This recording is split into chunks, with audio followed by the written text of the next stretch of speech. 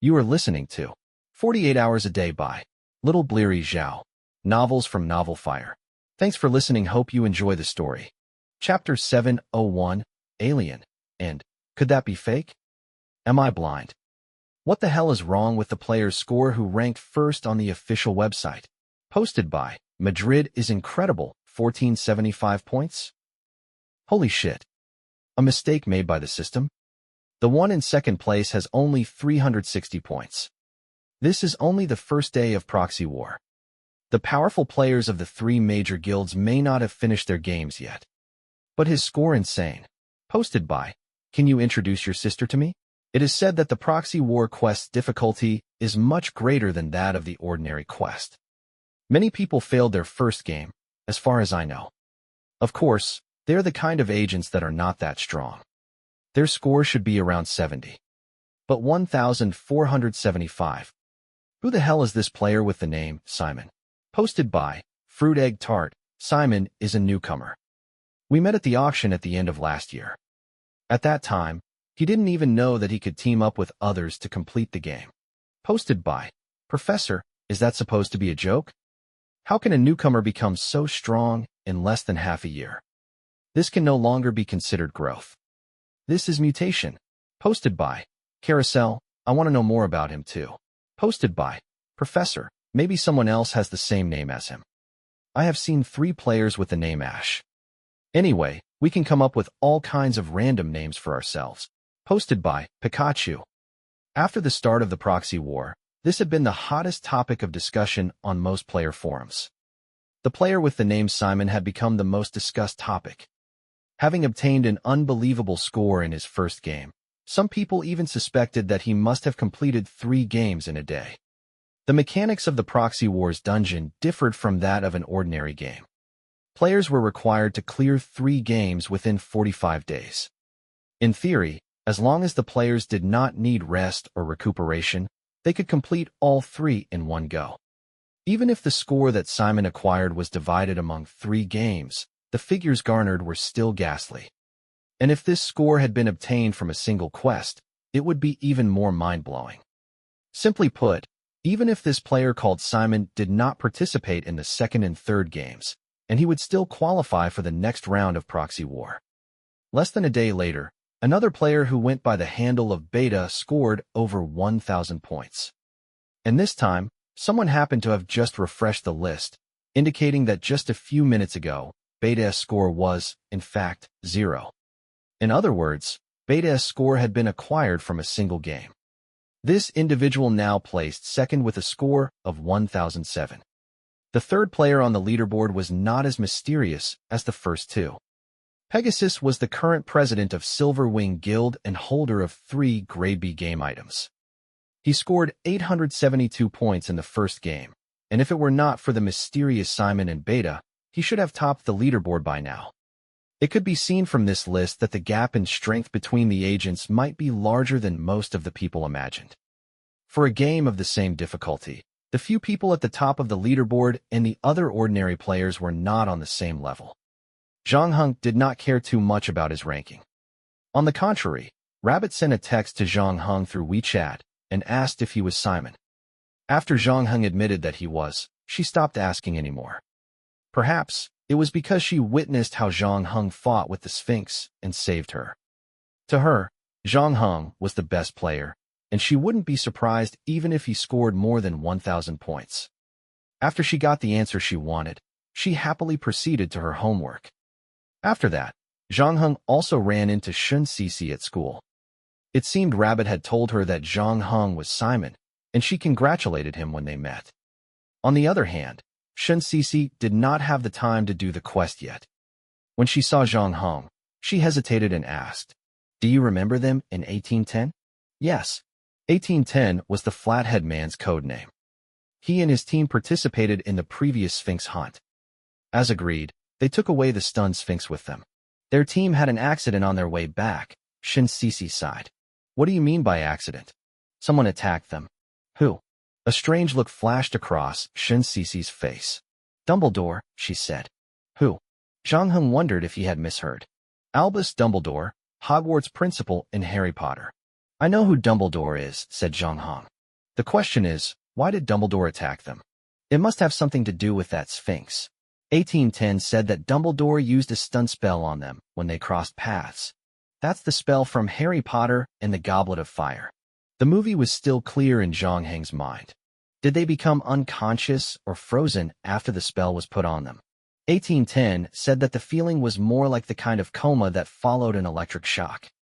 After getting stunned, those that didn't fall into a coma would enter a state of trance.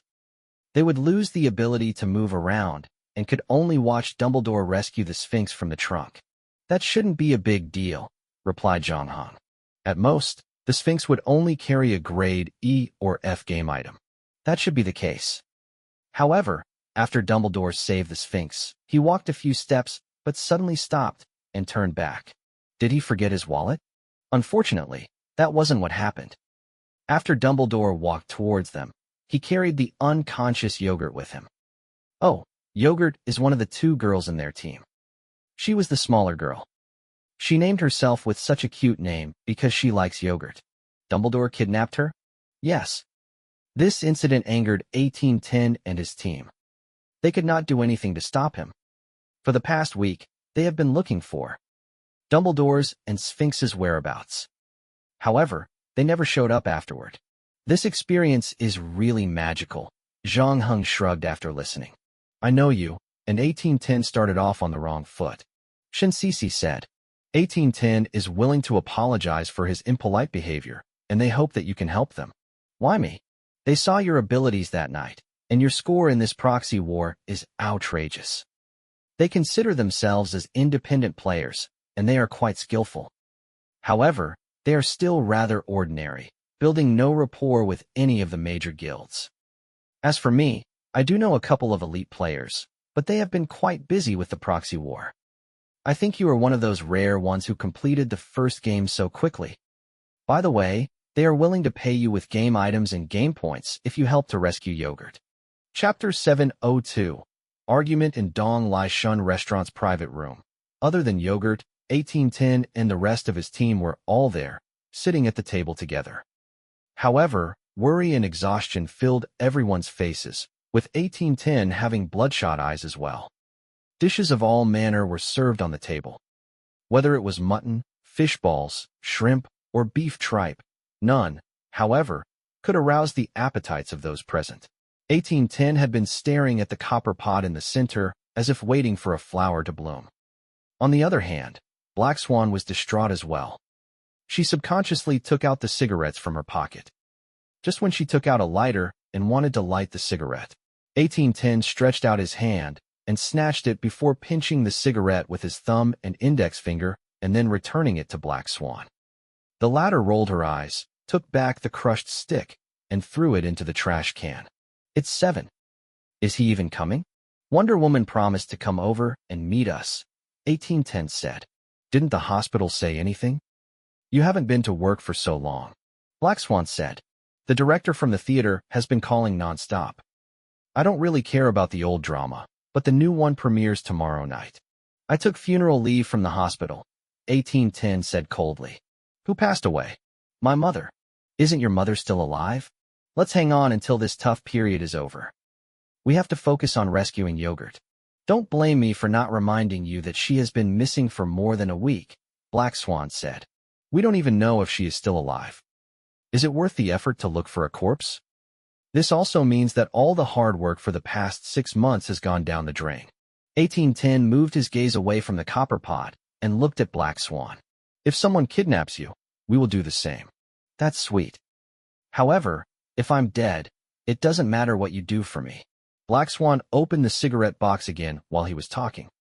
This time, 1810 grabbed her wrist. I said, don't smoke tonight. Black Swan looked into 1810's eyes and smiled. Of course, you are the boss. You have the final say. After that, she put the box of cigarettes away. 1810 frowned. I thought we had all reached a consensus on this matter. Everyone voted to save Yogurt at all costs.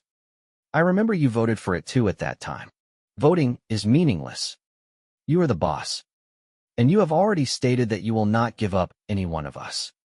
That's why we all voted according to your wishes, Black Swan said. If you are not happy with my leadership, you can withdraw from the team anytime you want. 1810 growled in a deep voice. And you don't have to pay your share of game points to rescue Yogurt. Look, that's why everyone voted yes, Black Swan sneered. Seeing that the atmosphere had gotten a little tense, Little Yellow Duck hurriedly attempted to calm them down by pouring a glass of orange juice for the two. Sister Swan, you are not quite right. The fact that our captain can adhere to his principles is the reason why we all follow him. We can always earn back game points, but Yogurt is one of us, and she was taken by our enemy right in front of us. We can't just leave her alone. The captain has also mentioned that he would do the same for all of us. Black Swan smiled. Little Yellow Duck, I know what you are thinking. You must be thinking that I'm a cold-hearted bitch, and that I'm incomparable to the righteous captain. You know what? You are right about me. No. Little Yellow Duck waved her hand quickly and explained. Black Swan, you will always be my sister. Okay, let me give you a piece of advice. When you start working in society, you will discover that what you see and hear may not necessarily be true. There are only two kinds of people in this world. The first kind is the successful individual, and the second person is the one who helps the first to succeed. The former will always use some righteous motivational speech to inspire the latter. People like them would turn their idealistic idea into everyone's dream. After that, they would work hard to help him make his goal come true. And you would be branded as a stepping stone for him to achieve his goal. Despite that, the second type of person will still be dumb enough to suck up to the first type. If you have something that you wish to say it in my face.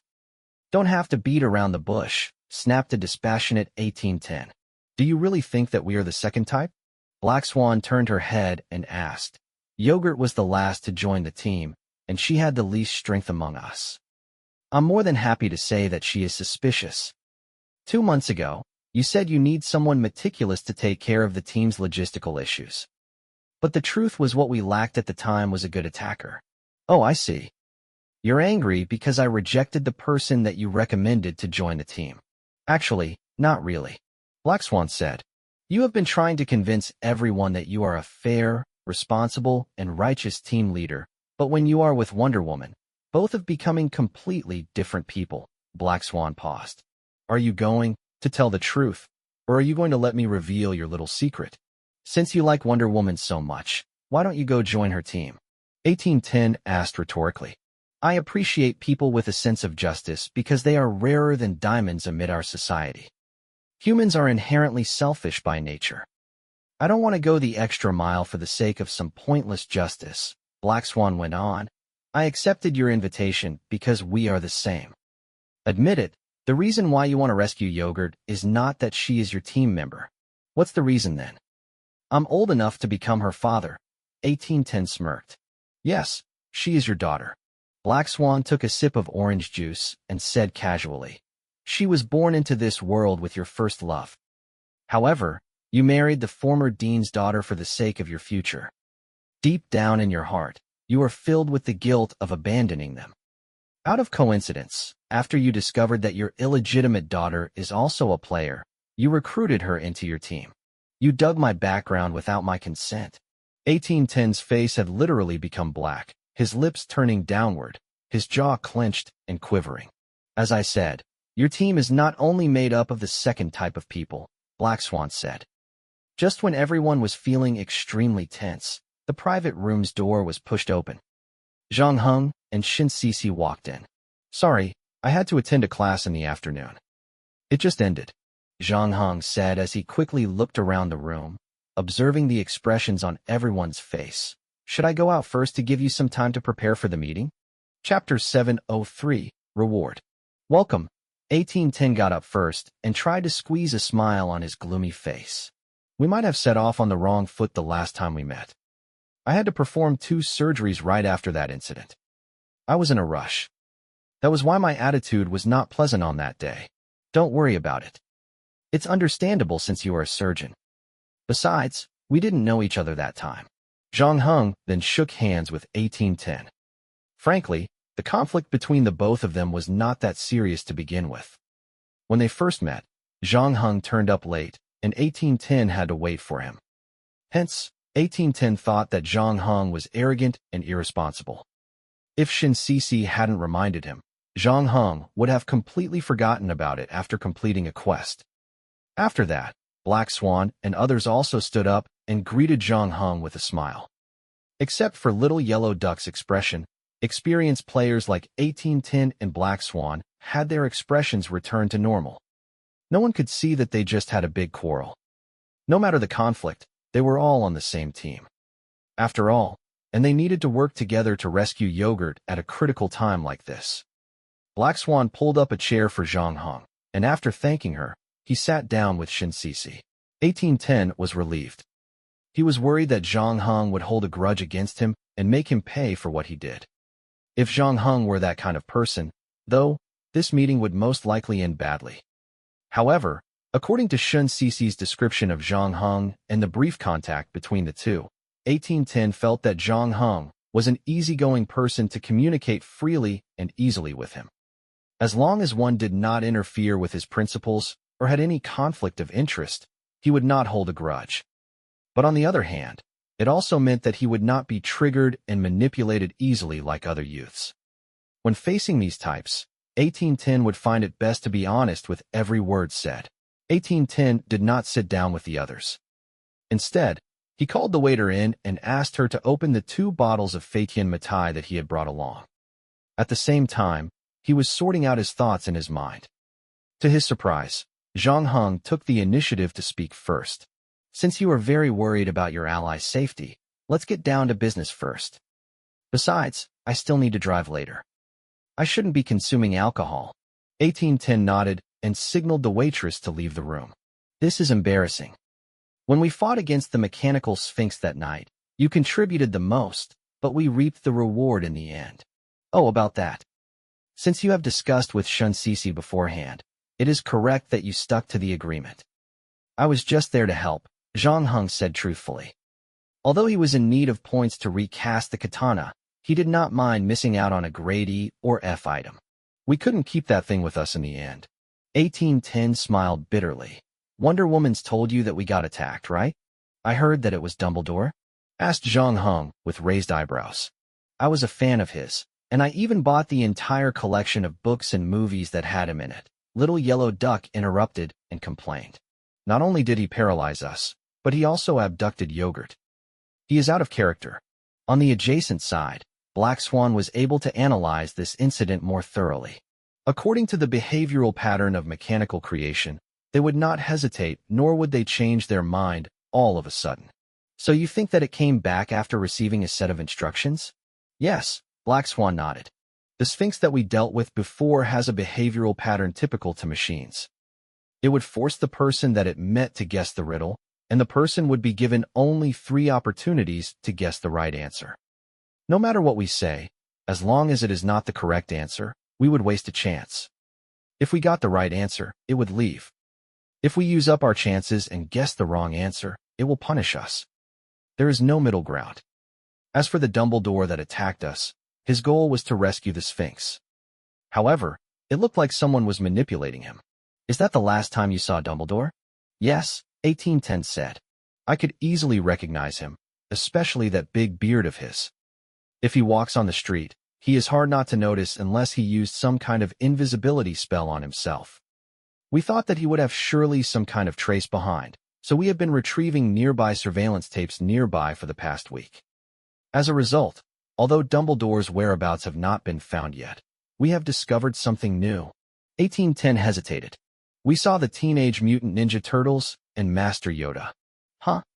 You are referring to the Master Yoda in Star Wars? Yes, he's exactly the same as in the movie. He has green skin and a pair of pointy ears, and looks like a long-haired goblin. As for the Teenage Mutant Ninja Turtles, all 4 were there. With our current team, I am afraid that we are not strong enough to deal with them, 1810 said. It was no wonder that 1810 was so troubled. They had a hard time dealing with the Sphinx earlier, let alone the other fictional characters that played an important role in the original films and novels. Even if they did not get to keep their full strength here, as long as each possessed the strength of Sphinx, 1810 and his team could do nothing if they were to get swarmed. They were very likely facing a group of mechanical armies. With their sole strength, the possibility of saving Yogurt was too slight, which was why they sought the elite player's help. Of course, we will pay you if you decide to help us. We can pay you 400 game points and 2 game items. However, they are only of E and F grade. Chapter 704, Shadow Feet. The mole saw Zhang Heng eyeing the game item that resembled a bird's foot, and proceeded to explain in an enterprising manner. This is Shadow's foot, grade F. The effect is kind of useless. It allows the user to summon a shadow, and the shadow covers an area of about 10 square meters. It's just an ordinary shadow, though. It has no offensive capabilities or special effects. At most, you can use it to deceive your enemies. I have to say that it is not very useful in a real battle. And there is a limit on the number of times you can use it. Right now, you can only use it once more. This should be the least valuable item here. 1810 added. Perhaps you can look at the others. Since Zhang Heng was about to pick 2 game items, 1810 clarified things, ensuring that Zhang Heng would not regret his choice. After all, these items were just grade E and F, and even if they were of different value, it was not that significant.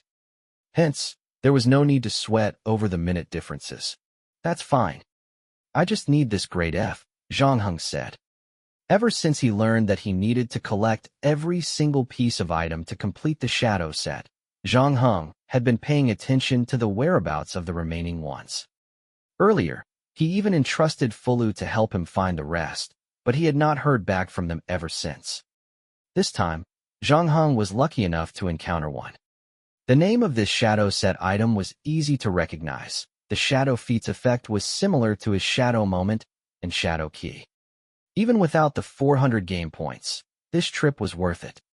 After that, 1810 introduced the 2 other grade E items, to which Zhang Heng went for the bottle cap. This object was called Ramoon, and its effect was fascinating. When the user poured any kind of liquid in the bottle and closed it with this unique cap, the liquid would instantly turn into Ramoon. However, it would yield a random flavor each time. Now, although it looked amazing, it served no other function except saving Zhang Heng some money if he wanted soda. Though this game item was nowhere nearly as versatile as Black Swan's choker, Zhang Heng could see how unwilling she was to give it up. So, since he had obtained the Shadow Foot, he had no intention to possess a beloved game item of another. Besides, he was a man, and it would be a little too weird for him to go out wearing a choker. As for the remaining 400 game points, Shen Sisi would act as their middlewoman, waiting until Zhang Heng had rescued Yogurt before seeing that they paid him. Seeing Zhang Heng had agreed to help them out, 1810 was relieved, asking for everyone to enjoy the dishes on the table and at the same time, streamlining the next plan of action with Zhang Heng. To his surprise, Zhang Heng insisted on investigating the case alone this time. Black Swan's and 1810's expressions remained unchanged, but the embarrassment on Little Yellow Duck's face was obvious. Upon seeing this, Zhang Heng quickly explained, "Don't get me wrong, I'm just used to acting alone. I will contact you if I have any questions." Hearing this, Black Swan bowed and silently drank her orange juice, making it clear that she planned to stay out of the matter. 1810 thought for a while before subtly voicing out, "Our enemies are quite powerful. If you act alone and encounter any danger." Shen Sisi knew that 1810 was still a little apprehensive. This was, after all, only the second time Zhang Heng worked with them, and although they knew he ranked first in the Proxy War's first round, they still had no idea how powerful he really was. She was also worried that Zhang Heng wouldn't do his best in his attempt to rescue Yogurt. So she said, "I will investigate this matter with him. What do you think?" Shen Sisi turned to face Zhang Heng. Zhang Heng nodded.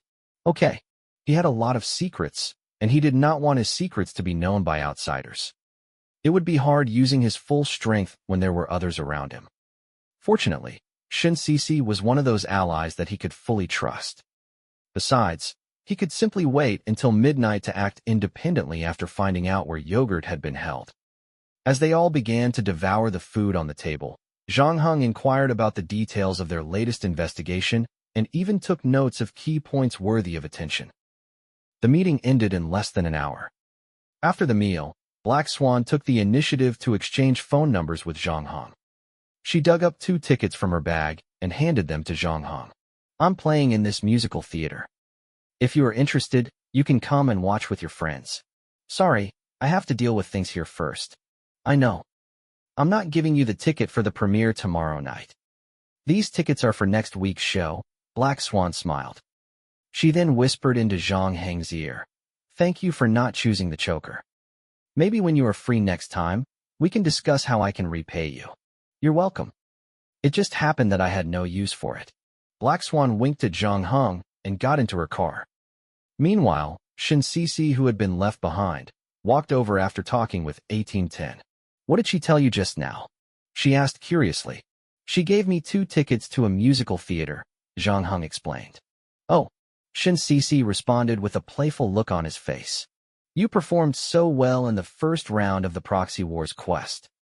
It is normal for a girl to notice you, Shin Sisi said, and she sighed again. Black Swan has been through a lot. A woman like her will always attract the men around her. I heard that she was unhappy with her original team, and she was forced to play 2 single-player games before joining 1810's team. Really? Zhang Heng paused, then asked, What about you? I'm lucky. When I was in the novice group, I met some nice people, Shin Sisi chirped. It's a pity that some of them didn't make it to this day. Although Shin Sisi made it sound so easy, Zhang Heng knew that her initial gaming experience was not the most pleasant. In fact, that was how most new players felt. Zhang Heng's first game was quite challenging as well. He had to stay on the deserted island for more than a year, to the point he was close to becoming the next Robinson Crusoe.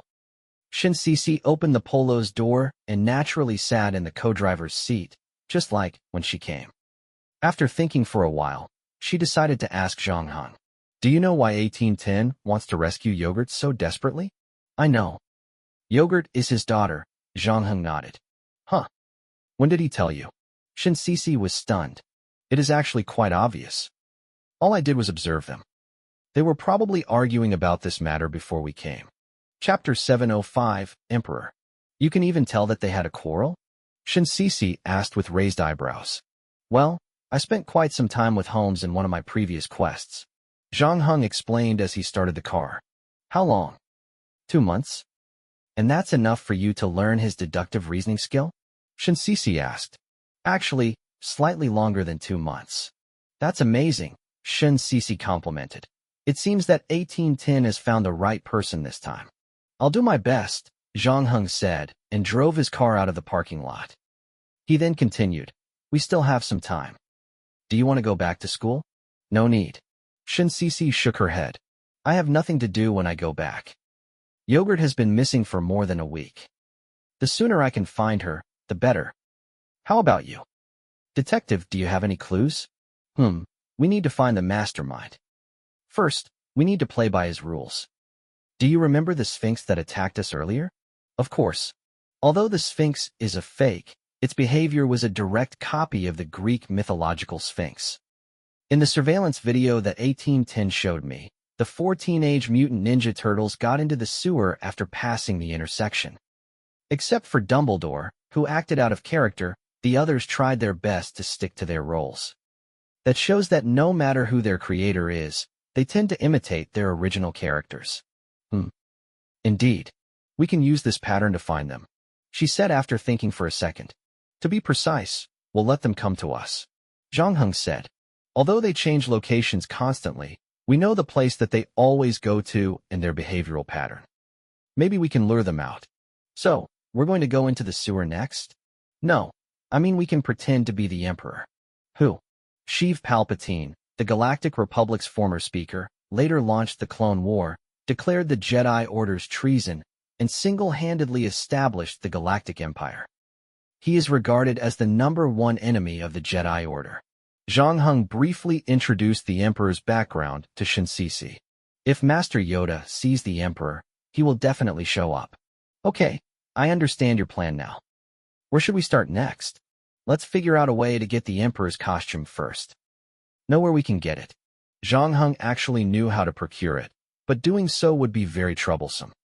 Eventually, he decided to ask Shinsisi first. Well, let me think about it. The latter raised her eyebrows. I can ask Rabbit to help us. She is a huge anime fan and is in a cosplay club. She should be able to get us the costume. We owe her a favor this time. It would be ideal if we can buy it because I can't guarantee that we won't damage it, Zhang Heng cautioned. An hour later, the two came to an apartment. A boy with glasses was waiting for them at the entrance. There was a box beside his feet with the emperor's costume in it. Zhang Heng did a quick take and found out that it looked realistic enough. Although not on the same level as the Sphinx, it was good enough to fool the enemies if one didn't take a good look at it, especially at night. Are you really willing to spend 2,000 yuan for this costume? The boy hesitated. The price of cosplay outfits fluctuated greatly and could cost up to tens of thousands of yuan. This set of Palpatine's costume was a well-made reproduction. Its real cost, however, was estimated to be only around 500 yuan. Besides, the seller was bored of playing an emperor at Comic-Con, deciding that it was time to make a change. So, when he heard that someone was willing to pay a high price to buy his costume, he immediately agreed to it. Zhang Heng took an envelope from the storage compartment in the car and handed it to the boy. You can count it. The latter took the envelope and opened it. He felt the envelope's thickness and smiled. No need. You are a friend of Rabbit. I know I can trust you. After that, he looked at Shinsisi. Dude, are you interested in Shimike's costume? It is a treasured collection of mine. Initially, I planned to let my future girlfriend wear it for me, but it seems that's not going to happen anytime soon. I can sell it to you at a low price. Thank you for your kind offer, but I think you shouldn't give up your dream, Zhang Heng said. After all, who knows what will happen tomorrow? The boy with glasses put on a bitter smile upon hearing those words. Tomorrow. Perhaps I will be on my own tomorrow. Before he could finish, he heard Shinsisi suddenly saying, Do you have Voldemort's costume? I don't have a Voldemort costume. His popularity has dropped a lot recently. I do have Hermione's costume, though. Are you interested? The boy was getting excited. How much would it set me back? He hesitated. You don't need to pay me. Just wear it, and let me take a picture of you. Okay. He seemed afraid that Shinsisi might change her mind, so he hurried back home to grab the costume. You guys, wait for me. Less than 5 minutes later, he was back. There was a box in his arms, and he was sweating profusely. Gryffindor school uniform. Tie, cloak, skirt, magic hat, scarf, and staff. It's all inside the box. You came well prepared, Shinsisi grinned. You're right. Everyone in the cosplay scene knows how serious I am. I used to crawl on the ground for the entire day in my Bulbasaur costume. The boy with glasses gushed. He then passed the box to Shinsisi and shouted, Oh, yes, I still have something to do. I need to head back first. I wish you all a good time. Shinsisi frowned. When the boy with glasses ran away, she opened the box. The items in the box matched his description.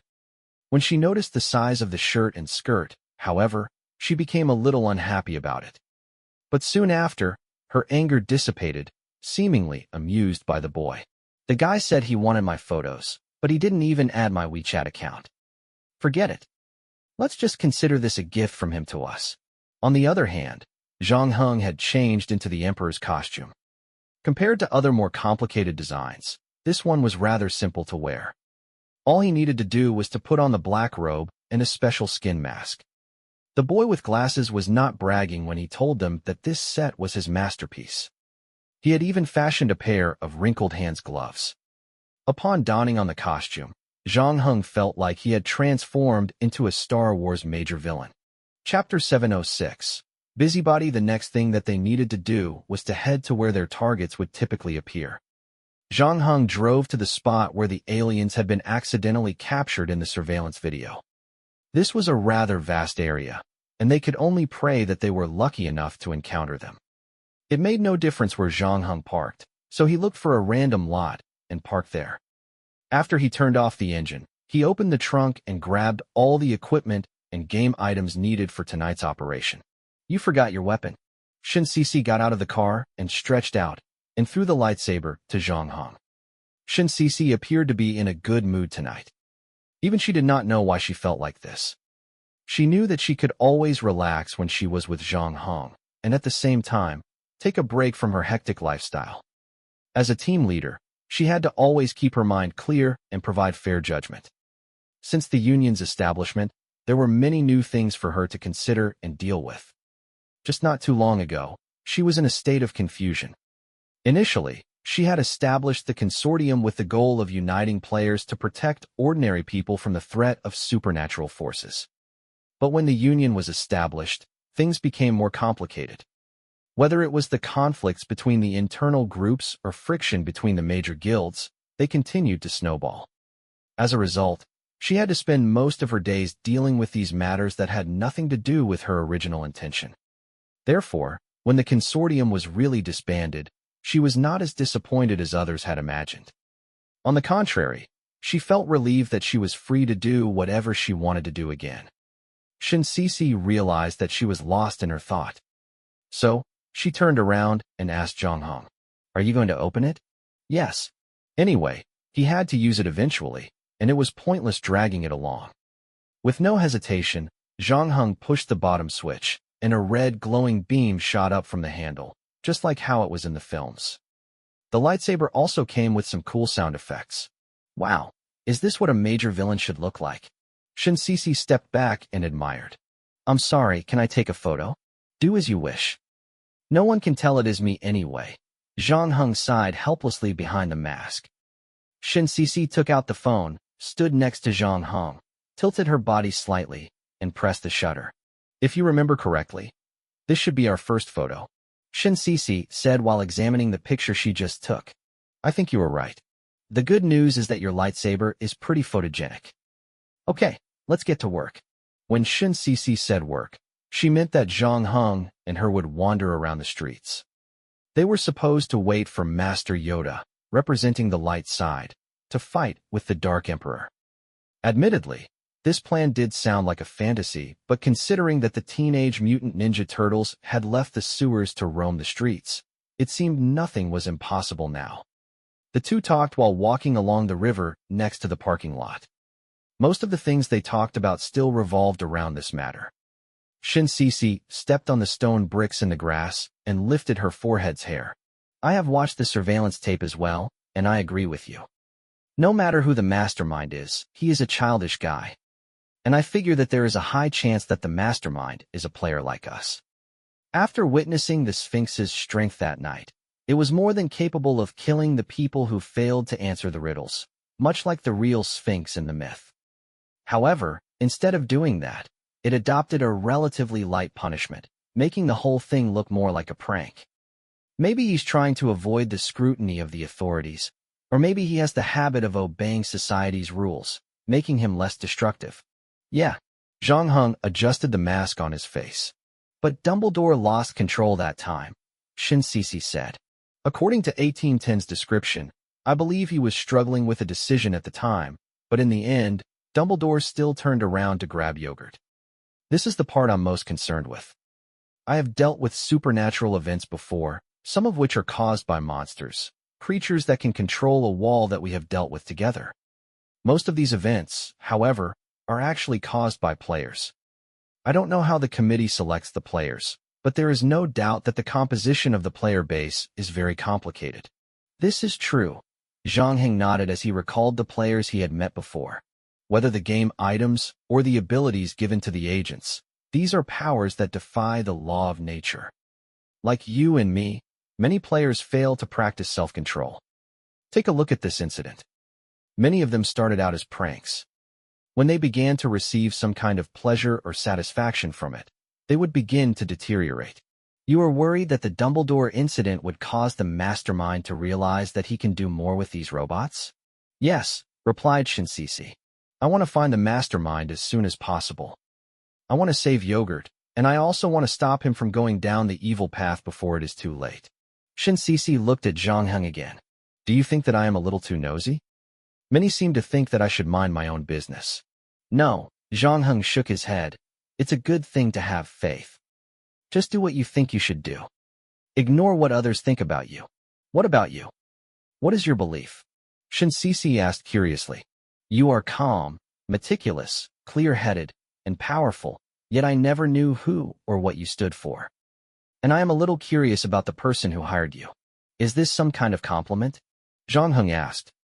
Shin Sisi seemed to have made up her mind, and before Zhang Heng could finish, she quickly said, "You are the one that helped us that night, right?"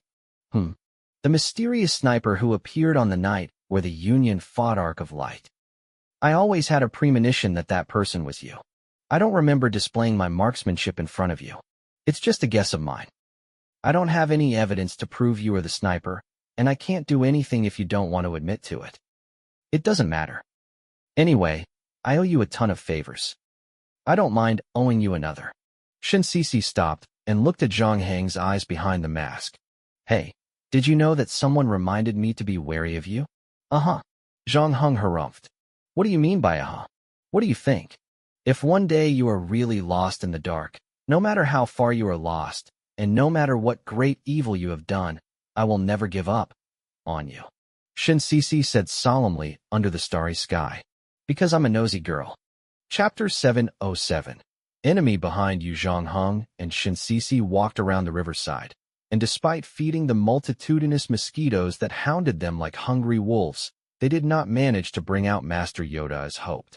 Maybe someone else is on duty tonight. Should I try putting on Hermione's costume to see if I can bring out Dumbledore? Shin Sisi said. Are you sure? Zhang Heng had seen the costume in the box and could understand why the latter had become so angry at that time. There was a reason why the previous owner treasured this costume. There were no problems with its looks and was even made with fine craftsmanship as well. However, the sizes of the shirt and skirt were too small. It appeared that this set was designed to fit a kid. If Shin Sisi put it on, she could probably only get to cover her privates. Or, Shin Sisi took a breath. Let's just be more straightforward. How more straightforward can we get? Whether it's the Teenage Mutant Ninja Turtles, Master Yoda, Dumbledore, or something else, they are the characters designed to uphold justice. That's right. Maybe we can create a crime scene. No matter who is on duty tonight, there's a high probability that we can attract their attention. Have you ever thought that we might attract the police's attention? We can try our best to find a place with fewer people, replied Shin Sisi. We'll be creating a scene tailor-made for a superhero appearance. If you are fine with it, then I'm fine with it too, said Zhang Heng. But we'd better put on some makeup and change to a different set of clothing to avoid being spotted. We don't want them to know that we are already here. Since they had decided to create the perfect crime scenario, Zhang Heng could only try his best to give the details a little fine-tuning. Okay, Shin Sisi nodded. A drunk woman stumbled along the dark alley late at night.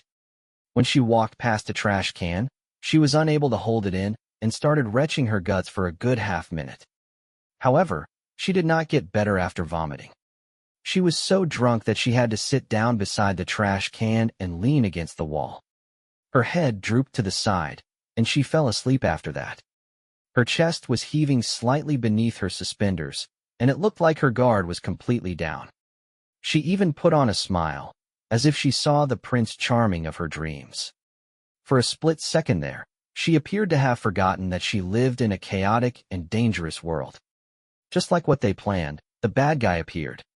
A dark shadow passed by the alley and witnessed this rare scene. Immediately, he looked around to see if there were people around him. Once he made sure that he was alone, he took out his mobile phone and took a dozen pictures of the girl from various angles. Seeing that the girl did not respond, he became bolder. He then decided to move closer to the girl and tapped the girl's shoulder with his hand. Miss, do you need any help? The girl was still out cold, not knowing what was going on in the real world. The man's mind started to come up with some bad ideas. He drew in 2 deep breaths after that. Perhaps the dark alley had given him the courage he needed, or he found it too challenging to resist the temptation in front of him. In the end, he decided to stretch out his hands, lifted the girl from the ground, and carried her on his shoulders. Just as he was about to leave the alley with the girl, another figure landed behind him like an aureole. The person raised his hand and shot a ball-like object from his wrist at the villain. To the person's surprise, the bad guy seemed to know that he was behind, and he managed to dodge the sudden attack. When Zhang Heng saw the white spider silk on the wall, he knew who was here tonight. Spider-Man. Zhang Heng turned around and raised his eyebrows. Although the other party did not answer Zhang Heng, his distinctive red and blue uniform had confirmed Zhang Heng's suspicions. It was neither the Teenage Mutant Ninja Turtles nor Master Yoda who had come here tonight. This new version of Spider-Man was the mascot of the Marvel Universe, and the image of the friendly neighborhood Spider-Man had gradually become popular as well. If Zhang Heng were required to choose an opponent from the Marvel Universe, Spider-Man would be the last he would choose to go up against. The reason was simple. Spider-Man's abilities might not be the strongest, but compared to Thor's and Scarlet Witch's fancy abilities created by special effects and CGI, it was a lot easier to replicate. Spider-Man's endurance, reaction, speed, and fighting ability could all be achieved through adjusting the mechanical replica, not to mention that he had the annoying ability to manipulate spider silk. Shin Sisi began to worry about Zhang Heng. However, her eyes were still closed and only moved her lips. She then whispered, "What should we do? Continue pretending you're drunk. Let me test his abilities first." Zhang Heng put Shin Sisi down again. After that, he dished his hands in the trash can and took out Itachi. The ordinary katana that made him miserable was still being recast by the blacksmith, so Zhang Heng's current weapon was an ordinary weapon that he just bought. Spider-Man watched Zhang Heng draw the Itachi from the scabbard. He did not stop him or run away, because fear meant nothing in the face of justice. It seems it is going to be an exciting night. Zhang Heng went into his attack stance. At the same time, Spider-Man was already on the move. Without exerting much strength, he leaped onto the wall, touched it gingerly with his foot, and his body sprung high into the air. He then shot 2 more web balls at Zhang Heng. Taking into account the stickiness of the web balls, Zhang Heng decided to dodge it. When he raised his head again, Spider-Man was about to land a flying kick on him. Immediately, Zhang Heng struck his Tachi at the Spider-Man. With Spider-Man's tingling sensation, he could use his spider silk to change trajectory in the air, and the next second appeared behind Zhang Heng again. Zhang Heng turned around and struck his Tachi at Spider-Man, who used his spider silk to dodge the attack in a split second. In the first round of the battle, both sides were equally competent. However, after only 2 short moves, Zhang Heng could feel how difficult it was going to be to deal with this opponent. Spider-Man's movements were unpredictable. In just 1 second, he had several positions in the air. Not only did Zhang Heng have to guard against fists and flying kicks that came out of nowhere, but he also needed to look out for the pesky web balls. Perhaps the only thing that offered him relief was that none of the mechanical enemies knew how to speak. It could be a manufacturing defect or intentional. Chapter 708, Second Thrust. 2 figures were fighting each other in the dark alley. One of them was so agile and swift that he had unquestionably exceeded the human body's limits. It could perform incredible movements at critical moments. In contrast, the movements of his opponent were obviously slower. However, this opponent managed to block the swift attacks with the lone Tachi in his hand, like a rock on the shore. No matter how the wind and waves beat it, it still stood resolute. Shin Sisi leaned against the wall and opened her eyes secretly. She was also the only witness to the battle tonight. She was admittedly quite surprised when she learned that Simon ranked first in the Proxy War's first round. The impression that Zhang Heng used to give her was that of a calm and reliable man. She had never seen him engaged in a battle before. In Dreamland of Death, the two had acted separately from the beginning, and during the Sphinx incident, Zhang Heng only showed that he could drive well and rescue Rabbit in time. Tonight was the first time she witnessed Zhang Heng fighting, and she finally understood how he could get such a high score in the first Proxy War quest. His speed, strength, reflexes, and sense of balance were extraordinary. Although nowhere nearly as dexterous as Spider-Man, he still beat out most ordinary people. Clearly, Zhang Heng had undergone a lot of training to get to where he was today. What surprised Shin Sisi was Zhang Heng's skills on the sword and his combat experience. Shin Sisi, a player herself, knew a thing or two about the skills that one could learn throughout the duration of a quest. Generally, most players had skills of LV.0 and LV.1. Those who possessed LV.2 skills were relatively rare, considered as semi-experts in their related fields. As for players who possessed LV.3 skills, these were 1 in a million. Most of them were players that practiced serious disciplines, and many played the role of team strategist. Almost all the top guilds would treat these LV.3 skilled players differently. As long as they had 1 LV.3 skill, the 3 major guilds would offer generous benefits to recruit the player. Shin Cece figured that Zhang Heng had an LV.2 driving skill, an unknown level of deduction skill, an LV.2 shooting, and makeup skills. For the average player, this was their limit. Even if they had other skills, they would stay at LV.0 for most of their journey. That was because everyone had limited energy to spend. However, the sword skills Zhang Heng unleashed tonight were estimated to have reached LV.3. Shin Cece even suspected that it might have surpassed LV.3. However, she had never seen an LV.4 skill before. The results were inconclusive. With only a single Tachi, Zhang Heng managed to take on the Spider-Man, which possessed extraordinary power. This surely wasn't how a person with an LV.3 skill performed. Shin Cece still could not figure out how Zhang Heng managed to accumulate so much combat experience. This was not something that could be faked or made quickly. It could only be earned through enduring battle after battle. The combat experience Zhang Heng demonstrated made Shin Cece wonder if he had been fighting since he was born. Even if she factored in the time he spent in the dungeons, it was almost impossible for anyone to have such rich combat experience. As Shin Cece entered a state of trance, Zhang Heng and Spider-Man on the other side had understood each other's strength after a round of fighting and testing. Both sides knew that Zhang Heng could never defeat the Spider-Man with the Tachi he held. Even if he could land a successful hit on his opponent, he would not be able to deal much damage. From the very beginning, Spider-Man had been trying his best to behave like a human, pretending to avoid Zhang Heng's attacks. If his body composition were similar to that of the Sphinx they had dealt with, this Spider-Man would have no physical weakness.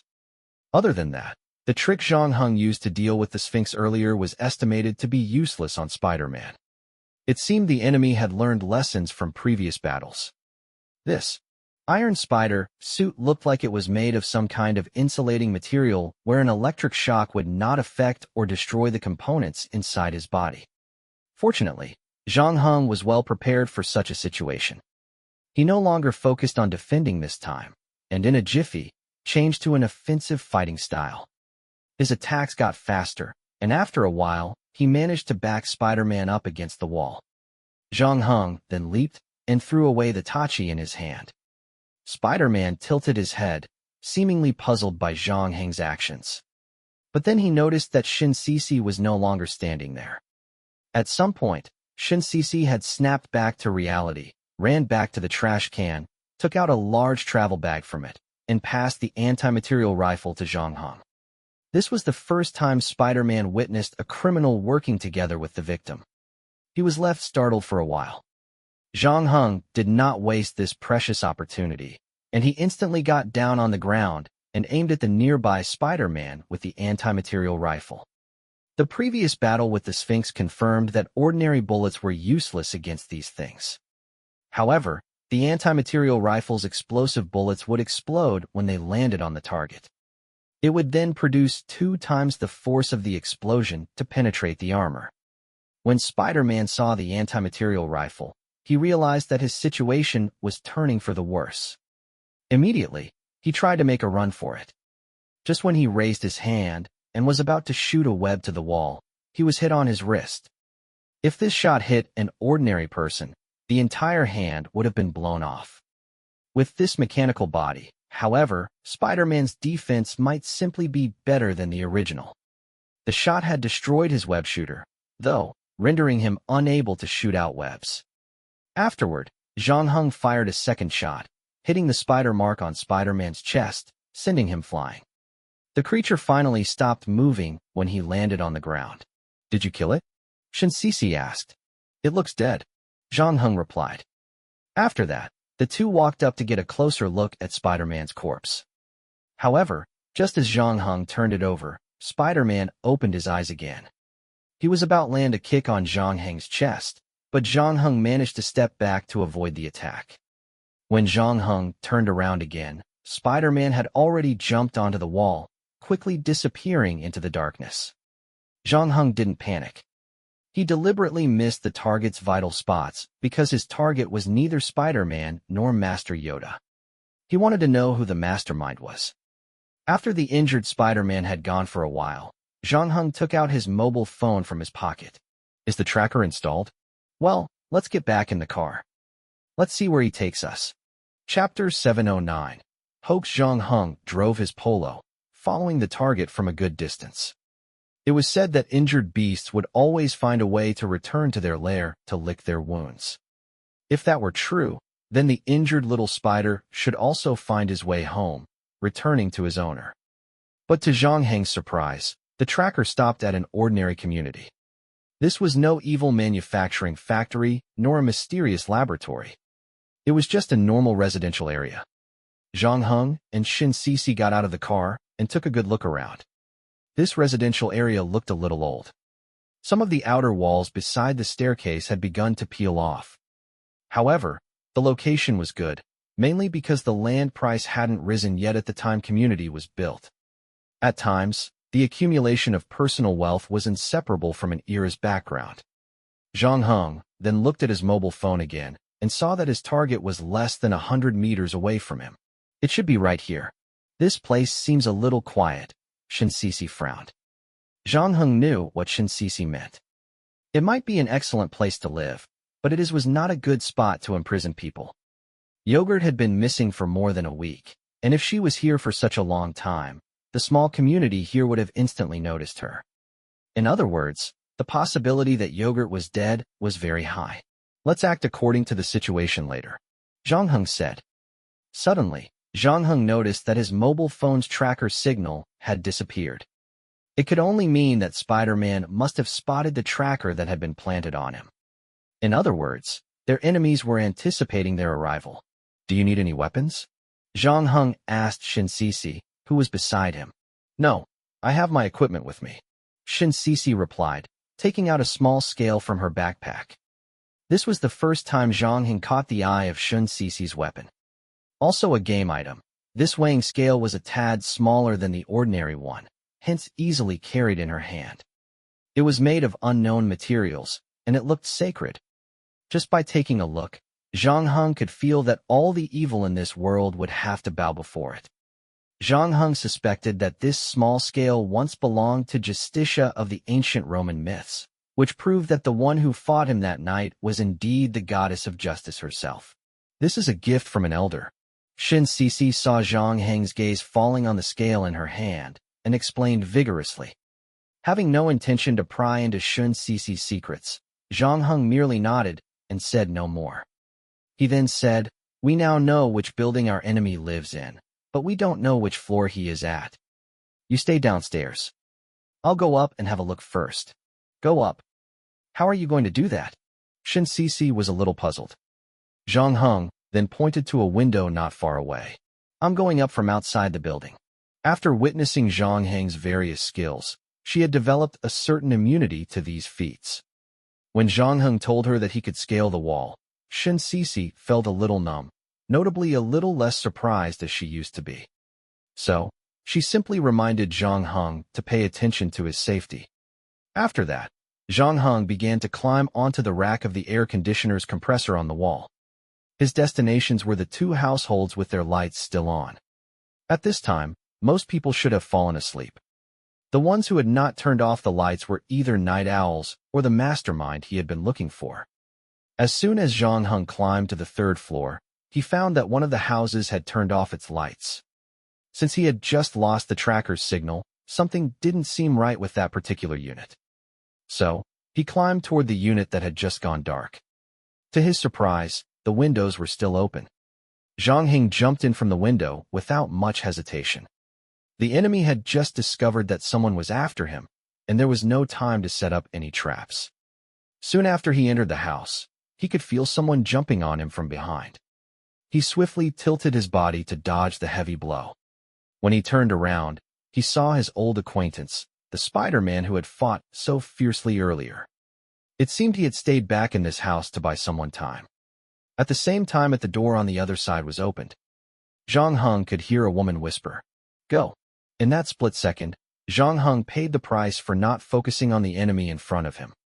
Spider-Man punched him in the stomach, causing him to fall into the cabinet beside him while spilling its contents all over the floor. Zhang Heng looked at the contents and realized that they were all action figures from Harry Potter, the Teenage Mutant Ninja Turtles, Star Wars, and even Cardcaptor Sakura. Spider-Man's figurine, however, seemed to be missing. The latter was probably busy fighting him right now. Also, Zhang Heng saw various CDs of games and movies on the lower level of the cabinet. The owner of this room appeared to be a geek of some sort. Before Zhang Heng could take a closer look, his adversary, from the other side of the room, charged at him again. Spider-Man was not in his best shape since he could no longer shoot out webs. Besides, there was also a small hole in his chest. The circuit components inside it were now exposed, and his movements had gotten slower too. Similarly, Zhang Heng was not looking too good himself. Due to the limited space in this room, Zhang Heng had left his Tachi behind, and the anti-material rifle was in the trunk as well. Fortunately, his infinite building block was small enough to be with him, and he was lucky enough to find a Lego truck under the bed. Zhang Heng grabbed the Lego truck and reassembled it into a taser in a split second. He then aimed at the small hole in Spider-Man's chest and pushed the button. The next moment, a blue light flickered at that spot, and Spider-Man abruptly froze in its tracks, just like the Sphinx. Zhang Heng took a deep breath, walked out of the bedroom, pulled out his mobile phone, and called Shin Sisi. "How's everything over there?" Zhang Heng asked. "The enemy got away from me, and he was holding yogurt." Shin Sisi sighed helplessly on the other end of the line. "This is impossible. Since he kidnapped yogurt, there is no way that he could pass my evil identification." Shin Sisi's scale was a special kind of game item. She would have to set the benchmark, and once her opponent exceeded its value, the item would come into full effect. "Have you ever thought that yogurt hasn't actually been kidnapped?" Zhang Heng quickly checked the living room and found 2 novels for girls on the sofa, potato chips, popcorn, and a pair of female slippers on the shoe rack. "Huh, this whole thing might be a hoax." Zhang Heng recalled the female voice he heard at the door before and confirmed that it was indeed Yogurt's voice. "You mean 1810 made up this whole thing to deceive us? Why? It doesn't make sense for him to give out 400 game points and 2 items for nothing. Not 1810. I think Yogurt directed this whole incident." Zhang Heng walked into the bathroom, turned on the light, and saw many skincare products on the shelf. Chapter 710. Abnormal. Zhang Heng opened the security door downstairs for Shin Sisi. The first thing she saw when she walked up was the messy living room. "You just fought here?" "No, I was fighting in the bedroom." "As for the living room, I think this is the prime example of a modern teenager's living environment." Shin Sisi thought for a while. "Are you saying that they never clean up the house?" After that, she squatted down, rummaged through the trash can with a pair of disposable chopsticks on the table, and dished out 2 pieces of facial masks. "It seems that the person we are going to rescue has been living here quite comfortably for some time." Shin Sisi tossed away the chopsticks. "What do you think? Is this just another young couple eloping?" "I don't think the 2 of them are lovers," Zhang Heng said. "Perhaps the man really likes the woman, or he wouldn't have worked with her to do such a thing. On the other hand, I think the woman has no intention to develop a romantic relationship with the man for now." "Why do you say that?" "I searched the house briefly before you came up, and I couldn't find the one thing that is commonly used by couples." Shin Sisi raised his eyebrows. "Are you talking about?" "The man and the woman have lived together under the same roof for more than a week, and the 2 seem to have never left the house as well. If they fancied each other, it would have been difficult for them to control their sexual desires." "That's true. Why would Yogurt fake her own kidnapping?" "You should ask 1810, Zhang Heng said. 40 minutes later, 1810 met up with Zhang Heng and Shin Sisi. Although it was almost midnight when he received the call, he still had not gone to bed at that time. He appeared to be still worried about Yogurt, and once he heard that Zhang Heng found something new, he instantly looked for him. On the other hand, Spider-Man was stunned by Zhang Heng in the master bedroom half an hour ago and had transformed back to a figurine. However, there was still a small hole in his chest. Zhang Heng was playing with it in front of the bookcase.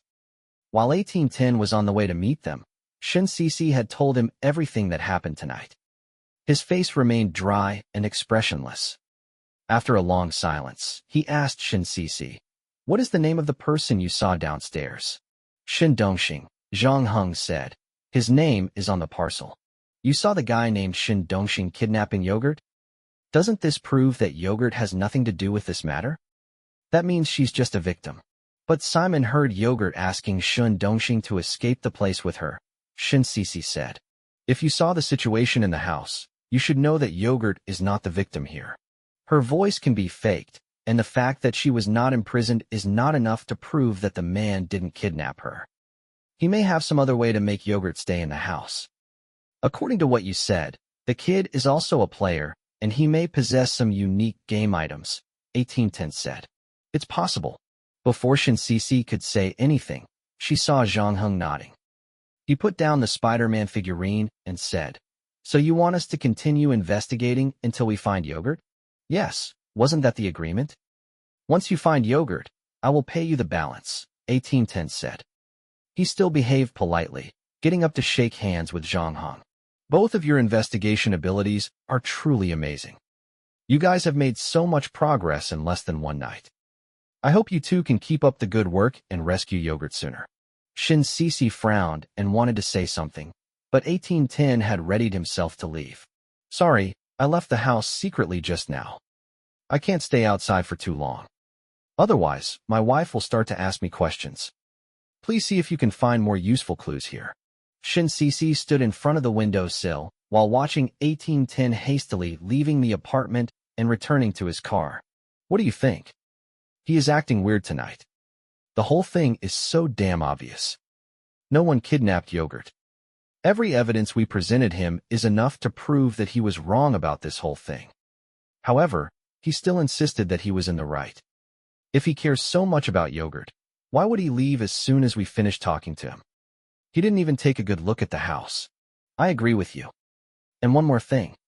The strong scent of stale tobacco on his body was overpowering. If I remember correctly, he has a child. He should not be able to smoke at home. That means he smoked at least 7 to 8 cigarettes while he was driving just now," Zhang Heng said. "He is very anxious." "Why?" "We are very close to finding his daughter. I have some idea, but I need to look for more evidence first," Zhang Heng said. "Wait a minute, I'll make a call." After half a minute, Zhang Heng hung up the phone. "We have another guest tonight. Would you mind?" "Who?" "Black Swan." Black Swan happened to live around the area, and it would only take her less than 15 minutes to get to them. When Zhang Heng opened the door, he saw that she was in her pajamas. She appeared to have just gotten out of bed and had rushed to them as quickly as she could. But as a woman herself, Shin Sisi quickly noticed that Black Swan's hair was tied up and not messy. There was some light makeup on her face as well. It made no sense that she did not change her clothes. However, Shin Sisi chose not to expose her. "Here's the situation." Black Swan spent 3 minutes briefly explaining the seemingly inconspicuous conflict at the dinner table before Zhang Heng and Shin Sisi arrived at the restaurant. But with Shin Sisi's wittiness, she quickly realized how this matter had nothing to do with 1810's reaction. She might not be as observant as Zhang Heng, but she was far from stupid. Otherwise, she would not be elected as the leader of the union. Ever since you exposed him, 1810's reputation among his team has been severely affected. The reason why everyone still obeys him is because he is still the captain. If they find out that Yogurt was the one who planned the whole thing, they would definitely not let them off the hook so easily. Yes, Black Swan pulled out a box of slim, menthol cigarettes from her pocket and pulled a stick out. "Do you mind?" Shin Sisi shook her head. After that, Black Swan lit a cigarette, took a drag, stretched, and leaned back on the sofa. When she sat like that, she inadvertently revealed her bosom a little more. Nonetheless, she acted like she did not notice it. 500 game points is no small amount. Everyone in the team contributed to gathering this many game points. Yogurt is the latest member of the team, and she doesn't get along well with others. At most, we are just acquaintances to her. For the sake of 1810, we treated her as our little sister. Now that she is missing, some of us had to give out our hard-earned game points. For her, however, She's just playing hide and seek with us. Hee hee. Chapter 711, Planning. This explains 1810's abnormal behavior. Once he heard what we told him, he had actually accepted the results of our investigation. However, he knew all too well in his heart that he would have to bear the consequences of this matter going public. The other players in the team will make him reimburse all their game points, said Black Swan while as she blew out a cloud of smoke. He'll have to admit to everything even if he refuses to do so. Shinsisi said, "We found this place, and we even got the name, photo, and bank card number of Yogurt's friend. It's only a matter of time before we find him." It seemed Shin Dongxing wasn't expecting anybody to be able to locate them, seeing how no defensive measures had been set up around his house. Since it was an ordinary home, all manner of necessities were lying around.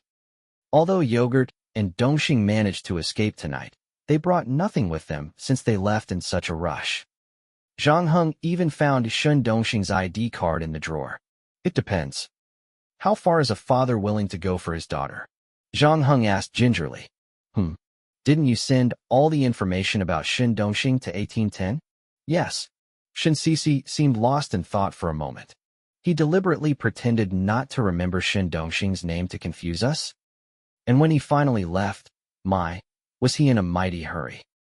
He then asked us to keep staying here to collect more clues. He must have wanted to be first to find Yogurt, lest he doesn't have to pay us the balance. Black Swan shook her head. The moment you found this place, this whole incident was over. If Yogurt directed this disappearing act, 1810 wouldn't dare to not pay up the balance. After all, you now rank first on the Proxy Wars leaderboard. So he's colluding with Yogurt and the others to make this a real kidnapping case? The frown on Shin Sisi's brow only grew deeper. This is the only way for him to avoid bearing the cost of all 500 game points on his own. Black Swan nodded. But as far as I know him, he's not going to do something like that. Why? Because he knows very well that this trick won't work. Even if you get the balance and leave them alone, the nature of his relationship with Yogurt will cause the other team members to keep investigating this matter. And say if we found Shin Dongxing, we can figure out a way to make him talk. Does that mean this is his end? No, he still has a choice.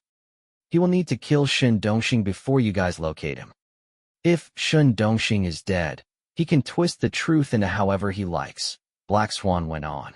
Is he going to do that for the sake of 500 game points? Shin Sisi asked in disbelief. Black Swan thought on it for a moment. Under normal circumstances, he would never do such a thing since he has a decent job and a happy family. Unless it's his last resort, it makes little sense for him to take so great a risk. 500 game points is not a small amount for our team, and 1810 certainly doesn't own that many. However, I know that he has a grade C game item. It should value around 1,300 points. If he sells it, he could just top it off. Is he willing to sell the grade C item? I don't know about that, but from your description, I think he is prepared to kill Shin Dongxing. Then we'd better find Shin Dongxing and Yogurt before he does, Shin Sisi sternly voiced, a sense of great urgency marring her tone. Shin Dongxing and Yogurt left in such a hurry, they had no time to cover their tracks. Nonetheless, it was still daunting of a task to find those two in such a short time. While looking for them, another doubt seeped into Shin Sisi's mind. 1810 made his move before us, and he got Shin Dongxing's picture as well. How is he sure that he can locate the two before we do? Upon that, Black Swan turned serious. Although 1810 can be quite selfish, he's been doing a good job as our captain. That was until Yogurt joined the team, of course. I think it has something to do with his career. No matter what he does, he always figures out every move he needs to take. If he decides to kill Shin Dongxing, then he would have found a way to find him before us. I am afraid that the kid will soon die. On the other side, in a 24-hour McDonald's restaurant, Yogurt returned to the table with French fries and drinks. She then talked to a somewhat scrawny boy who was facing her. Do you want Fanta or Coke? This is not the time to pick a drink. The boy smiled bitterly. What should I do? My ID card and wallet are still at home. We can't even stay in a hotel, and we don't know where your dad hired such a powerful guy from. He's too skillful. Not even my Spider-Man can take him on. Is he still human? That guy is despicable and shameless. He worked with the victim to attack us. And he even hid away that anti-material rifle. Yes, the anti-material rifle injured your Spider-Man. Shin Dongxing did not seem to think so, though. He watched the battle through Spider-Man's eyes, realizing that Zhang Heng had terrifyingly accomplished swordsmanship, almost as good as legendary anime characters.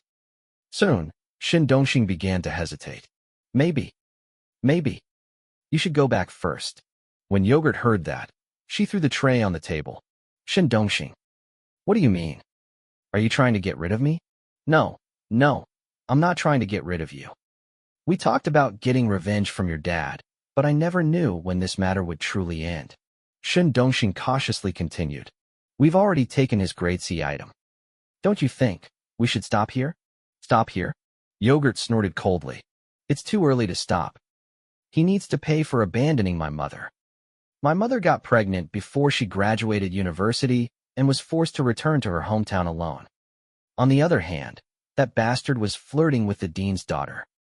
While his life got better, my mother had to endure everyone's criticism.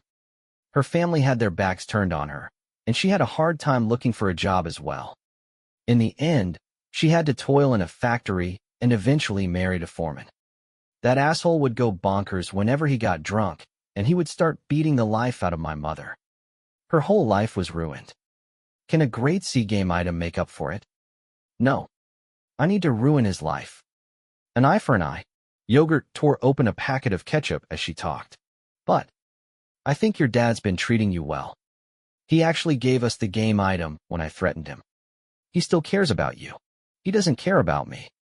He just wants to make himself feel better by showing me some kindness. And he thinks that this makes up for what he owes my mother and me? I won't let him get what he wants. Yogurt sneered. This why I joined his team. Chapter 712 Delicious? Seeing that Shin Dongxing was still anxious, she lowered her tone a little. Why are you always so timid? Be a man and show me some courage. You are an agent with powerful abilities yourself. You can mechanize all kinds of figurines. I have never seen someone as powerful as you. But I need a computer, and I have to carry all those figurines with me. Otherwise, I can only mechanize figurines for an hour per day. Shin Dongxing smiled bitterly and shook his head. After that, I'm just another weak otaku. Don't worry. I will protect you when you can't use your ability. Yogurt patted her chest. She picked up a fry and persuaded gently. Open your mouth. Huh. Shin Dongxing was a little flattered seeing Yogurt trying to feed him fries. He had been living with her for some time, but she had always kept a certain distance from him. They had not slept on the same bed before, nor had they held each other's hands. This was the first time Yogurt made such an intimate move. Shin Dongxing's ears turned red, and he closed his eyes with excitement. He then moved his mouth closer to Yogurt's hand, and his lips touched her finger. A look of disgust flashed in the latter's eyes, but she dismissed it quickly. Taken aback by his uncontrollably bold actions, his eyes instantly snapped open, and he quickly apologized. To his surprise, Yogurt did not get angry. Instead, she smiled and asked, Delicious? Shin Dongxing nodded repeatedly. It's delicious. He then thought of something, stammered, and hastily explained. I'm talking about the French fries. I'm talking about the fries as well. Yogurt retracted her hand, quietly rubbed it at the inner part of the pack, and picked up another fry. You don't have to worry about your identity getting blown. Just hang in there. When this matter is over, I will look for a great guild, and we can join together. When that happens, my dad won't dare hire someone to deal with you. Okay. Shin Dongxing agreed to continue helping Yogurt. As he chewed on the fries, he stared at her with zealous eyes. I will do whatever you ask me to do. Good. Yogurt smiled. Suddenly, her mobile phone vibrated, notifying her that she had received a new email. Faking her kidnapped that night was the first step of her plan. After that, she would use herself to threaten 1810. Since she was his illegitimate daughter, he would never let his team members know about it. She was going to use this secret to threaten 1810. If he did not want his daughter to die, he would have to pay the ransom. That was how Yogurt blackmailed the grade C game item off him. As if that wasn't enough to satisfy her, she asked for another 300 game points from 1810. Yogurt was adamant in making 1810 lose all his possessions, and she was trying her best to force him to drop the loving father act. When she managed to overwhelm him, Yogurt anticipated that he would give up on her to save himself. After all, she was not his only offspring. He still had a legitimate wife, children, and had an everyday life. Yogurt had always believed that 1810's feelings for her resulted from his guilt towards her mother. This was actually what the unassuming person would do. The two had just met not long ago, and they had never lived together as well. 1810 treated her well not because of fatherly love, but that he simply wanted to feel better about himself, seeing that he now had the ability to take care of his illegitimate daughter. In the end, he was still a selfish man, and Yogurt wanted to expose his darkest secret. She wanted to prove that if he could abandon her mother back then, he would eventually abandon her too.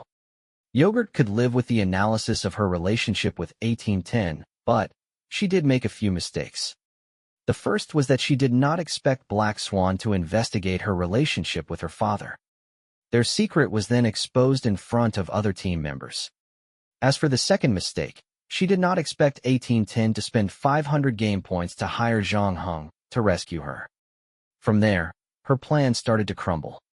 Shen Dongxing and Yogurt could never return to their safe house.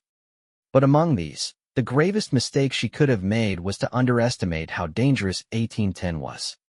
Yogurt looked at her mobile phone and saw 1810 sent her an email. The latter had stopped being nice. He told her that he had found out everything about Shen Dongxing, including his name, appearance, ID number, and even his social network accounts, and it was only a matter of time before he would be caught. But at the end of the mail, 1810 expressed his willingness to give Shen Dongxing one last chance. That was, if Shen Dongxing was willing to deliver Yogurt safely to the designated location, he might spare his life. What should we do now? Shen Dongxing's coolness lasted for only 3 seconds. He just mentioned that he would do whatever Yogurt told him to do. However, when he saw the ultimatum-like email, he immediately broke out in panic. They know everything. We won't be hiding for long. And I didn't bring my wallet when I escaped. How much money do you have in your bag, and where are we staying tonight? I can't stay at McDonald's all night. Hey, calm down. Don't you see that he is just intimidating us? Since he sent us this email, it proves that he can't find us. But he is telling the truth here, Shen Dongxing protested. How many days can we run from him? Sooner or later, they will capture us. Shen Dongxing paused, then mustered his courage and continued. Or, we can join Arc of Light now. They just destroyed the Union not long ago, and they are receiving a lot of attention. As long as we join Arc of Light, your father wouldn't dare do anything to us. No, Yogurt interrupted him. She realized that her tone was too harsh when she talked to him earlier. So, she quickly explained. At least not yet. My revenge plan is only half complete. I need to destroy him. But we are about to lose this fight. Yogurt gritted her teeth. Then we speed up our final plan. Tell him that we need 1,000 game points in his arm. If we don't see it before dawn, he'll be collecting my dead body. Huh. Shen Dongxing was dumbfounded. But he's close to finding us. Will he still agree to such a harsh condition? Chapter 713. Illusion rabbits would bite their enemies when forced into desperation. Shen Dongxing, however, had no idea what he would do when someone forced his hand. He had never gotten into a fight before since young, and even after gaining superpowers one could only dream of, the only thing he did was to let his figurines go out for a walk in the evening. What Yogurt did next almost caused Shen Dongxing to wet his pants. After coming out of McDonald's, Yogurt headed to a 24-hour convenience store and bought a penknife. The two then headed to the parking lot, where Yogurt unpacked the knife and handed it to Shen Dongxing. She rolled up her sleeves and said, Come on. Come what? Shen Dongxing took the penknife and did not know what to do with it. Torture me. Yogurt blinked. Did you really think that you could just sit there and do nothing? My dad needs to know that you are desperate. They have been to your house, and there is a high chance they have begun suspecting that you and I have been faking the whole thing. We have to show him some proof. How do we prove it? Shen Dongxing asked with trembling hands. Don't you know how to torture people? Ugh. Forget it. I'll do it myself, snapped Yogurt as she snatched the knife from Shen Dongxing. In a clean, unfaltering swipe, she made sure she exerted every ounce of her strength when she cut herself. The knife went in all the way, splitting its way into her muscles, causing bright red blood to gush out from the deep wound. Shen Dongxing was shocked as he witnessed the terrifying scene unfolding in front of him. "You are crazy," he yelled while instinctively taking off his t-shirt and wrapping it around Yogurt's arm to stop the bleeding. "Wait here. I'll go buy some gauze and iodine," he blurted in panic. As he ran towards the convenience store, he suddenly stopped in his tracks and whispered in embarrassment. Can you lend me some money? I just remembered that I have no wallet." "Don't waste your time. Just stay here." Yogurt rolled her eyes. She did not use Shen Dongxing's t-shirt to stop the bleeding. Instead, she deliberately dabbed and rubbed the wound with it, causing the shirt to be awash with bloodstains. She then threw the t-shirt back to Shen Dongxing. "Put it on." "What? Don't make me repeat it," Yogurt growled impatiently. Seeing that Yogurt was getting angry, Shen Dongxing quickly put on the bloody t-shirt. However, Yogurt still seemed unsatisfied. She frowned. "You're too weak. Do you even know what to do when forced into a desperate situation?" She then took some of her blood and smeared it on Shen Dongxing's face and neck, making him look a lot more terrifying.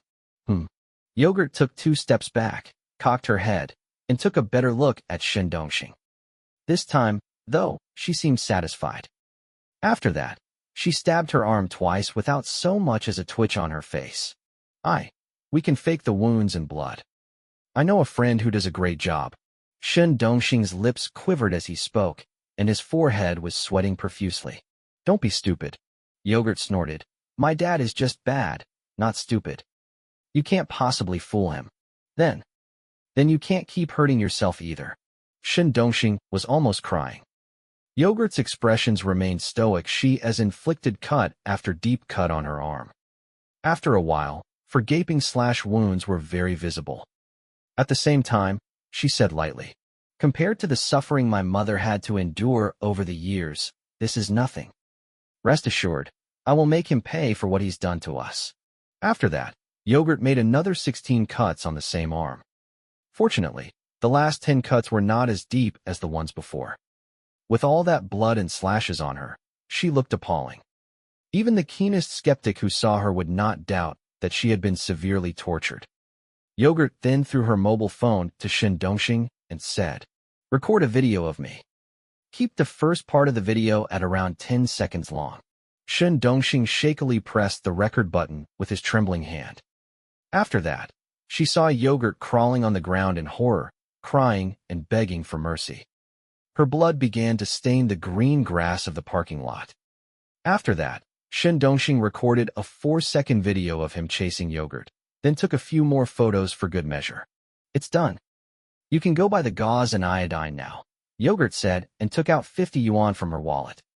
Seeing Shen Dongxing subconsciously walking towards the convenience store, Yogurt quickly halted him. Hey, what are you doing? Do you want the store's employees to call the police? Take off that shirt and wash away the blood on your face and hands." Oh. Shen Dongxing snapped back to reality. When he returned 5 minutes later, Yogurt had already composed the videos and pictures into an email and sent it to 1810. She then sat on the flower bed in the parking lot, watching Shen Dongxing kneeling beside her, tending to her wounds.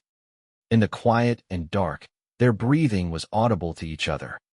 After a while, Yogurt suddenly asked, "Why did you stop talking to me? Did my behavior scare you?" Shen Dongxing shook his head, and tears started flowing down his cheek. "You are a man. Stop crying. I didn't even hurt you. I'm the one who's gotten hurt here. If I didn't cry, you have no right to cry," Yogurt said. Shen Dongxing wiped away his tears, but made no attempts to defend himself. "Sometimes, I get very curious. What do you like about me? I have an awfully bad temper. I can't cook and do housework, and I don't treat you well. Revenge is all I've been thinking about. Even after we've stayed together for so long, I never allowed you to hold my hands. I know that you haven't achieved much in the past, but you are an agent now. If you go and work for one of the 3 major guilds, I'm pretty sure tons of girls would start coming after you, and those will be more beautiful than me. Why are you so stupid? Why must you cling on to me?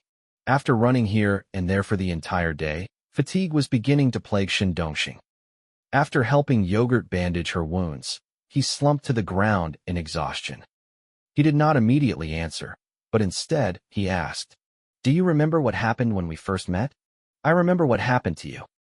A few senior students were bullying you at the bus stand because you didn't steal enough money from home for them."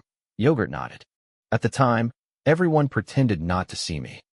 They walked past me as quickly as they could. And I still remember the feeling of helplessness I felt that morning, as if the whole world was gray, until you stopped them. Initially, I didn't want to stick my nose into your business," Yogurt laughed. "But I remember how you kept crying. The sound of it frustrated me. I thought to myself, how did a boy like you become so weak? All you did was to cry endlessly. I have been through so much horror, yet I haven't shed a single tear. So, why cry over such a small matter? I probably fell in love with you at that time," confessed Shen Dongxing. "I didn't expect to meet you again after moving house and transferring to another school. When I knew you were a player, I was so happy. For a long time, you have always taken care of me. I didn't expect that someday I'd be able to help you. So when you came to me, I never thought of rejecting you." Yogurt fell into silence. After a while, she spoke again. "You know that I'm just using you, right?" "Well, I also know that you like girls and not boys," Shen Dongxing said. "I once sneaked upstairs to look for you during the inter-class exercises. To my surprise, I saw you having an intimate session with another girl in the classroom. So, I went off and cried for the whole afternoon. You kept asking me who bullied me. I know that you will never join one of the 3 major guilds with me. You are just lying. But I was still delighted just listening to what you have to tell me. When we were at McDonald's, I was elated when you fed me French fries. Do you know who Fitzgerald is?" "Yes, the guy who wrote The Great Gatsby. He used that book to predict his tragic fate perfectly. And he saw the source of all his pain and tragedy, yet still chose to plunge into the illusion without looking back. In the end, he sacrificed his life for it. I never understood his choice when I was young, but now, I understand him perfectly. Sometimes the illusion is just too beautiful to resist." Shen Dongxing said. Chapter 7:14, Farewell. "Sorry," Yogurt whispered. "I always hated my father because he abandoned Mother and ruined her life. Before I found him, I could only think about how to avenge her. And I'm willing to do whatever it takes to destroy his life. But when I looked back, I realized that I had become another him. You don't need to apologize." "It's my own choice," Shen Dongxing replied. "I think your mother never really hated your father at the beginning. Otherwise, she wouldn't have given birth to you." "It doesn't matter," Yogurt said. "Wrong is wrong. Now that I've come to this, I must make my father pay the price. As for our problems, let's talk about them after all this is over. I will find a way to compensate you." Shen Dongxing wanted to say something, but in the end, the words just failed to come out. "I contacted my dad and sent him the video and photos, and he's agreed to our request. However, he asked to see me first to confirm I am still alive. There's no way that he will agree to give us what we want," Yogurt sneered. "He will take this opportunity to ambush you. High chances, he'll be bringing along the man that fought with your Spider-Man earlier. Why agree to meet up with him, then?" Shen Dongxing was dumbfounded. "What are you afraid of?" Yogurt asked. "It's past midnight now, and your ability has been refreshed. If he dares to attack us, we will retaliate immediately. And you don't have to be there this time. This plan is foolproof. But how can I help you if I don't go with you?" "Just pick one of your figurines and pretend it's you," Yogurt said. "Then I will hide at a place near you. If something bad happens to you, I can send another figurine to neutralize the threat. My limit is mechanizing 7 figurines at the same time. However, their duration will be reduced by half." With no holds barred, Shen Dongxing explained what was supposed to be an absolute secret to Yogurt. "Whatever," Yogurt said. "Just make sure to hide well." Afterward, the two of them did some preparations. Yogurt chose a secluded spot as the meeting place, a closed shopping mall. She secretly picked the lock and used some unknown game items to render the security guards unconscious. Shin Dongxing, on the other hand, had rented a private room in an internet cafe not far away. He hurriedly logged into the computer and selected the Captain America figurine that he borrowed from someone else. Captain America had always been a protector, and Shin Dongxing would be more relieved if Captain America was the one who protected her. The superhero outfit, however, was still too glamorous for a 1920s United States. Shin Dongxing then asked him to change to a new set of clothes and covered his face with a hoodie. As for his shield and uniform, he put them on a plastic mannequin for the time being. Yogurt stood in front of the glass wall on the mall's third floor, and from up high, watched 1810 park the car by the side of the street. 1810 got out of the car. Visibly cautious of his surroundings, he kept looking around. As promised, he came alone. No one else was in the car.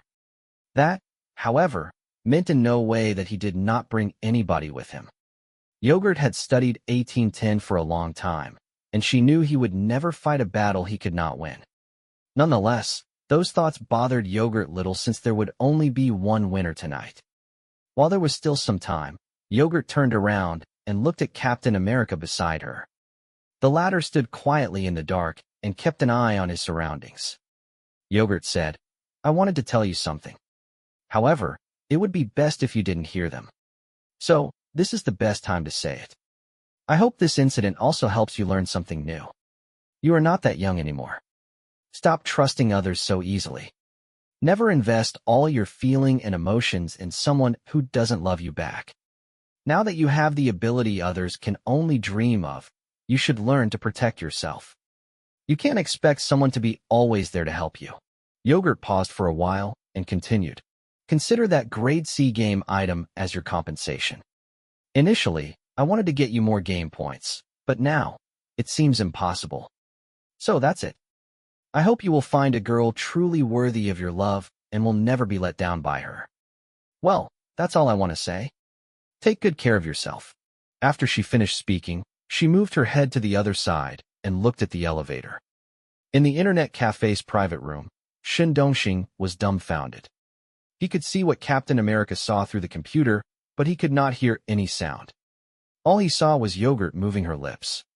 Hence, he had no idea what she just said. However, his instinct told him that something bad might happen tonight. Unfortunately, he could not make Captain America speak. At the same time, 1810 had arrived, but he could not leave the cafe to help Yogurt. All he could do was sit in his chair and stare at the monitor anxiously. Yogurt never told Shin Dongxing about her whole plan. She planned to divulge bit by bit as she went along. Shin Dongxing was not a complete fool, either. Sure, he would space out, and his mind would go blank at times, but that was when he talked to Yogurt. Now that he was alone, he could finally analyze the whole thing. And he realized that something had gone really wrong tonight. Since Yogurt knew that she wouldn't be getting what she wanted tonight, why would she agree to meet 1810? Even if she managed to defeat 1810 and his men, it would still do her no good. Her ultimate goal has never changed. She wanted to force 1810 to tear off his hypocritical mask and his fake loving act and admit that he was scum and an irresponsible father. He had to live with the guilt until the end of his life, knowing that no one would forgive him. How could Yogurt make it happen? Shin Dongxing felt that he was slowly figuring out the whole thing. After a while, he realized that he had no way to prove his speculation right. Suddenly, he thought about the man that fought with his Spider-Man earlier. He felt nervous again, and he had to stop allowing his mind to wander around. He quickly focused his attention on Captain America. Besides, he still had Thor, Hulk, Black Widow, Iron Man, and Hawkeye on his table. Their existence gave him a little relief. No matter who came here tonight, no one would be able to hurt Yogurt as long as his abilities still worked. It was rare that he possessed such confidence. Chapter 7:15, Accidental Death After Entering the Mall. 1810 did not rush to the floor where Yogurt was. As captain, he had helped his team go through all kinds of challenges, and he wasn't one to act recklessly after knowing that his enemy could mechanize figurines. The moment he stepped into the shopping mall, he had to be hyper-aware of his surroundings. Since he took stealthy steps, it took him a good 10 minutes to get from the first floor to the third. However, There was no danger along the way. Then he saw Yogurt. The latter's hands and feet were bound, and she was lying behind a display window. Just like the photo, she looked to be in an awful state, not to mention the deep wounds all over her arms. When 1810 saw her chest moving, he realized she was still alive. And he was relieved to see that. Then he noticed some yellow, unidentified liquid on Yogurt. The yellow liquid stretched all the way from behind the display window to the front of the shop. 1810 then took a deep breath, and his expression changed, and said to the man who in front of the door, "Gasoline?" Although Shen Dongxing was extremely anxious, he had still asked Captain America to take out the lighter in accordance with the agreement with Yogurt. 1810 became nervous when he saw the lighter, and solemnly, he persuaded, "Don't do it. We can talk about the reward." At that time, Yogurt had also woken up. She became excited when she saw 1810 and immediately hit her head against the display window, seemingly signaling to him to rescue her quickly. 1810 comforted, "Don't worry, you will be safe soon." Then he turned his head and said to Captain America, "Aren't you Shen Dongxing? Where is Shen Dongxing?" Although Captain America had wrapped himself up like a mummy, the difference in size between him and Shen Dongxing was too vast. 1810 could not convince himself that Shen Dongxing was actually the one standing in front of him. And he also realized that the tall figure facing him had not spoken since they met. The moment 1810 took a step forward, Captain America ignited the lighter. 1810 knew that his opponent was warning him not to take another step. The situation fell into a temporary stalemate. 1810 did not give up on communicating with the other party, though, mentioning that he was willing to give out 1,000 game points. However, he could not come up with so much in such a short time, and he hoped that the other party could give him more time and release Yogurt first. Shen Dongxing was scratching his head in front of the computer. He could not hear what 1810 was saying. So, he could only order Captain America to protect Yogurt while he held the lighter to continue threatening 1810. 1810 kept on talking to Captain America, but he received no response. Looking at 1810 through the monitor, it seemed like he was trying to calm Captain America down. This was what a father would do to protect his child. But the next moment, an unexpected accident happened. A bullet whizzing by from an unknown direction smashed through the mall's glass wall and hit the target accurately. Shen Dongxing was taken aback. At first, he thought Captain America was the one who had been shot, but he saw no bullet holes on him. Yogurt seemed unharmed as well. As for 1810, his body jerked back violently, and a bullet hole appeared on his head. After that, he stumbled, hit the third floor's guardrail, and tumbled to the first floor's marble floor. With his head first to hit the ground, it was a bloody scene to watch. And there was no point rescuing him anymore. What the hell? Shen Dongxing's eyes widened in front of the computer, completely stunned by what was happening before him. Yogurt was equally as shocked. She thought she had taken into account every possible scenario that might occur tonight. No matter what 1810 or Shen Dongxing did, however, none of them could change the ending. But she did not expect 1810 to be killed right in front of her eyes. His death was so unexpected. Yogurt did not know how to proceed.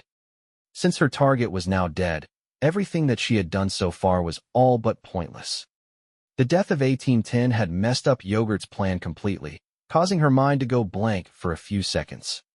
She then snapped back to reality when she heard the bullet smashing the display window in front of her. It seemed the enemy had no intention to stop after killing 1810. Fortunately, Captain America managed to grab his shield and block the bullets aiming for Yogurt in time. At the same time, he used his other hand to untie the rope around her feet. "Wait. Something is off," Yogurt said with suspicion. As a player, 1810 must have had participated in team battles before. Hunting monsters in the real world could easily plunge the players into conflict. Therefore, it was not surprising that 1810 had enemies in the real world. However, the timing his enemies chose to eliminate him seemed a little off. And the killing happened too quickly just now. Yogurt did see 1810 getting shot, falling headfirst to the first floor. However, she did not have the time to examine his body. After blurting out what she wanted to say, Yogurt realized that it was all useless because Shen Dongxing, now far away in the internet cafe, could not hear a single word she was saying. After Captain America untied the rope from her foot and hand, he wanted to drag her away from this place. At the internet cafe, a few young people who were focusing on their LOL game witnessed the most magical scene in their lives. They saw Black Widow, Hawkeye, and Hulk running out of the private room one after the other. Just when they were about to say something, something even more magical happened. Iron Man smashed the window and flew into the sky. The cafe owner who was helping a customer get a can of Coke at the checkout counter was almost frightened to death. He just sat on the ground and dared not move a single muscle. He never thought that his internet cafe, now open for 5 years, could have become a temporary office for the Avengers. The rest of the Avengers rushed to the mall with lightning speed. Among them, Iron Man was the first to arrive on the 3rd floor. And Yogurt came to an epiphany when she saw Iron Man. She finally realized what 1810 wanted to do. She then yelled at Iron Man, "Quick, go back!" At the same time, she kept waving her hands, but alas, Iron Man had no idea what she was trying to do. He could only respond with a not-to-worry gesture with his hands. There was clearly a communication problem between the two of them. Yogurt did not bring her mobile phone with her. She did this because she had anticipated what would happen next, and she did not want Shin Dongxing to get in her way. However, she did not expect that this move would inadvertently put Shin Dongxing at grave risk. Chapter 716. In the name of justice, considering how dangerous it was to become a player, many of the capable ones would have a trump card to handle critical situations. 1810 was no exception. His trump card was a grade C game item that went by the name Feign Death. In other words, 1810 had 2 grade C game items with him. It was a secret even his team members knew nothing about. Feign Death was an elementary game item. Basically, it allowed the user to fake their death in front of everyone, where the illusion would last for 15 minutes. If someone touched the user's body, however, the item's effect would be nullified.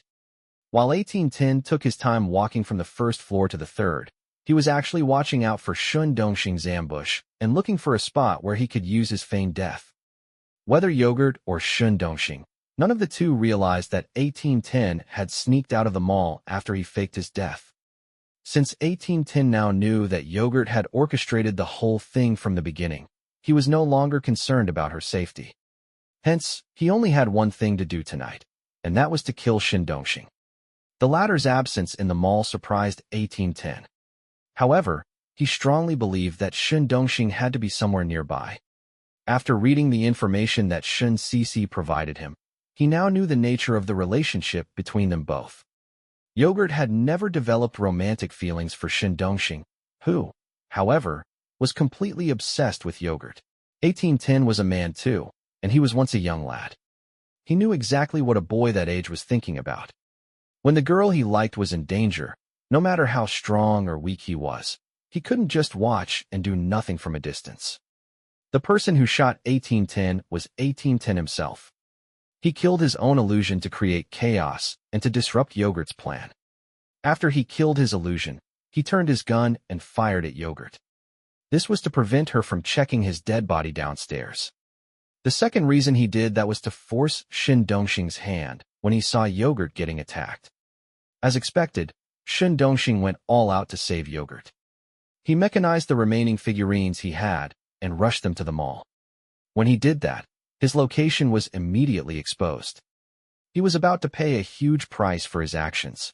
1810 knew that Shin Dongxing had taken the bait. He did not enter the internet cafe, however, because what he was about to do was illegal. So he quietly walked to the other side of the cafe, where he could see what would happen in Shin Dongxing's private cubicle. 1810 didn't need to spend too much effort looking for Shin Dongxing. The latter was sitting in front of the computer and looked very anxious. From time to time, he would look in the mall's direction through the window. The poor guy hadn't realized that he had actually been targeted. You can only blame your bad luck. 1810 was just about to pull the trigger when he heard a voice nearby talking to him. Is this necessary? Shin Cece emerged from the corner of the convenience store, looking at 1810 with a solemn expression. 1810 was surprised to see Shin Cece. How did you find this place? Before waiting for the other party to answer, 1810 stressed in a deep voice. Tonight's matter has nothing to do with you. You'd better not get involved. I will pay him the 400 points left by your friend. And the price of that is a young and innocent life? I agree with Young, but he is far from innocent. If he didn't stick his nose into my business, he would not have lost his life today. 1810's last sentence carried a hint of threat. From a rational standpoint, 1810 did not want to be Shun Cici's enemy. Although he had never seen her fighting with anyone before, he knew she was an upright and righteous woman. Some might not fully agree with Shun Cici's philosophy, but one could not deny that it was good to have someone like her as a friend. Therefore, the consequences of killing Shun Cici and an insignificant otaku like Shun Dongxing were completely different. But at this point, it would be hard to put a stop to his plan. And now 1810 had a new problem. Even if he killed Shun Dongxing, he couldn't escape the law since Shun Cici watched him. In other words, his only way to completely absolve himself from this mess was to kill Shun Cici after he killed Shun Dongxing. Fortunately, 1810's problem did not last too long. A figure then came out of the internet cafe. 1810 subconsciously pointed the muzzle at the person. To his surprise, his opponent reacted faster than him. The person took out a pistol, casually pulled the trigger, and the bullet landed on 1810's weapon, dead on target. Meeting a person who's willing to reason with you is something you should cherish, Zhang Heng said. Most wouldn't waste their time negotiating with you. Immediately, 1810's expression changed. The person he feared most was none other than Zhang Heng himself. When the two met for the first time, he knew nothing about the young lad. However, he had to admit that if it were not for Zhang Heng, they would have never captured the mechanical sphinx. Considering Zhang Heng ranked first in the Proxy Wars leaderboard, 1810 knew that he was not powerful enough to defeat an opponent like him. So he was smart enough to put down his weapon. He then raised both of his hands to tell Zhang Heng that he wanted to surrender. Although he acted aggressively tonight, he killed nobody in the end. It meant Shun Cici didn't need to eliminate or punish him. At most, she would make him pay Zhang Heng the remaining game points he owed and give him a verbal warning. Zhang Heng glanced at Shun Cici. The latter's expression, too, seemed a little hesitant. After a while, she took out a small scale and said to 1810, I am no judge, and I am not qualified to judge you. Since this is a player's matter, we can't hand you over to the police. However, you did attempt to kill someone, and I can't just let you off the hook without doing anything. Since this is the situation, we can only let the justice scale judge you. Zhang Heng could see that Shun Cici did not really want to use her justice scale on 1810, but unfortunately, there was no other way to deal with him. In the end, she took the scale and walked towards 1810. 1810's expression became tense. As a player, he knew that different game items were used in different situations. The scale Shun Cici held looked unusual, not to mention the powerful aura of righteousness it exuded. 1810 attempted to stay calm, but he felt more and more guilty when he looked at the scale. In the end, his legs went soft, and he could not help but kneel on the ground. Shun Cici stood still in front of him and sighed. In one hand, she held the scale, the other, placed on 1810's head. She then said sternly, In the name of justice, I shall now judge your evil deeds. Chapter 717. Repentance. This was also Zhang Heng's first time seeing Shun Cici putting the scale to use. At that moment, she had transformed into what seemed to be an ancient stone statue, one that exuded a majestic aura. Some might have missed it, but Zhang Heng clearly witnessed something that might not even be real. He could vaguely see a beating heart in the dark. Some inexplicable black matter surrounded this heart. There wasn't very much of this black matter, and they slowly gathered, then landed on the scale's tray. It was these black substances that slowly weighed the scale down. At the same time, 1810 felt like he was suffocating. Nothing unusual seemed to be happening to his body, but he looked like he was gasping for air. His forehead was lined with beads of sweat, and his mind began to transport him back, reliving the vows he exchanged with his first love. Those long-forgotten, sweet memories came rushing back, severely haunting his mind. And in his heart was also the same burdensome guilt he felt when he informed his first love that he was preparing to marry the dean's daughter. The way she glared at him, those accusing eyes, was something he would never forget. 1810 was expecting his first love to scold and argue with him. However, she did not say a word. She simply turned around, stepping out of his life forever. After that, his mind shifted scenes. Under the dean's help, 1810's career skyrocketed, and he quickly became a renowned figure in the medical industry. Later, someone found him and asked for his help in promoting a new medical device. With the status of expert, he was more than qualified to endorse the product. After practicing as a doctor for some time, 1810 knew that this medical device was not as good as the manufacturer claimed. It might have been useful in certain surgeries, but it required the surgeon to have considerable surgical experience. And it also had some shortcomings as compared to traditional surgery methods. But these flaws were often not mentioned during the promotion of the product. Besides, most surgeries did not require the use of such high-end equipment. At the same time, it was highly likely that certain medical personnel would abuse this product. At that time, 1810 had felt that it wasn't right to market medical equipment that had known flaws. Considering the responsibilities he had toward his patients, he did not want the manufacturer to manipulate him. Hence, he disagreed. After that, his father-in-law, a retiree, talked to him and hinted that the purchasing of the medical equipment had everything to do with his bright future. Hence, it would be unwise for him to push something like that away. The older man promised 1810 that he would reap the rewards in the near future. In the end, 1810 decided to endorse the medical equipment after sleeping on the thought for 2 nights. During that time, his smoking addiction grew exponentially. Once again, the scene in his mind changed. This time, he was on a plane. Only half a minute had passed, but 1810 felt that he had spent a century in his memories. He was reminded of all the evil he had done in his life. Finally, he recalled that he wanted to keep that 500 game points, save yogurt, and kill Shindongxing. All of a sudden, he heard Shin Cici's voice echoing from an unusually remote place. She extended her hand and inserted it into 1810's body. He felt no pain, however. After a while, she retracted her hand, and 1810 woke up from his nightmare. The first thing he did was check his body. He found nothing wrong with it, as if nothing had happened to him. But 1810 knew the punishment had taken effect. He turned to look at Shin Cici, who was now in front of him. "What did you do to me? I took away your happiness. From now on, you will never feel joy anymore. No matter what food you taste, what beautiful scenery you see, or meeting whoever you love, you will not get a single ounce of happiness," Shin Cici said. "But this is not permanent. You can still earn back your happiness. What should I do? Aren't you a surgeon? Save 300 people, and you will return to normal." 1810 was left in complete silence. Saving 300 people did not seem like an impossible task. After all, some surgeons performed more than a dozen surgeries a day. Most of them, however, were small procedures like removing an appendix. An operation as such didn't qualify as saving one's life. Surgeries like removing tumors were one of those operations that could save a patient's life. But what if the cancer cells have metastasized and spread to the whole body even after the tumor had been removed? How long did the patient need to survive to be counted as saving one's life?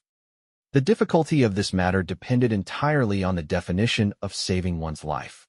1810 looked at Shin Cici again, but the latter did not intend to explain the matter. While they were talking, Yogurt had left the shopping mall to look for Shindongxing. Although Shindongxing's combat awareness was rather low, he had already noticed that Zhang Heng, Shin Cici, and 1810 were not too far away from him.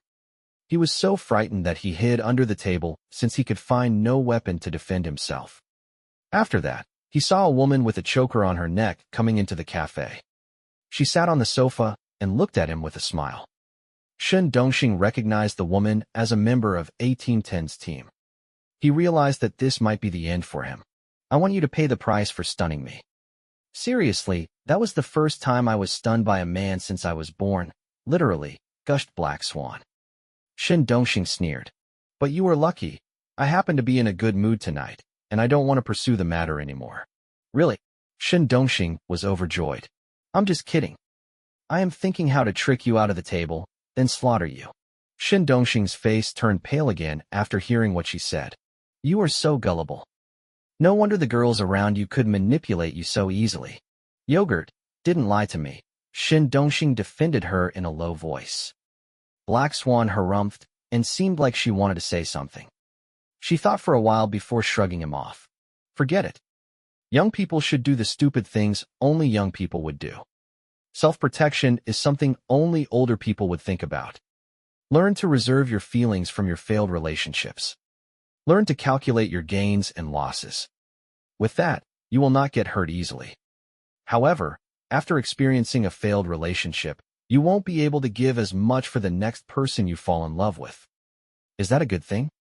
I don't know. Black Swan finished speaking and saw Yogurt coming out of the mall. She walked to the table where Shin Dongxing was hiding, reached out, and knocked on the table.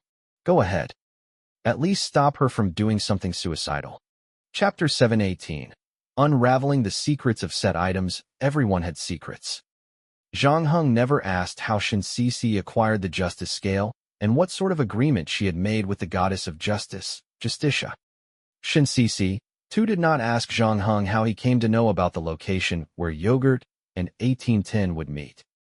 She and Black Swan had followed Zhang Heng here, subsequently managing to prevent 2 tragedies from happening during the critical moment. Zhang Heng had 2 grade B game items with him, second only to those major guilds' highest-ranking members. However, his biggest secret was the extra 24 hours that he had every day. To Shin Cici, Zhang Heng investigated Yogurt's disappearance with her the whole night, but the truth was that he had left Shin Dongxing's apartment after midnight. Using the tracking skill he learned from the deductive reasoning quest, it took about 4 hours to find the 2.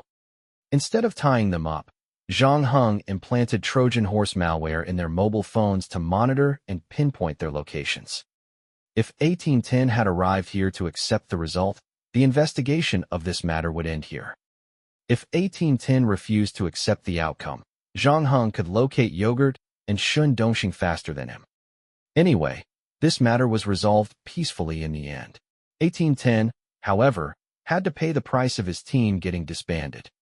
As they went their separate ways, Black Swan hinted to Zhang Heng that if he were willing to team up with her, she would surprise him with something pleasurable. Unfortunately, Zhang Heng declined her request. From the beginning of this game, Zhang Heng had never thought of teaming up with anyone else. Although the difficulty of the proxy war quest had increased, he could handle it alone for now. Zhang Heng had also asked 1810 to pay him the remaining game points he owed. However, the latter did not have enough points, and since his feigned death was now exposed, he decided to give the Grade C game item with 1 use left to Zhang Heng. After a little deliberation, Zhang Heng agreed to take the item in place of the game points.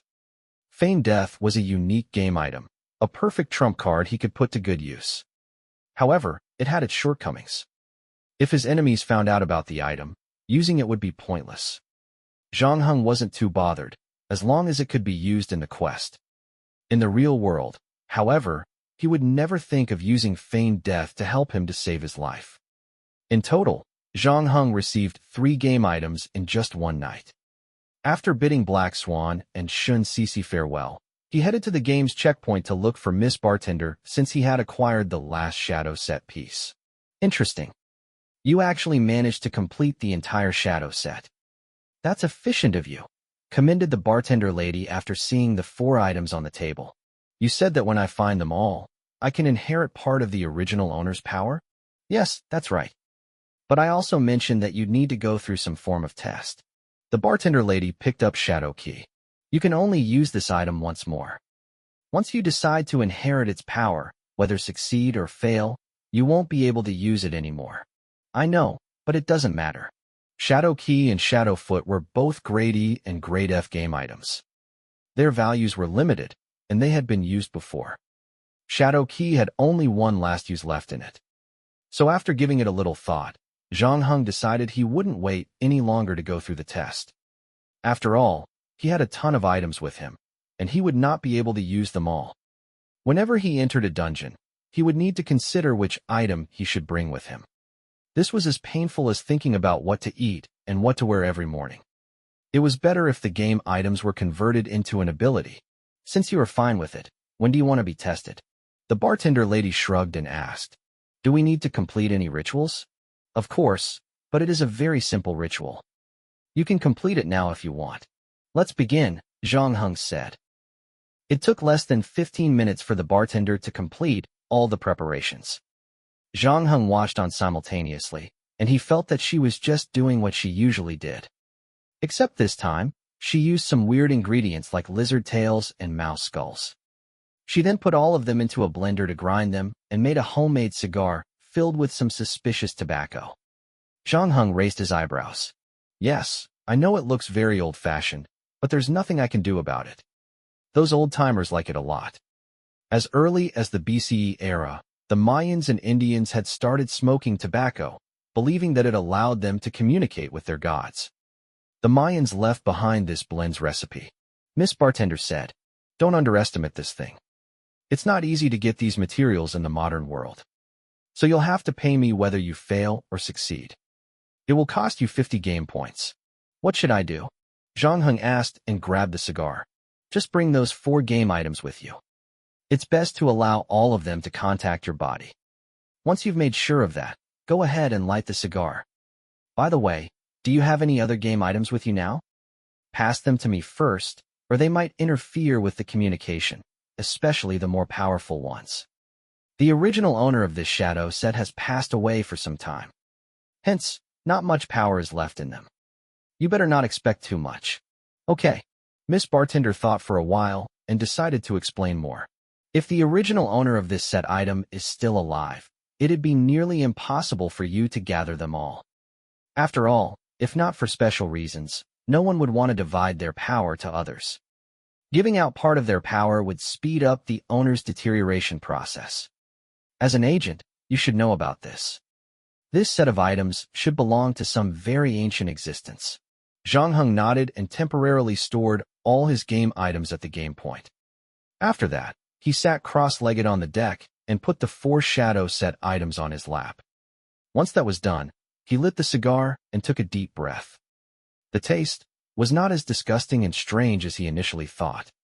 Zhang Heng even tasted a strange scent from it. It seemed like the Mayans' ritual was not too difficult for him to accept.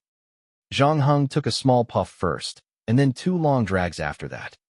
The white smoke rose in front of his eyes. Strangely, the smoke did not spread to other places but hovered around him, becoming thicker over time. At the same time, Zhang Heng also fell into a half-awake, trance-like state. He became completely oblivious to the existence of time and where he was. When he finished smoking the cigar, the smoke had disappeared as well. Zhang Heng looked at the scene in front of him and frowned deeply. Chapter 719. Unforeseen circumstance. Before he even lit the cigar, Zhang Heng was already prepared to face everything that came his way. With the current strength he had, there was no need to worry about the similar tests he would face. According to Miss Bartender, the shadow set's original owner should have died a long time ago, which meant that there was not much power left in the items. This implied that Zhang Heng would not get much power from these set items, but it did not mean that this wouldn't be a safe trip for him. Considering how he had killed one of the 4 horsemen of the apocalypse, it was unlikely that an ancient god forgotten by time would cause him too much trouble. When the smoke dissipated, a rundown scene appeared before Zhang Heng, one that perfectly matched the shadow set items. He was, however, bewildered when he saw the building in front of him. In his dream during the alien quest he completed not too long ago, he had visited this seaside town. Zhang Heng speculated that the shadow set had to be the reason the dream happened to him. But when he calmed down, he realized that the items were an unlikely cause. In the alien quest, he had not yet acquired the shadow set's last piece, the shadow foot, and the only set item he had with him was the shadow key. It was hard to believe that a mere Grady game item could be the root of so many problems. Strictly speaking, the first time Zhang Heng realized that there was something wrong with his body was when he dealt with the dreamland of death. Pestilence had touched him without him knowing it, and at that time, his condition became critical, and he was sent directly to the emergency room. The doctor, however, did not know what to do with him. His heart stopped beating for a short while, and Zhang Heng felt death approaching. He lost a few seconds of memory after that, and when he opened his eyes again, the sickness in him had disappeared without a trace. His heart started to beat again, and he was stronger than before. Han Lu once told Zhang Heng that she experienced inexplicable fear when she saw Director Kwong, and had always thought the fear had something to do with him.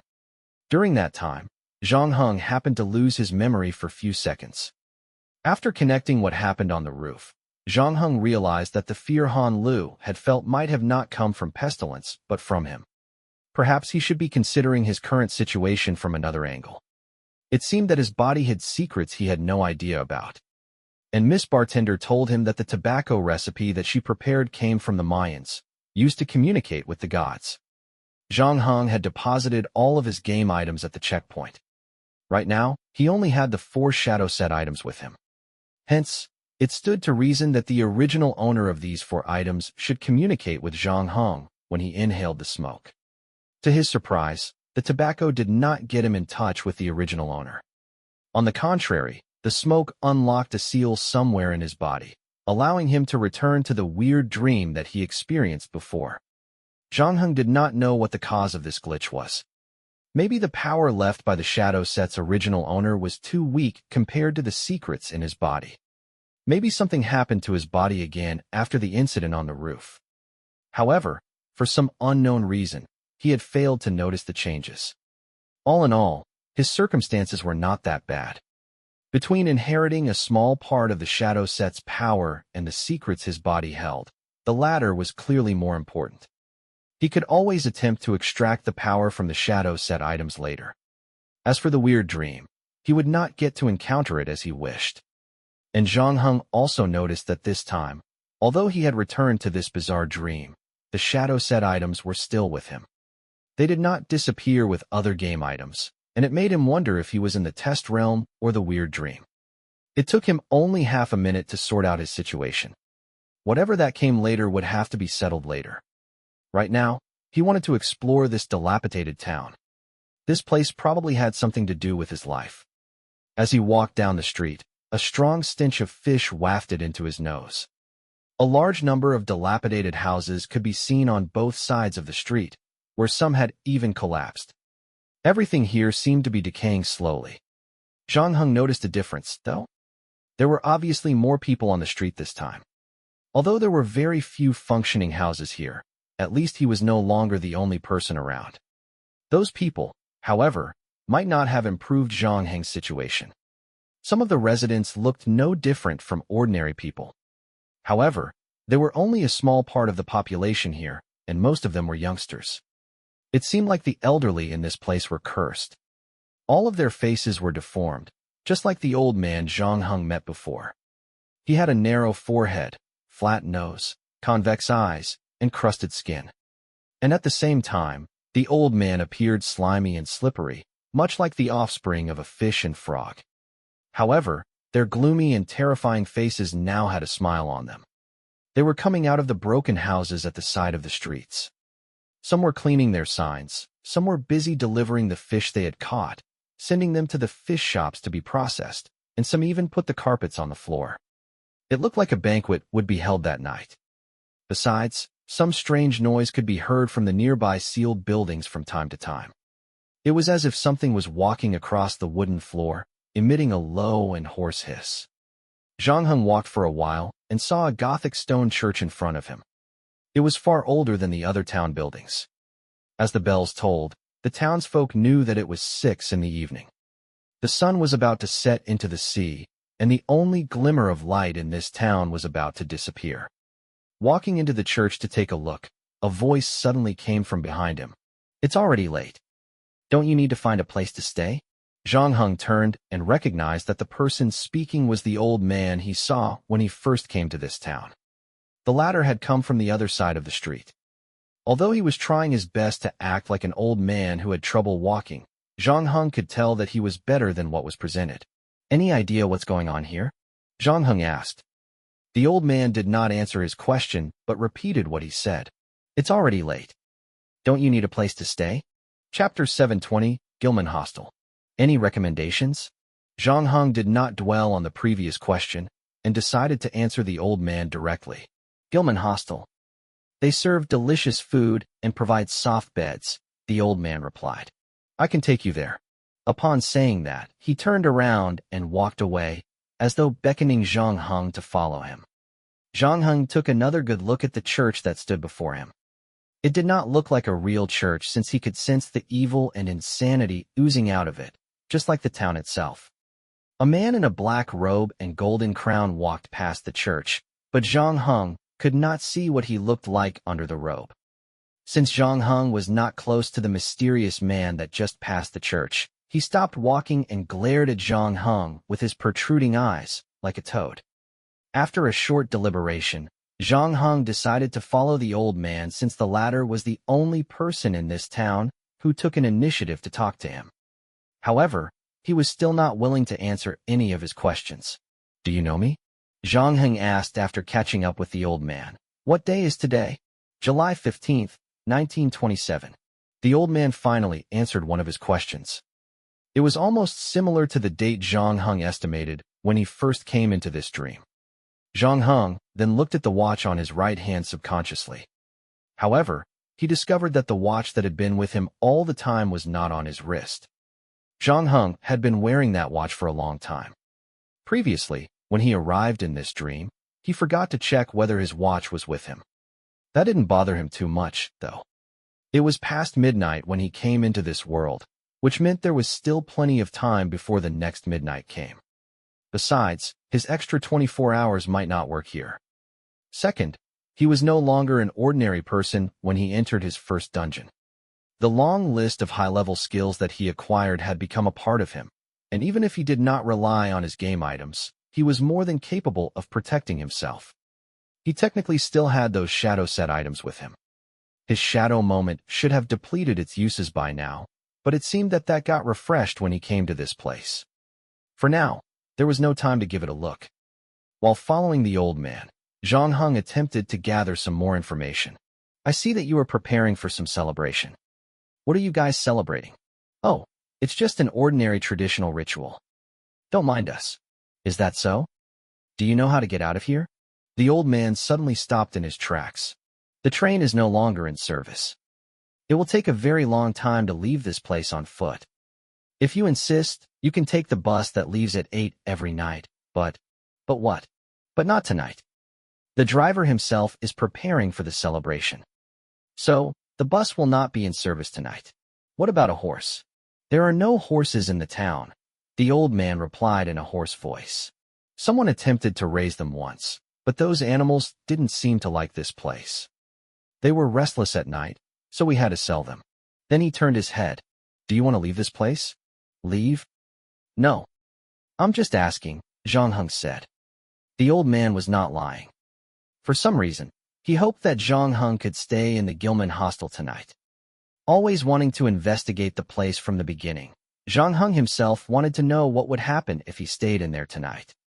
Even if that was the only bus in service tonight, he was not about to leave. Nonetheless, Zhang Heng was smart enough to figure what was really going on. When he met the old man for the first time, he said, "You are finally here?" Zhang Heng could see that the traditional ritual was probably related to him. Something interesting was about to happen tonight. He continued chatting with the old man, hoping that he would obtain some useful information. The old man, on the other hand, still answered his questions selectively. It soon became apparent that the old man was trying his best not to accidentally divulge any secrets. He would not answer anything related to the ritual. Still, Zhang Heng managed to obtain something useful. 100 years ago, the houses here were filled with people. During that time, this place was prosperous and lively. Some might even refer to it as a city. Ships would dock at the port, and sailors would go ashore for some R&R. Simultaneously, the train frequently stopped by, bringing goods and immigrants from other cities along with it. Locals also employed the train services to deliver the fishes and shrimp they had caught. Lastly, the gold refinery was the town's primary source of income. Unfortunately, the town started to deteriorate after the Civil War. Its residents began to lose faith in this place, and soon afterward, some started to disappear. At first, only a few went missing, But after that, more and more people began to inexplicably vanish into thin air. At the same time, a group of newborns began to grow up. Some people's appearances began to change, the elderly being one of them. As he talked about this matter, the old man seemed to be paying extra attention to the changes in Zhang Heng's expressions. When he saw that there was no reaction, he felt a little disappointed. The young man seemed neither surprised nor afraid, simply signaling him to continue talking. At this point, the old man stopped. "This is it," he said. Zhang Heng looked up and saw a domed building. Like the other houses around here, this one was in a state of disrepair as well. The words on the signboard could barely be seen, and the walls around him were peeling too. He even noticed how most of the walls were now covered in moss and mold. A hotel like this would attract no tourists, but according to the old man, this was the only place left in the town for outsiders to rest. As Zhang Heng stepped into the shabby hall, he began to suspect that there would be no delicious food and soft beds here. The male staff at the front desk looked relatively normal, except that he was a little moody and withdrawn. "Room 427, $1. Putting down the dirty old newspaper in his hand, he continued, "Today is a good day. There are actually 2 guests here today. Another person is living here tonight." The old man was a little surprised. Yes, something happened in the town earlier. He stopped halfway and looked at Zhang Heng on the other side. Zhang Heng searched his pockets and looked at them. "Sorry, I don't have any money with me." The old man and the staff looked at each other. Chapter 721. Another traveler. The male staff and the old man never expected that Zhang Heng hadn't brought any money. The $1 room wasn't expensive by any standard, but seeing as to how filthy and depressing the environment was, no one would be willing to stay here even if they reduced the price by another 50%. Since the bus was not in service, Zhang Heng had no choice but to live here. Logically, he had no reason to save that $1. After a moment's silence, the old man said, "Forget it, I'll help him pay for the room. Since the celebration is just around the corner, we can't just disregard others and have fun on our own. It is rare to have a guest here. We should be generous hosts." Since the old man had led Zhang Heng here, he would not give up on his plan for that mere $1. "Since you are willing to pay for him, of course, I'm fine with it," the male staff said. As he helped with the checking-in procedures, Zhang Heng signed his name on the traveler's book. In the meantime, the old man had left quietly, as if his sole objective was to lead Zhang Heng to this hostel. Zhang Heng was about to follow another staff to go upstairs, but right then, another person walked in from outside. He looked anxious, annoyed, and a little flustered. He wanted to say something, but swallowed back the words. "Give me a room," he simply requested. $1.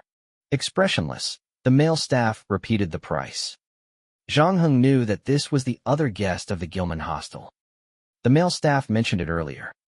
It was actually quite obvious, not only because he looked normal, but because he did not have the dark aura surrounding him. Since the two were outsiders, maybe they could talk to each other about this place. Before he could say anything, however, Zhang Heng saw a wary look on the person's face. Having been a hunter before, Zhang Heng knew all too well what this look meant. This was the look of prey attempting to flee. At a time like this, they wouldn't place their trust in anyone or anything. Room 428. The male staff said to the new guest. After that, the two new guests of Gilman Hostel followed another staff to the top floor. The staff opened the door for Zhang Heng, and he was greeted with a single room facing the street. Dark and shabby, the room had 2 windows and some cheap furniture lying around. Judging by its condition, it seemed no one had lived in it for a long time. Not to mention that the mattress on the steel bed frame was hardly soft. Zhang Heng did not have high hopes for the food after checking out the room. Since it was almost time for dinner, he asked the staff, "Where can I look for food here?" "We don't provide meals," the staff snapped coldly. But perhaps he remembered he was still an employee of the establishment, that he added, "There is a restaurant in town, right next to the hostel." "Thanks," Zhang Heng said. He did not tip the staff, and neither did the staff care as well. So he turned and left. Zhang Heng and the other man were the only guests staying on this top floor. The latter's room 428 was opposite Zhang Heng's room. He closed the door vigilantly the moment he entered, making it clear that he wanted to see no one. Zhang Heng wasn't in a hurry to disturb his temporary neighbor either. So, he decided to give his room a better look. The faucet was broken. Before he entered the room, the staff had told him about it. In other words, this magical hostel provided neither food nor tap water. This could explain why there were no other guests besides the two. The closet's body was cracked. As Zhang Heng opened it, it creaked loudly, revealing a thin layer of dust that had accumulated on the shelves. And the dirty quilt was damp as well. If not for the roof to shelter him from the rain and sun, sleeping here wasn't any different than sleeping on the streets. Lamentably, his lodging woes did not end there. Zhang Heng noticed no latch on the door, which meant that the room could still be opened with a key from the outside, even if the door was locked. Judging by the traces on the door, it seemed the latch had been removed recently. This was getting more and more interesting. The good news was, at least the old-fashioned electric lamp was still functioning. Although the light bulb was moldy, causing it to emit a rather dim orange glow, it provided a source of light for the night. Something awful was bound to take place tonight. If the power was cut off, the light bulb would no longer be useful for Zhang Heng. After that, Zhang Heng approached the window, pulled up the curtain, and looked at the street below him. The street seemed more lively now, and mixed among the crowd were some religious group members. They were all giving their best to prepare for the evening celebration, where everyone had put on gold jewelry. Zhang Heng, however, did not see them preparing any food. Without food and drink, a celebration would be pointless. Naturally, many who attended a function mostly didn't care about its purpose, simply wanting to fill their stomachs and have a good time. A celebration without food and drink was like a cake without cream. But the group downstairs didn't seem to think so. They were still excited about the celebration. Zhang Heng looked away from the crowd and saw the wave breaker in the distance. There was also a black line on the sea. When he first came here, he saw the black line on the sea as well. It made him feel like something was waiting out there to be summoned by him. The two small black dots squatting on the wave breaker should be fishermen. They put down their fishing rods and jumped off the wave breaker. Jumping from such a tall place into the sea was extremely dangerous. Not to mention the reefs below it. If a big wave came when they jumped off, it might just sweep them away. Others who stood on the wave breaker, however, weren't surprised by their actions. Seemingly used to such things, they continued on with their own business. Everything in this coastal hamlet was weird. The church bells tolled, indicating that the time was now 7 in the evening. The sun had set entirely, leaving behind only a little afterglow. Zhang Heng put down the curtains in his hands. He was actually not very hungry. Even if he didn't get to eat dinner, he was okay with it. However, considering what would happen at night, some preparations needed to be made in advance. The most important thing to do right now was to get his hands on some weapons. Zhang Heng walked out of his room and knocked on the door opposite him. "Who are you?" A vigilant voice came from inside. "Like you. I'm an outsider. Would you like to go out for dinner?" Chapter 722. I will just watch after you eat. Although the man who lived opposite Zhang Heng agreed to eat together, he was still very cautious and kept a certain distance from him. Zhang Heng did not force his friendship, though. At least the two had exchanged names and made a simple self-introduction, which was considered a significant improvement.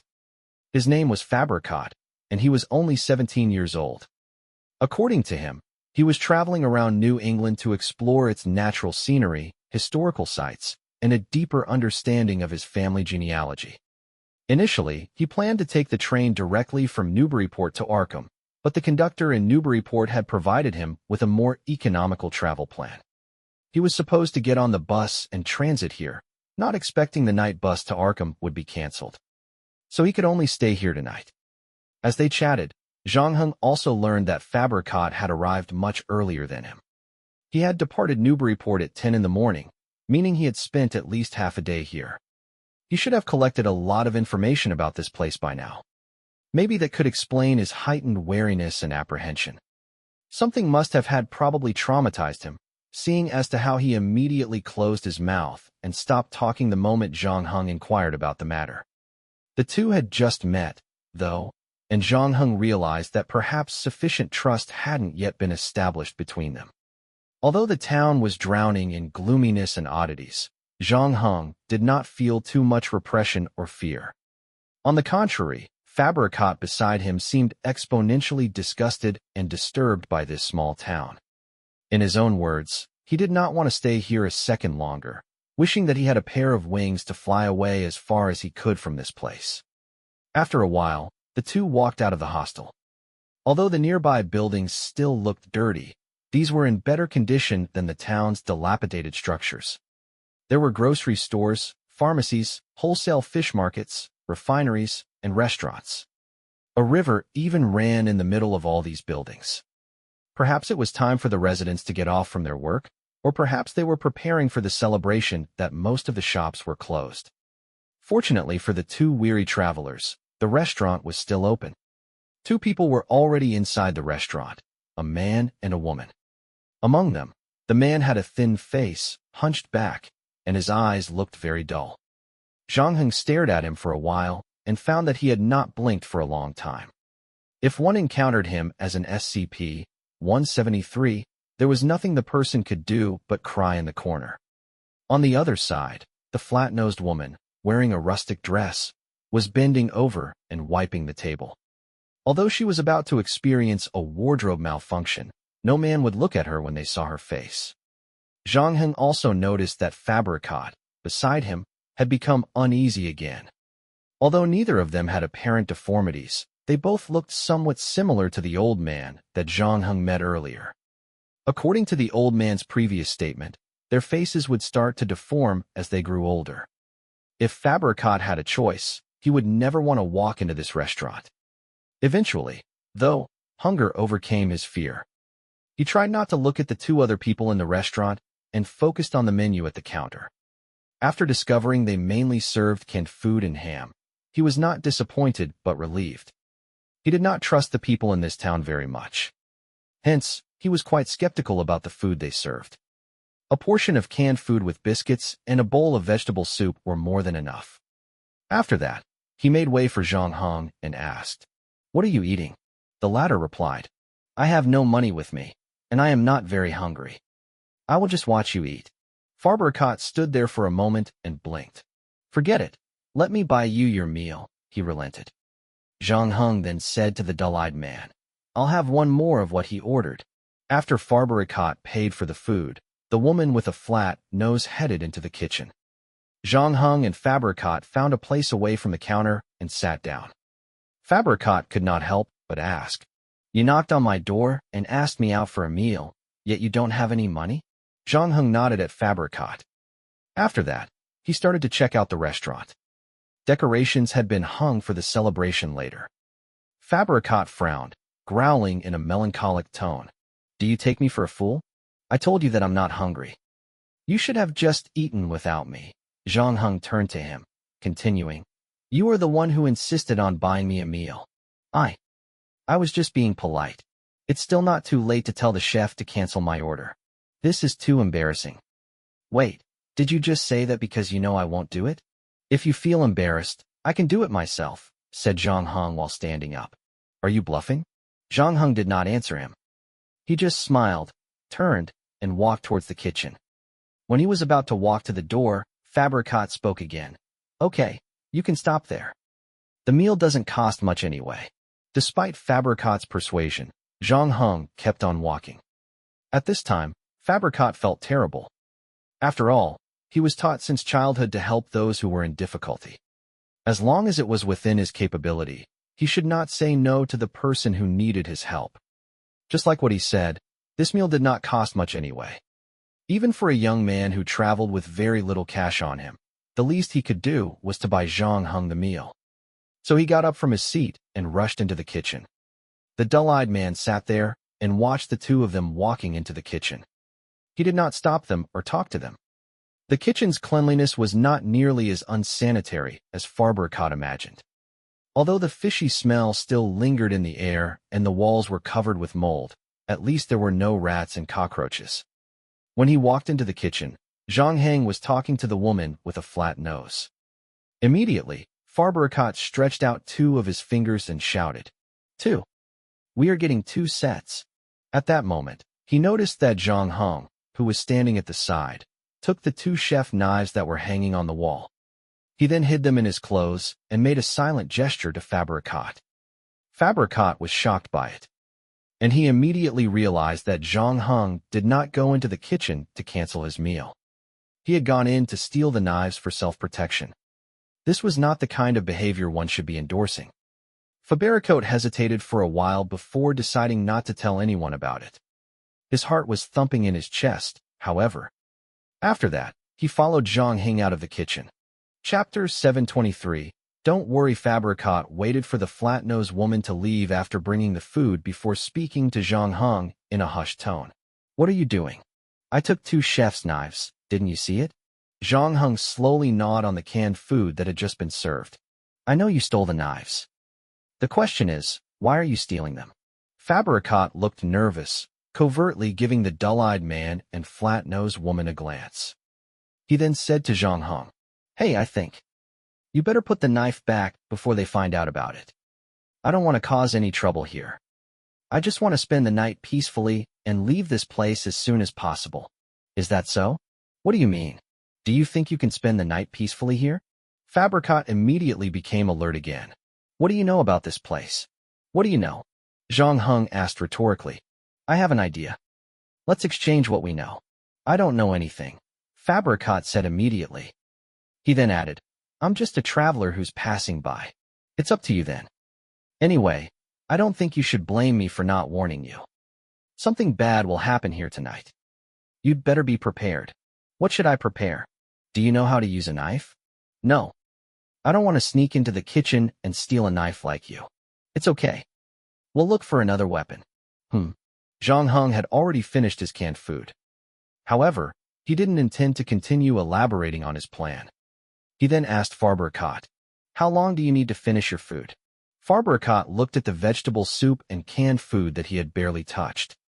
After Zhang Heng asked the question, he gritted his teeth, gobbled up his meal as fast as possible, then grabbed the biscuit and said, "Let's go." He didn't want to stay there any longer because the ugly-looking man and woman gave him an uneasy feeling. The other reason was that Zhang Heng had just stolen 2 chef's knives from them, and he was afraid that they would find out about it. So the 2 left the restaurant and returned to the street. Fabricat took in 2 deep breaths. Unfortunately, the lingering stench of fish in the air didn't make him feel any better. And after taking a few steps, he suddenly asked Zhang Heng suspiciously, "Do you feel that we are constantly being watched?" "Yes. Someone is watching us right now. Or should I say the townsfolk have been keeping an eye on us?" Zhang Heng replied casually. Fabricat turned his head around, but he saw no one following them. While they were eating earlier, they realized that there were fewer people on the street. Earlier, many were still busy preparing for the celebration, but they seemed to have disappeared in the blink of an eye. In those stuffy, airtight buildings, however, behind the doors and curtains, Fabricat clearly sensed that something lay there, watching them from afar. At that time, the sun had finally set, and the last light of the afterglow had completely disappeared. The incandescent lamps lining the road were lit up. But the lamps were feeble and could only illuminate a small area on the street. Under the glow of the dim lights, the entire town gave off an even more peculiar and mysterious vibe. "I think we'd better head back to the hostel," Fabricat suggested. "When I was in Newburyport, I heard that it's not safe at night for outsiders here. People usually go missing at night, not to mention the strange noises all around the town when darkness arrives. They explicitly advised me not to go out after dark." "Don't worry. They won't be doing anything to us anytime soon," Zhang Heng said. He then took the lead and walked toward the grocery store. Fabricat could only trail him helplessly, and at the same time, unleash a barrage of non-stop complaining. "There's nothing to see here. Everyone has gone home after work." Zhang Heng ignored him and looked through the glass door to ensure that there really was no one inside the restaurant. He then pulled out the chef's knife from under his clothes and smashed the glass with the knife's handle, before reaching in and pulling it. You. Fabricat's eyes widened. He thought that Zhang Heng would have put a stop to his crimes after stealing the knives. The last thing he expected was for him to loot the grocery store. He could barely pretend that he knew nothing about Zhang Heng's previous misdoings. Looting the grocery store had gone way beyond his principles. He did not want to be an accomplice to a crime. When Zhang Heng opened the door and signaled him to go in, the young man quickly took a few steps back. "You are crazy." "I don't think so." Zhang Heng shook his head. "I know exactly what I'm doing now. You are the one that looks weird here.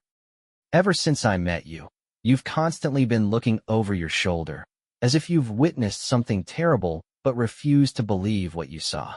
If you heard what I heard, you would have acted like me too." Fabricat immediately realized that he had spilled the beans.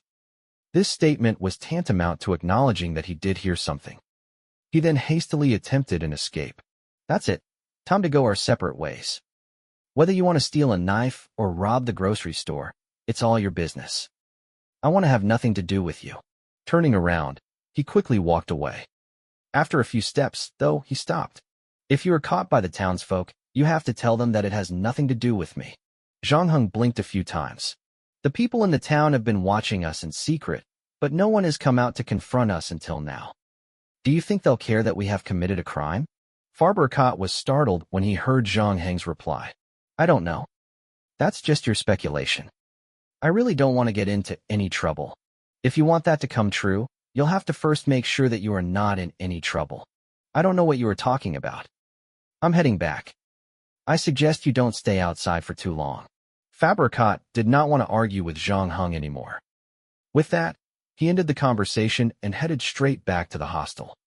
Zhang Heng watched him walk through the hostel's door. He stood under the street lamp for another half a minute before turning around to walk into the grocery store. Not only was he looking for weapons for Fabricat, but also potential weapons that he could use to protect himself. The two chef's knives from the restaurant weren't nearly enough to handle the threats he was about to face. Zhang Heng found flashlights, candles, ropes, fishing lines, and whiskey in the grocery store. Among all these, his biggest surprise was that he found a rifle, 2 revolvers, and several bullets. He then took a large backpack and stuffed everything that he found useful in the grocery store. Chapter 724. Midnight is coming. Zhang Heng returned from the grocery store with a bag full of useful items. He walked through the lobby of the Gilman hostel, backpack on his back. Although the rifle clearly protruded out of it, the surly-looking male staff didn't say a word, pretending he hadn't noticed it at all. After that, Zhang Heng stepped on the broken stairs to get to his room, located on the top floor. Every step he made creaked loudly, as though the old wood under his feet was protesting the sudden increase in burden. The lights in the corridor were no better than the ones on the street. Although turned on, the distance the light could reach was sorely limited. The long shadows it cast on the walls made the whole place look even eerier. Zhang Heng could clearly hear Fabricat's footsteps thumping around in his room, and he could tell from his pace how upset the young traveler was now. After a while, he sat down and took a book out of his luggage. Zhang Heng could hear the sound of flipping papers. Fabricat was trying to calm himself down by reading a book. Wasting no time in the corridor, Zhang Heng reached out and opened his room's door. Instead of resting upon returning to his room, he began to organize the things he brought back from the grocery store. He attempted to make a few Molotov cocktails using methods the Finnish guerrillas had taught him during the Soviet-Finnish War. However, there wasn't enough alcohol in commercial whiskey to be ignited. Hence Zhang Heng distilled some high-purity whiskey and added tinder as a fuse. Once that was done, he loaded all 3 guns with bullets and tied the claws to the front of the rope. With the makeshift grappling hook, he would be able to use it to climb the wall. After that, Zhang Heng picked up the fishing lines, strung them all over his room. Under the dim light, these threads were so thin that they were barely visible. Only Zhang Heng knew where he had laid those lines. With limited sharpness and toughness, Zhang Heng never expected fishing lines to kill his enemies. These, however, served as an effective method to block uninvited guests that might barge into his room. Since the enemies wouldn't expect the trap, whatever they were about to do would be immediately put to a halt. Zhang Heng paid particular attention to the positions of several doors and windows. After planning an escape route for himself, he blocked all the other places with the fishing lines. Upon making sure that the room was secure, he put up a chair against the doorknob and finally laid himself on the bed. After a few tosses and turns, however, he was still denied sleep. First, he couldn't tell if he was in a dream or reality, and second, he really didn't feel very sleepy. So, with his mind unable to come to rest, Zhang Heng took out the shadow set items and gave them a once-over. After coming to this place, he could clearly feel that the power the shadow set items contained had recovered to a certain extent. However, they felt different when he used them. Pulling out his favorite shadow moment, he started to think about the crow in his mind. Unfortunately, he saw no crow in the dark. He then tried the shadow foot, but it yielded no result too. Just when Zhang Heng wanted to use the shadow key again, he heard something. The floorboards under the stairs and corridors started creaking. Someone was coming upstairs, and it was no new guest nor employee. Whoever it was, though, the person had deliberately attempted to tread as lightly as possible. In other words, the person did not want his presence to be known. Earlier, Zhang Heng spent a long time distilling the whiskey and arranging the traps. It was past midnight, and most people should be asleep by now.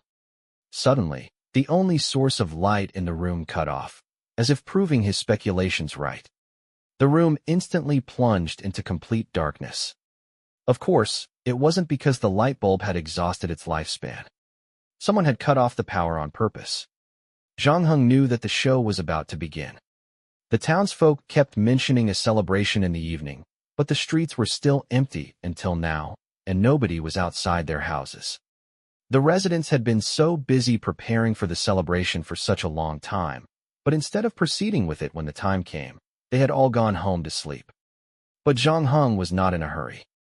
He lay silently on the bed, waiting to see what the person in the corridor would do to him. Unexpectedly, the person headed to Fabricat's room first. He stood in front of the door for a while, as though listening to the movements inside the room.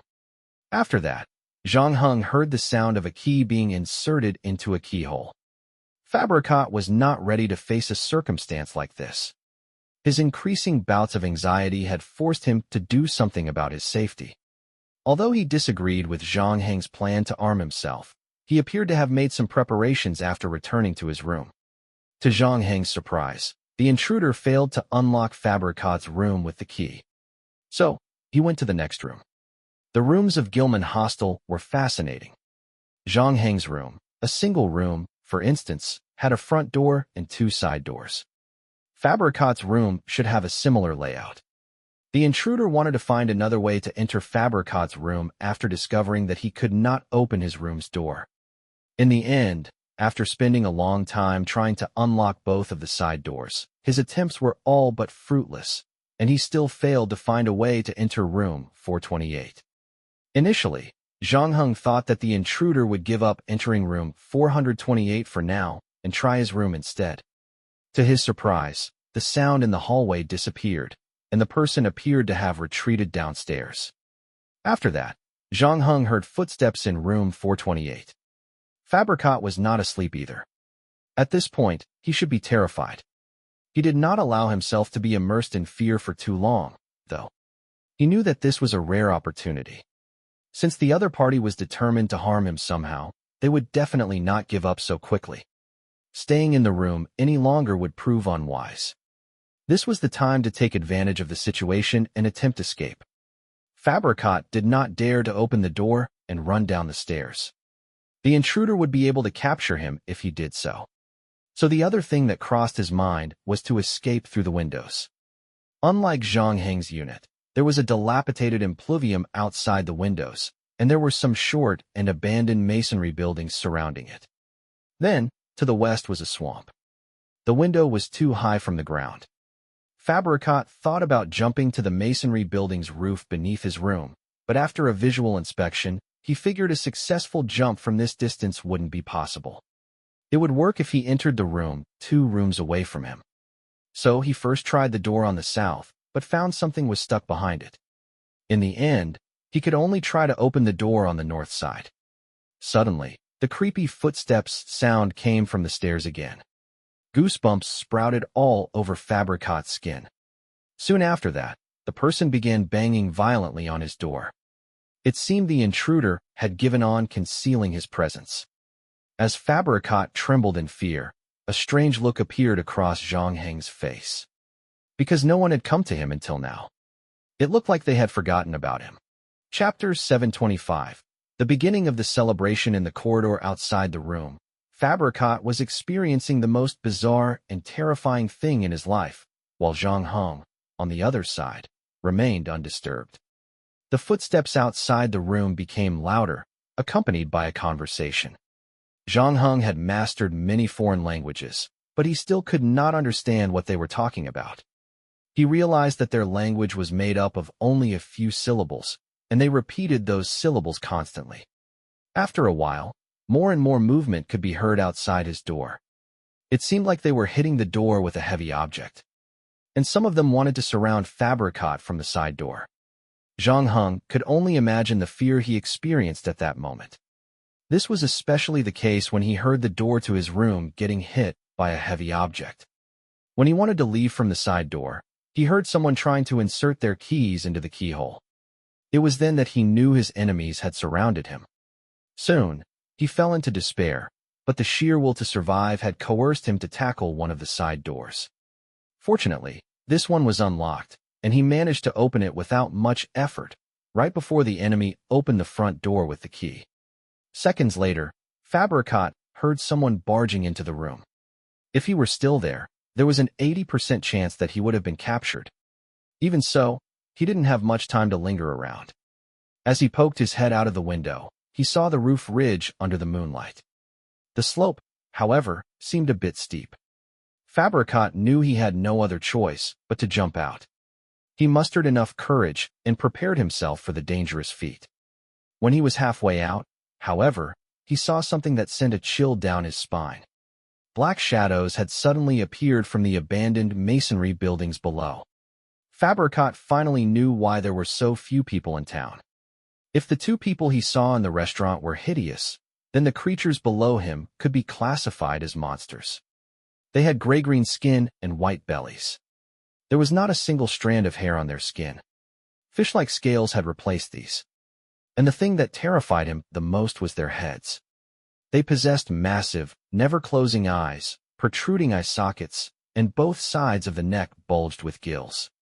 They flopped and jumped around under the moonlight, waving their web-covered hands and feet as though dancing to an absurd tune. Fabricat almost fell out of the window after witnessing the horrifying scene in front of him. Fortunately, someone caught him from behind before he let go, and he was dragged back into the room.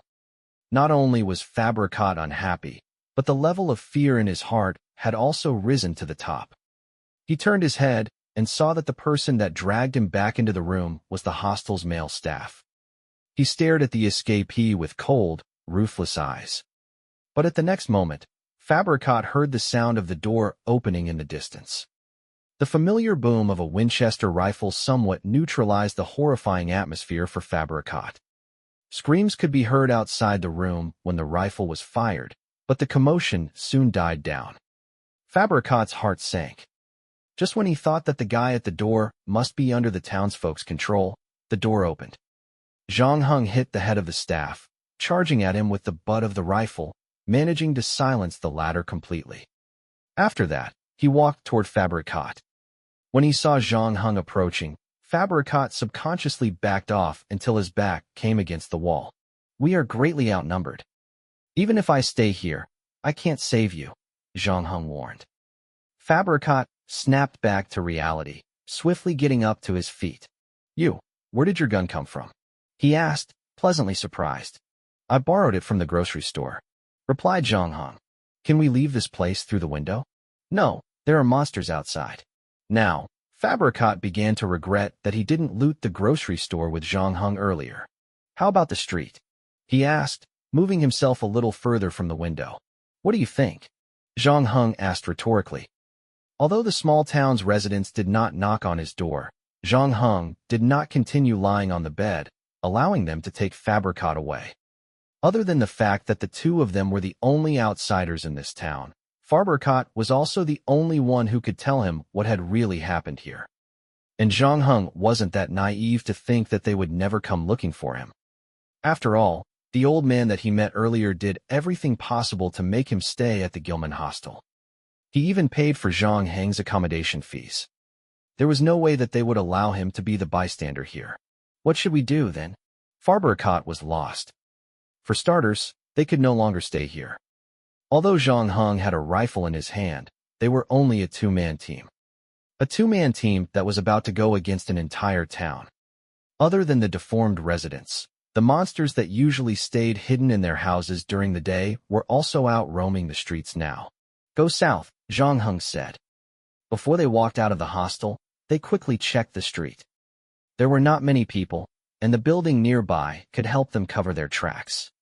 While talking, Zhang Heng had already returned to the corridor, followed closely by Fabrikat. The two walked all the way to the end of the corridor. At the same time, they heard footsteps coming up the stairs again. It meant that another group was coming up to deal with them. Zhang Heng handed the jerry-rigged wall-climbing hook to Fabrikat. Do you know how to use this? I think so, said the latter nervously as he took the grappler. Go to the roof of the opposite building. I will meet you there later. Chapter 726, Swamp. Accompanied by a shrill shriek, the flames instantly engulfed the monster. Its burning body had stopped the people at the back from advancing. Zhang Heng took advantage of the rare opportunity, putting the rifle back into his backpack and running toward the other side of the corridor. There, Fabrikat had hooked the window edge with the claw hook. He was climbing down the wall slowly with both his hands grabbing the ropes tightly. When he raised his head, he saw Zhang Heng climbing out the window. That man was so agile that he managed to climb to Fabrikat without using any ropes. Zhang Heng looked at the group of monsters below him who were still calling out to their companions with those strange syllables. He then said to a still hesitating Fabrikat, "You'd better hurry up because I will not wait for you if the situation goes downhill." Wearing his backpack in front of him, Zhang Heng bent his calf slightly, exerted maximum force, and leaped to the roof opposite him. With the backpack acting as a buffer, it helped him to significantly reduce the impact of the fall. Unavoidably, some of the items inside were damaged. When Zhang Heng checked the 2 Molotov cocktails inside of the backpack, he found it to be broken, though he had made very sure it was well protected. After hearing what Zhang Heng said, Fabrikat did not dare to wait any longer. He did not have the explosive energy and excellent balance that Zhang Heng possessed. Fortunately, he could fully utilize the rope. He held on tight, and like Zhang Heng, kicked the wall hard. After 3 kicks, he felt that he now had enough strength to leap over to the roof opposite of him. So, with a final, decisive swing, he released the rope in his hand. In the end, Fabrikat successfully landed on the roof, but he was not as fortunate as Zhang Heng. He landed back first, and his landing point happened to be a weak spot. The building had been left unmaintained for so many years, after all, and as a result, he fell right through. Seeing that Fabrikat was about to fall through the roof of the abandoned house, Zhang Heng quickly grabbed his hand and pulled him up. "Thank you," Fabrikat exclaimed in shock, his breaths heavy and his eyes bulging. "Keep up." The black shadows that initially gathered in front of the Gilman hostel rushed to the side upon hearing their companions' hail. Simultaneously, the people in the hostel seemed to have crossed the line of fire Zhang Heng created. Poking their heads out the window, they frantically looked for the 2 escaped men. Some of the more impatient ones even attempted to jump to the roof to pursue them. 2 monsters managed to jump on the roof. Unfortunately, one fell into the hole that Fabrikat created, and the other lost his balance when he landed, swiftly kicked off the roof by Zhang Heng. Here, Zhang Heng took a quick glance around and decided to move towards the swamp.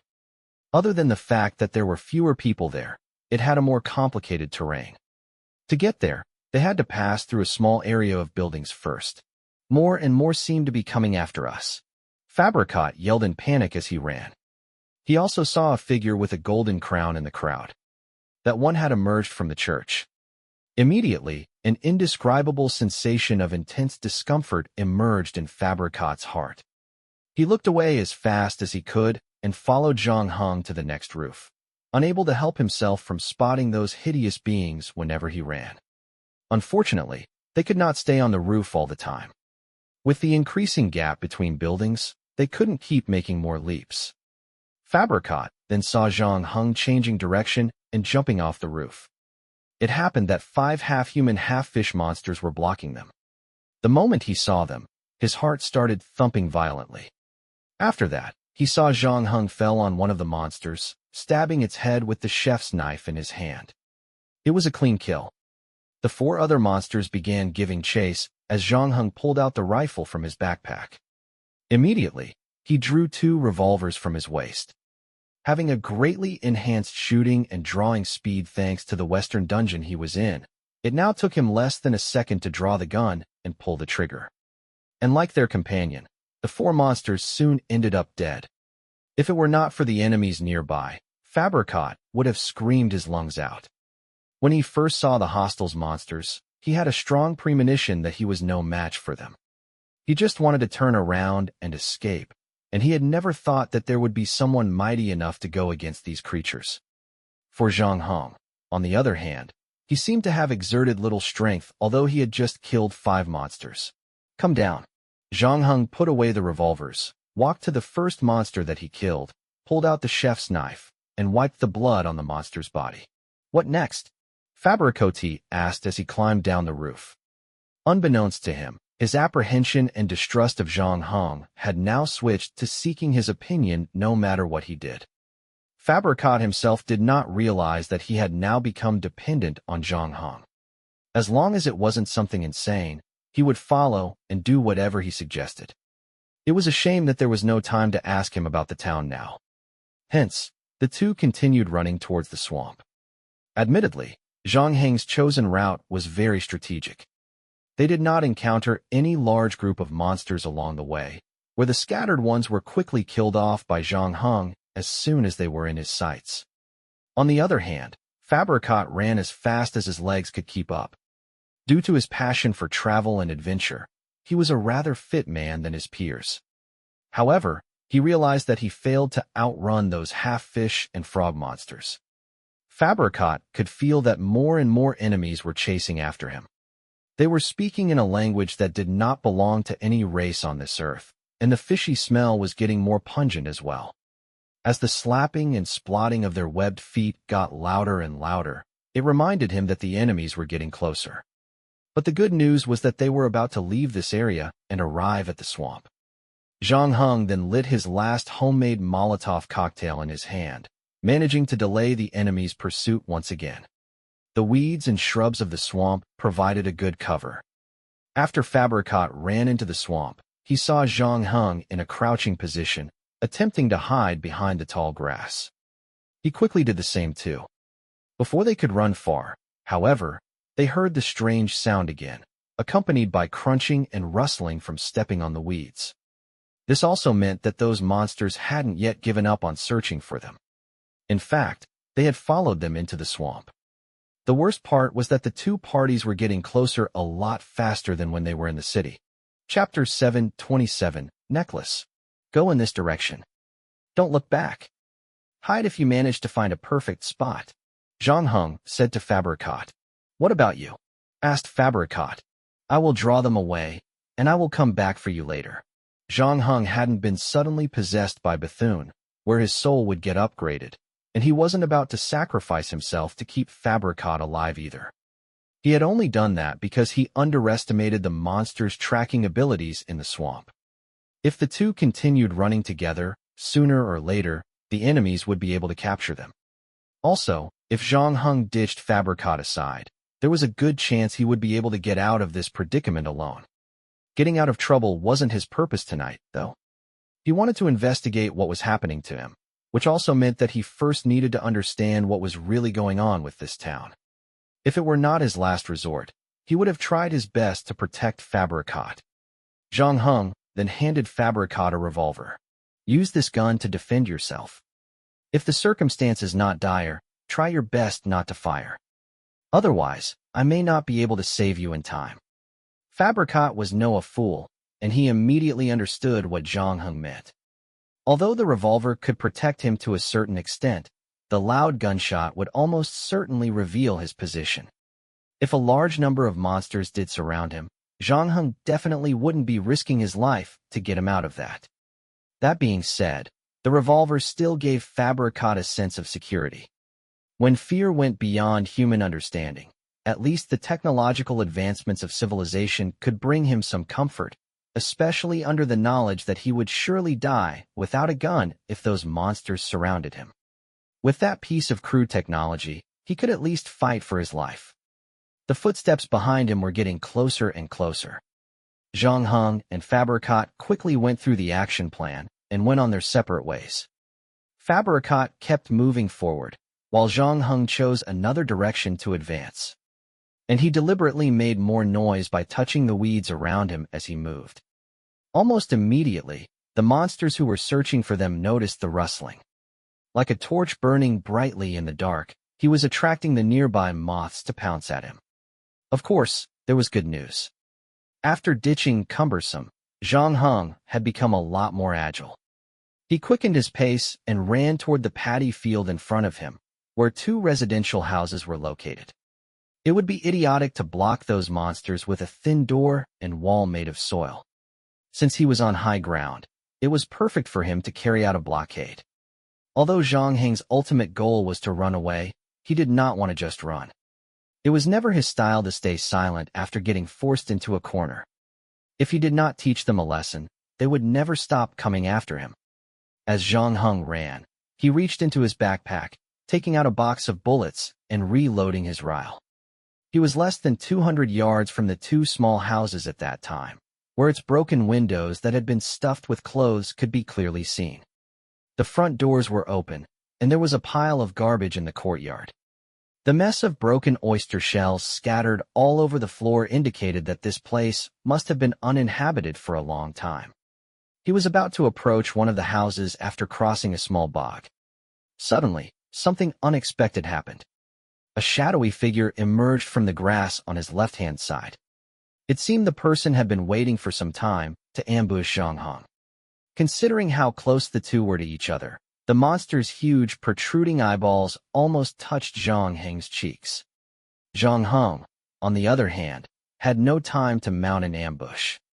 The putrid, fishy smell on his enemy had made it possible for Zhang Heng to identify him. Although Zhang Heng had been pushed to the ground, he still managed to aim at his opponent's neck with his rifle.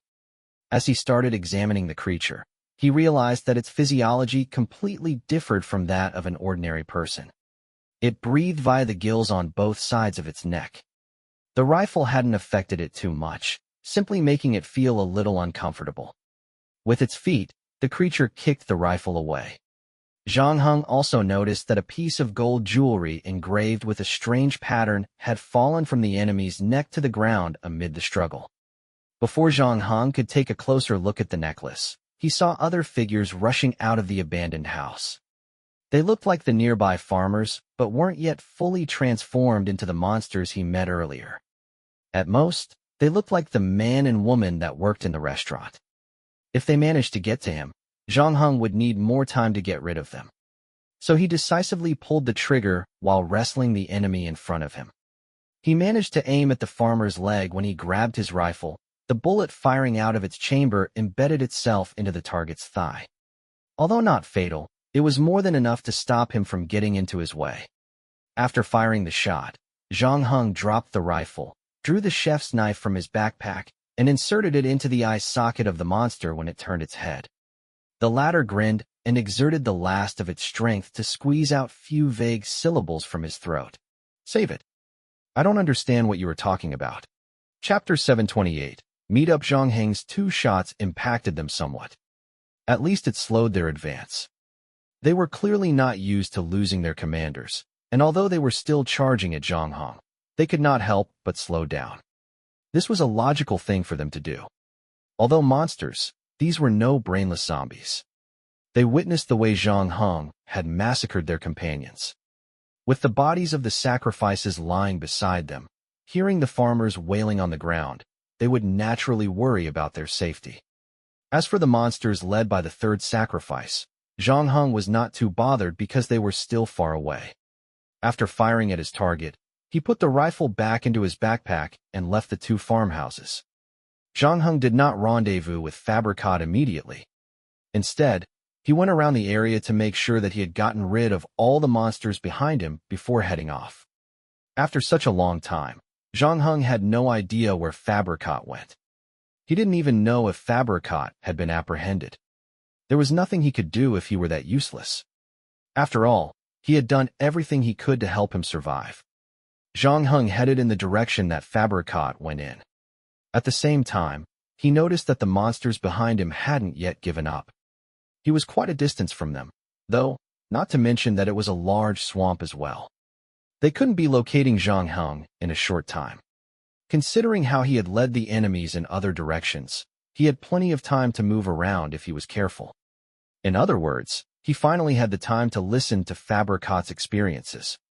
For him to do that, he had first to locate Fabricat. Zhang Heng also took this opportunity to check the necklace that he picked up earlier. Busy fighting off monsters, there was simply no chance to take a closer look before this. He discovered that the materials used to make the necklace were a bit strange. He deduced that it was of the same material as the golden crowns of the sacrifices, save for the crown's more refined and intricate workmanship. In contrast, the necklace had been made to simpler standards. Although there were markings on it, they were mainly some very abstract symbols. Among them, Zhang Heng could only identify the water symbol, something that might represent life. Other than that, there was an ocean and some fishes. He could feel that it was cold to the touch. It would have been an excellent summer accessory, except that just like its owner, this necklace also exuded an indescribable evil and mysterious aura, like a rattlesnake hiding under a slate. After Zhang Heng confirmed that he could no longer decipher any information from it, he stuffed it into his backpack and continued to look for Fabricat. The dilapidated church's spires stood tall in the darkness from far.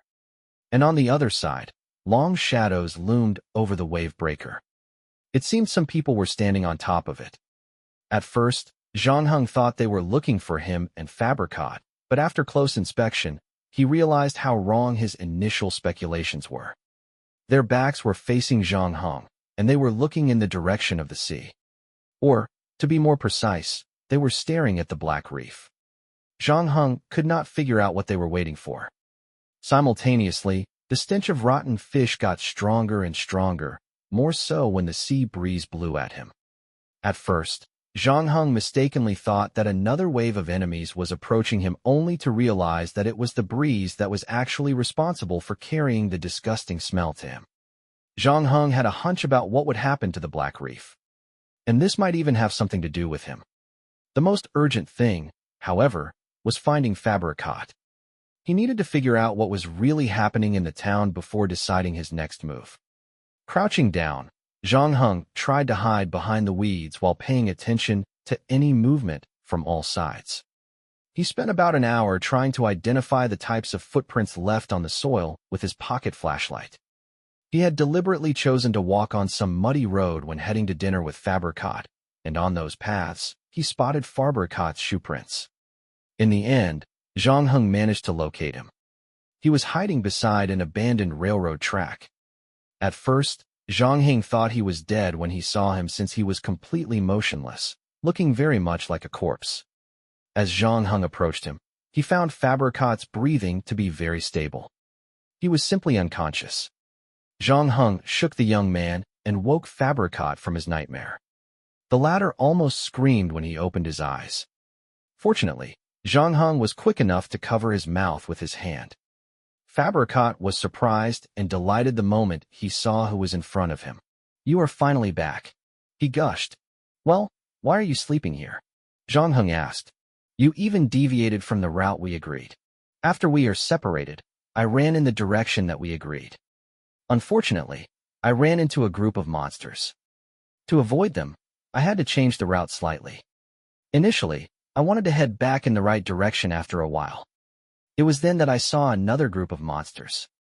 I saw no alternative, so I had to hide in the railway tunnel temporarily. What I didn't expect was that they would jump over my head one by one." As if reliving the horrific scene, Fabricat's voice quivered. "God! They were so close to me, so close that I could see the scales on them. The extreme fear that I was experiencing made me pass out. I never thought I would see you again. If one of them looked down at that time, I would have been done for good. So, it seems great luck is on your side. Zhang Heng sat down next to Fabericht. Now, can you tell me about the town? Of course. I'm so sorry. Please forgive my apprehension. The thing that has happened here is too absurd, and... At that point, Fabricot hesitated again. Do you know that there are only 2 buses here? Did you have any contact with the outside world? I came here by the morning bus, but I didn't see you at the time. I don't know where you came from. The people at Newburyport said that no outsider would come to this place. I'm from Arkham, Zhang Heng lied calmly. I was ordered to investigate what happened here. Ah, are you a detective?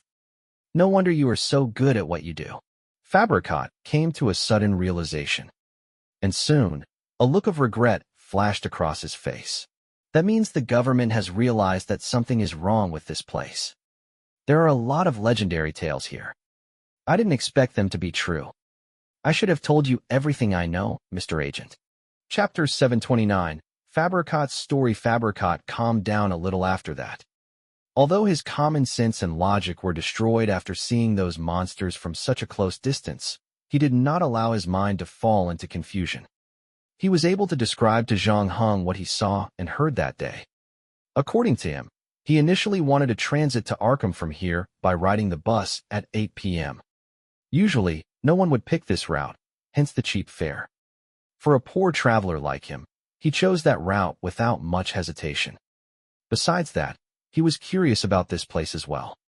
In Newburyport, he had heard many tales about this place, such as the disgusting and hideous people who lived in this town, the gloomy, oppressed, and sneaky atmosphere, and the periodical disappearance of people. It seemed like a rather attractive prospect at that time.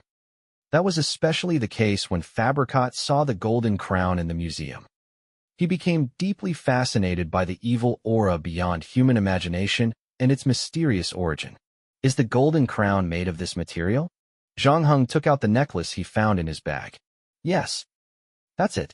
Fabricot immediately yelped when he saw the necklace. However, before he could get a good look at it, he shuddered, trying to look away. It seemed the necklace stored some evil magical power. Despite that, Fabricot could not help but be fascinated by it. Fortunately, Zhang Heng did not take it out for too long. He just waved it in front of him and put it away again. Fabricot breathed a sigh of relief. Anyway, I took the bus at 10 o'clock the next morning and arrived here. Although I've had done a lot of research and mentally prepared myself before coming here, I must admit the strange and dead atmosphere is beyond my imagination. I mean, can you believe it? Before 1846, this town was filled with people. It was said that a great plague swept by, destroying this town, wiping out more than half its inhabitants in a short time. Perhaps this unknown disease is the cause of their strange appearance. Fabricot paused for a while. Anyway, I had already gotten on the bus and landed here. Even if I wanted to leave, I had to take the evening bus. So I decided to spend some time walking around. I wanted to satisfy my curiosity too. I wanted to hear more tales about this place. But as you can see, the people here are not very friendly to outsiders. No one wants to talk to me. In fact, it is not that I don't want to communicate with them. Their strange looks simply make me very uncomfortable. Then, found an employee in the grocery store. He is not a local. Not too long ago, his headquarters transferred him here. He told me a few things that I should be mindful of, such as not going out in the middle of the night and staying away from the church. Another mysterious order had replaced the Freemasons here, and their priests worked on some peculiar rituals. On another note, the townsfolk love water very much. They have swimming competitions from time to time. Trust me, you don't want to know how they swim. By the way, there are 4 famous families in this town. The Marsh family, running the refinery, the Witt family, the Gilman family, and the Elliott family. However, the people here rarely see them around town. When the staff in the grocery store knew that I was curious about the tales here, he recommended an old man called Zadok Allen to me. He is a poor old drunk who lives alone and is over 90 years old. Normally, he would keep his mouth closed tight, and he is mentally unstable.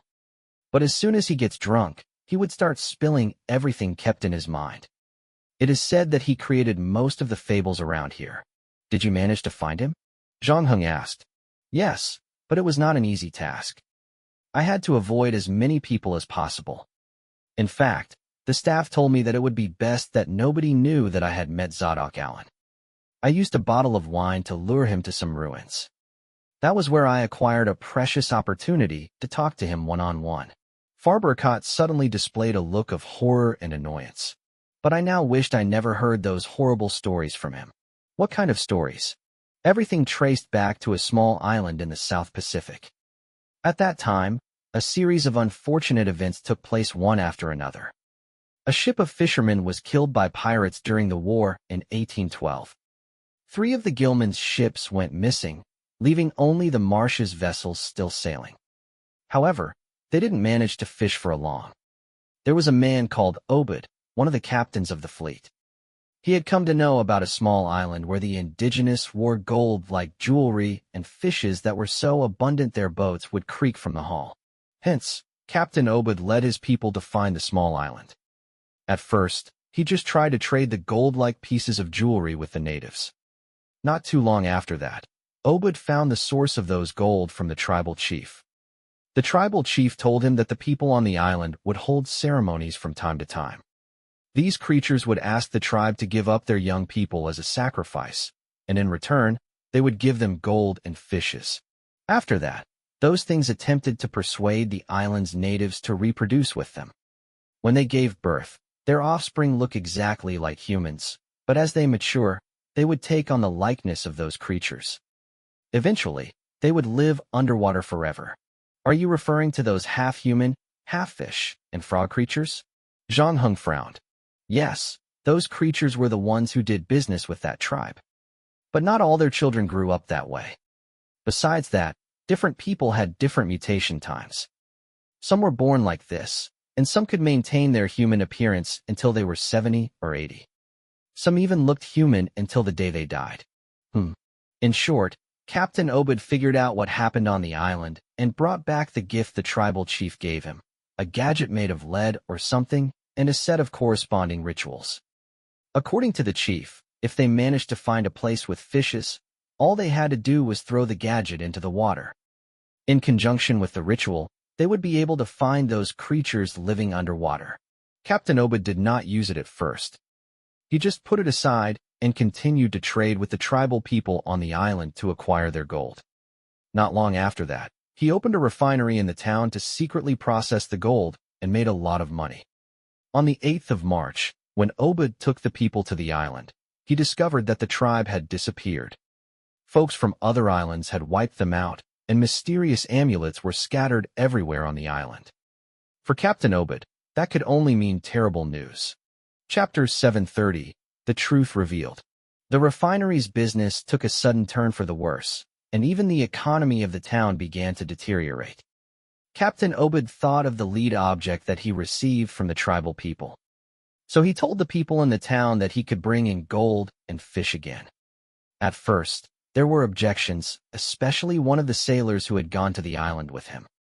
However, those who objected to the idea were soon forced to step away.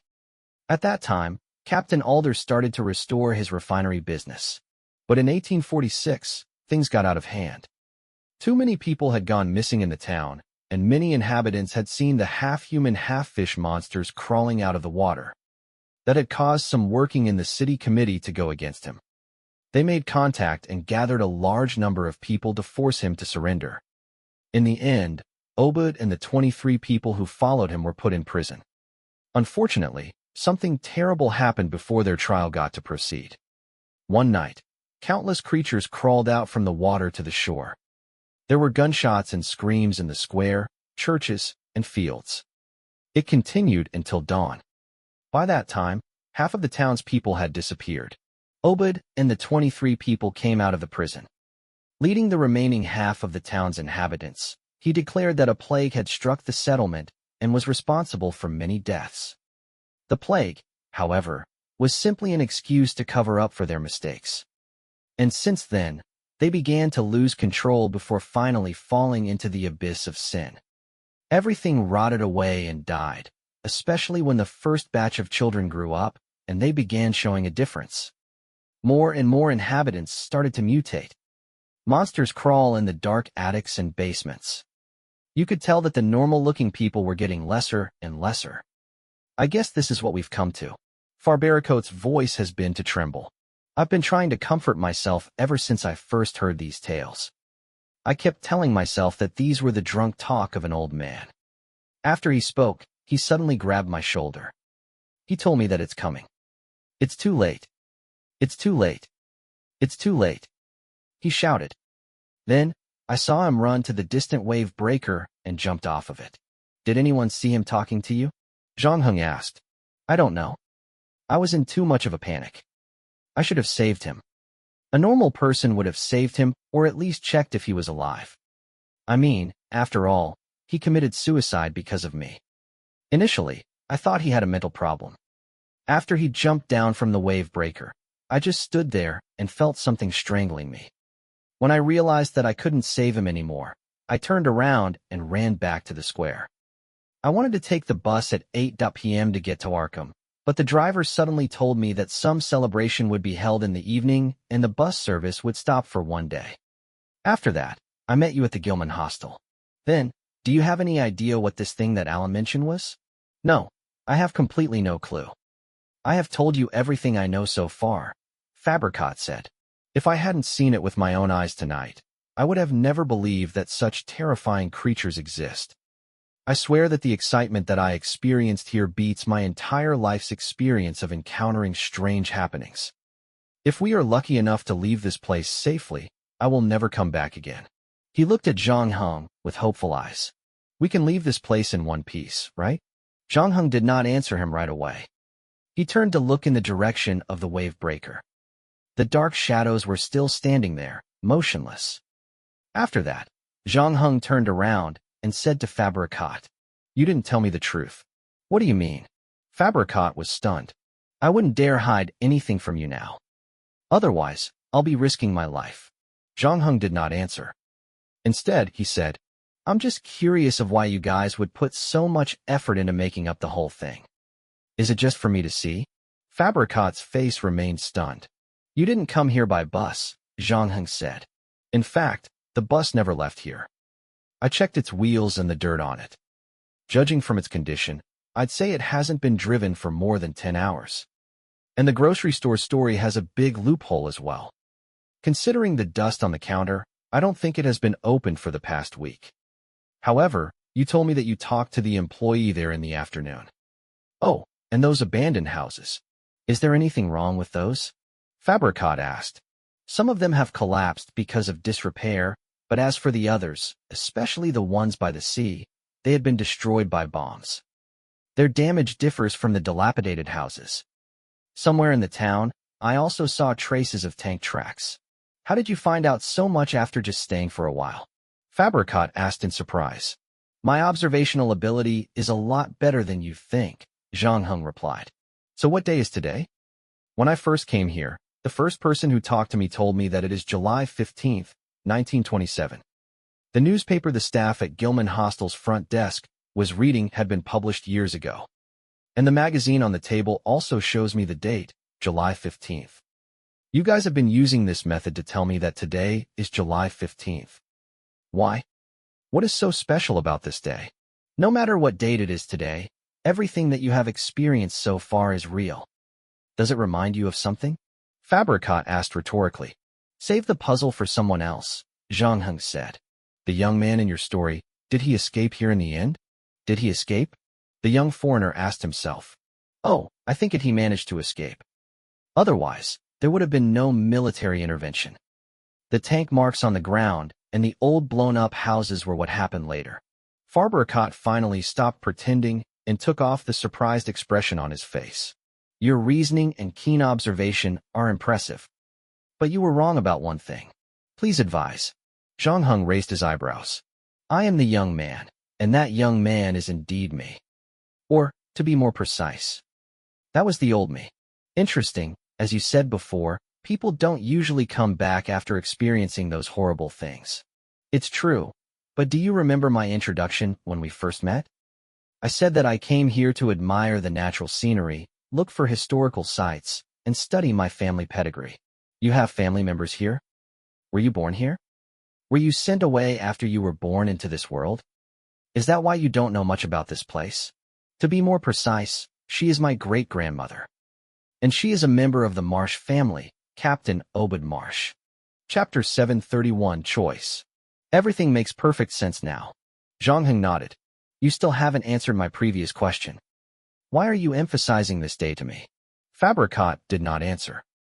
Instead, he blinked a few times. Someone wants to see you. Who? Your most faithful servant and follower.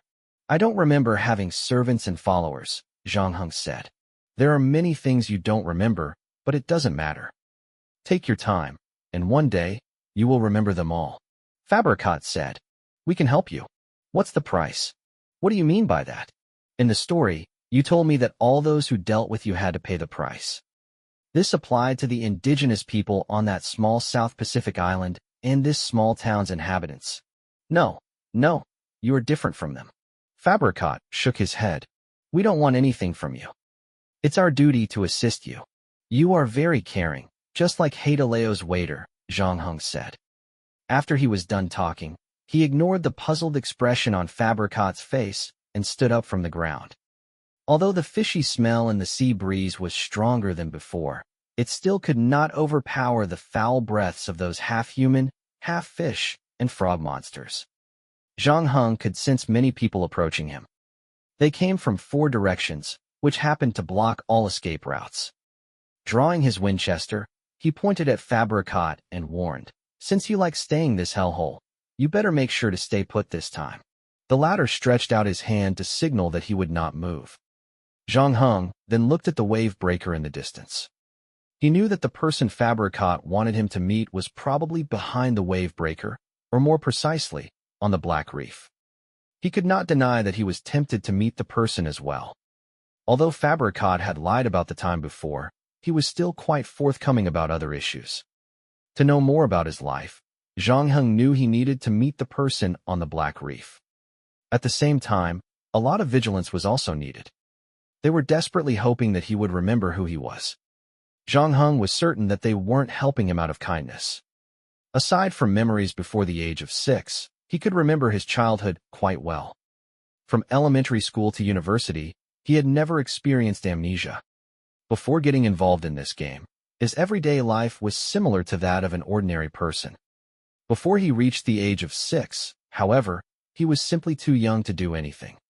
Therefore, what sort of memory did Fabricat want him to remember? This was also Zhang Heng's first time realizing that perhaps it wasn't the best idea to try so hard to look for answers to his questions. It wasn't the time to think about such things. Zhang Heng hesitated, but in the end, he chose not to head towards the wave breaker. Instead, he continued to walk along the abandoned railway. If he wanted to leave this town, that would be the smartest move. Since the enemies were everywhere, it made no difference in which direction he chose. In other words, the problem of being tracked by his enemies did not exist. But the bad news was his rifle was running out of ammunition. It wasn't because he hadn't taken enough, but he found only 1 box of bullets when he ransacked the grocery store before this. There were about 40 rounds in the box, clearly not enough to deal with the inhabitants and monsters in this town. Fortunately, his chef's knife was still with him. In just less than 20 steps, Zhang Heng encountered the first team of enemies. There were 7 of them, with 2 still in human form. It was the same man and woman that he saw in the restaurant earlier. Without any hesitation, Zhang Heng fired first. The bullet hit the head of a monster dead on target. Immediately, he drew his revolver from his waist with the other hand and killed another monster, with 2 bullets landing in the same position. Undoubtedly, it was hard to miss a target from such a close distance. Zhang Heng's battle with them officially started the moment the 2 enemies fell to the ground. His quick kills had foiled their abilities, albeit only temporarily. At least it allowed him to reload. Within the weeds, Zhang Heng's Winchester let out continuous booms. Each muzzle flash briefly illuminated his face in the dark. Since he had 3 guns with him, he could maintain a steady stream of suppressive fire. Under his rapid firing, no monster could get close to him. As the battle ensued, His ammunition had nearly depleted. The first weapon that ran out of bullets was his rifle that wasn't really loaded to begin with.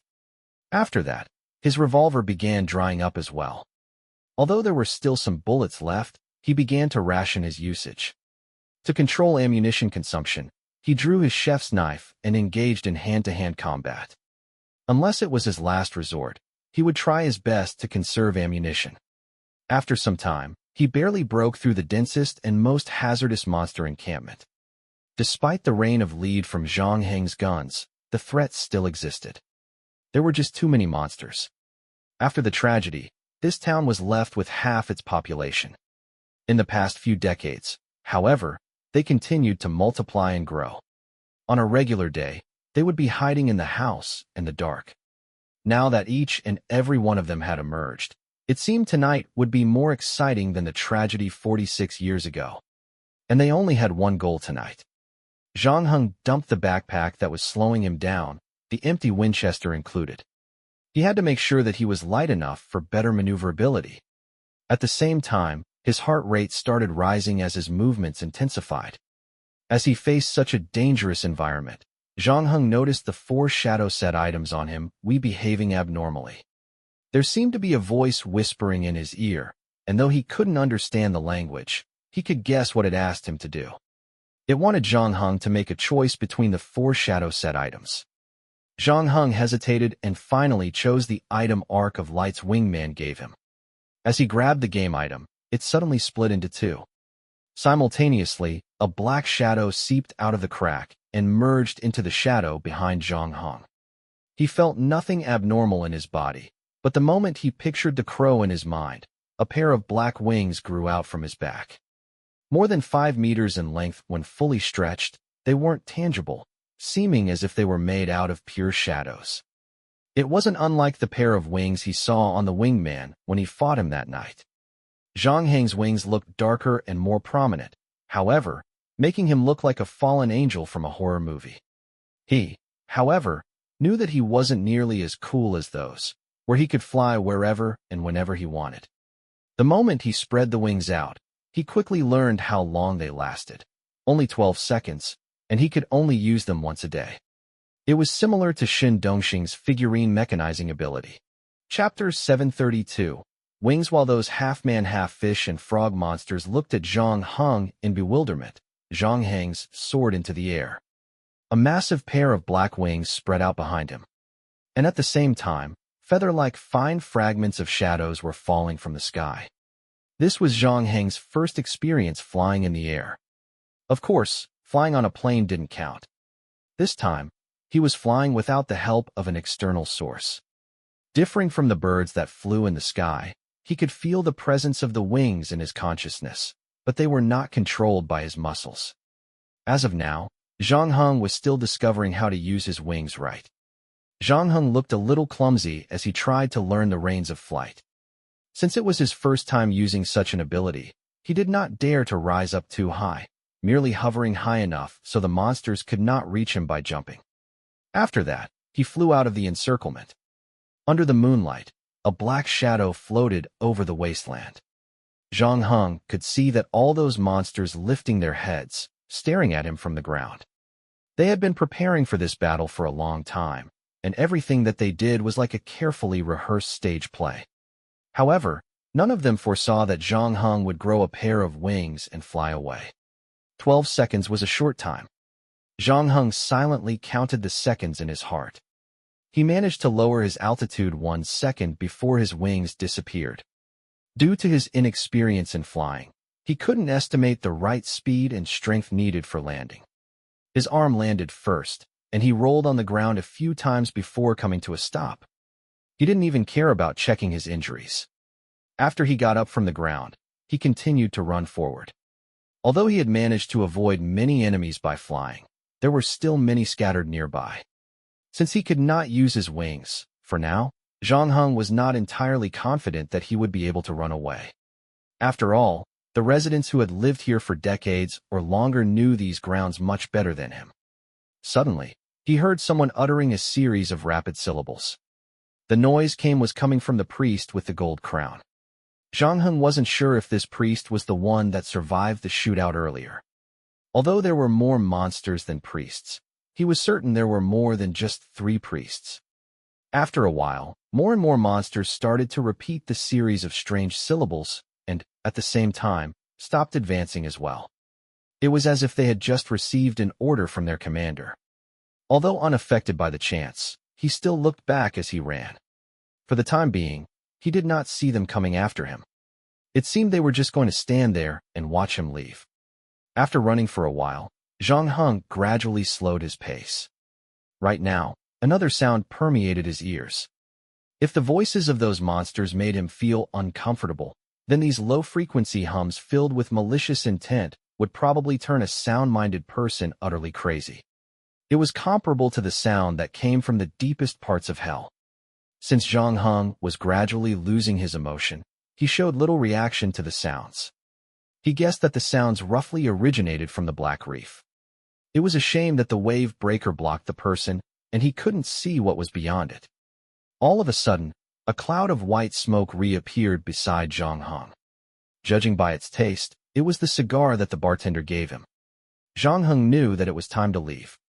Before he left, he took one last look at the low and dilapidated buildings and ruins in the distant town, and half of the tower spire bathed in moonlight. He then allowed the white smoke to engulf him. "You stayed longer than I expected." The bartender lady glanced at the clock hanging on the lounge's wall and asked Zhang Heng, who had just opened his eyes, "How did the test go?" "I don't know if it went well." Seemingly remembering something, he went silent before asking, "How much time has passed?" The bartender lady wasn't too bothered about Zhang Heng not wanting to talk more about the test. She was never a person who liked to explore the secrets of others and had done an excellent job as a game checkpoint staff. That said, she was quite obsessed with the game herself. "You were in there for about half a minute. Since you are awake, come and settle the bill first." "How much?" Zhang Heng was not too surprised by her answer. Although he had been in that weird town for almost half a day, he had become accustomed to the change of time after experiencing so many quests. But that place wasn't like the dungeons he had been to before. His game items, character panels, and even his watch were taken away from him. If he were to describe it, it was more like a dream. 100 game points. Why is it so expensive? Zhang Heng frowned. Compared with what you have recently received, this is nothing to you. The bartender raised her eyebrows and returned all the game items to him. Zhang Heng had stored all his game items here before he entered the game. "But I don't have so many points with me," Zhang Heng said. "Impossible. Aren't you ranked first on the Proxy Wars leaderboard?" The bartender lady was surprised. But there were no game points to earn in the Proxy Wars dungeon. Zhang Heng told everything truthfully to the bartender lady. Initially, he could have gotten 400 game points from 1807, but the latter decided to pay with his game items. And the points that he earned from the Western dungeon had practically been used to pay off his debts.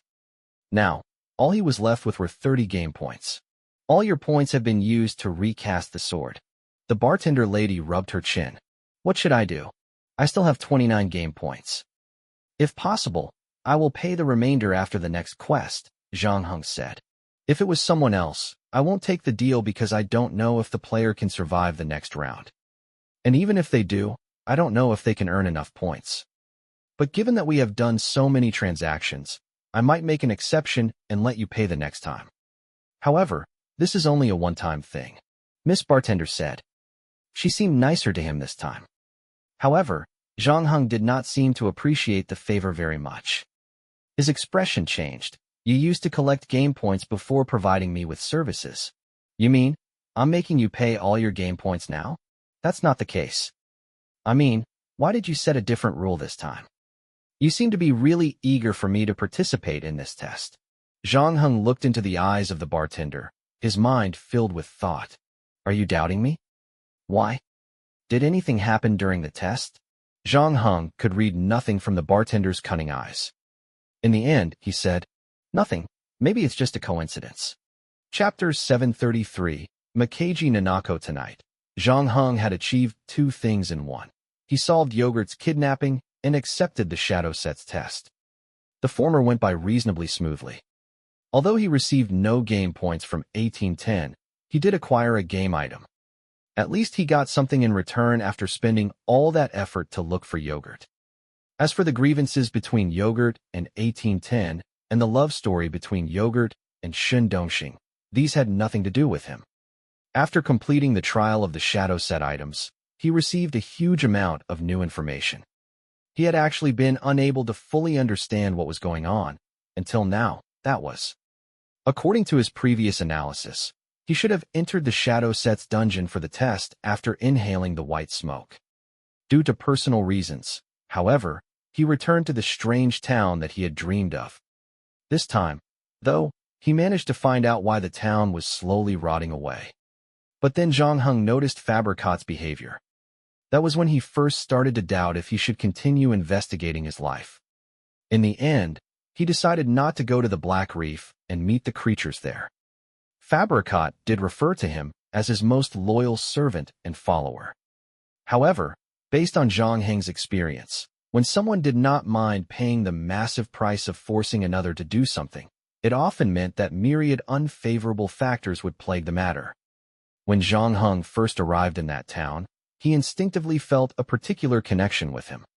The person standing on the Black Reef should be the leader of those half-man, half-fish and frog monsters. If Fabricat wasn't lying, and that person was his servant and follower, then who was he? What about the other items from the shadow set? If it was as simple as returning to his dream, how were those shadow items on him? And what about the choice he had to make at the end of his dream? Did he pass the test? If tonight's dream was related to his body and he hadn't completed the shadow set's trial, how did he acquire the wings? What did the bartender have to do with this incident? Did she know that the ritual would go wrong? Could she have been one of the people that knew about Zhang Heng's life? What was the relationship between her and the old man in the Tang suit? Did they know each other? If this was the case, it was no coincidence that the old man asked him to come to this checkpoint where the bartender was. So many questions were left unanswered, yet Zhang Heng was in no rush to get their answers. After he came out of the bar, he found a hotel and rented a business suite, falling asleep from morning all the way to the afternoon. Although the mysterious and depressive atmosphere had little effect on him, the battle that began at Gilman Lodge all the way to the swamp had cost him a great deal of stamina. After returning to the real world, Zhang Heng didn't want to think about other matters, merely wanting to have a good rest. Fortunately for him, he had a sound sleep, where there were no interruptions and no strange dreams as well. When his eyes finally opened and he glanced at his watch, the time showed 4:20 in the afternoon. After that, he headed to the bathroom for a shower. Once he came out, he turned on the computer on the desk and organized the information at hand. Perhaps intentional or otherwise, Zhang Heng realized that Fabricat had never told him the town's name from the beginning. However, he did mention that he was traveling around New England. New England was in no way related to the United Kingdom. Referring to 6 states in the northeastern United States, they included Maine, Vermont, New Hampshire, Massachusetts, Rhode Island, and Connecticut. Newburyport was a city located in northeastern Massachusetts.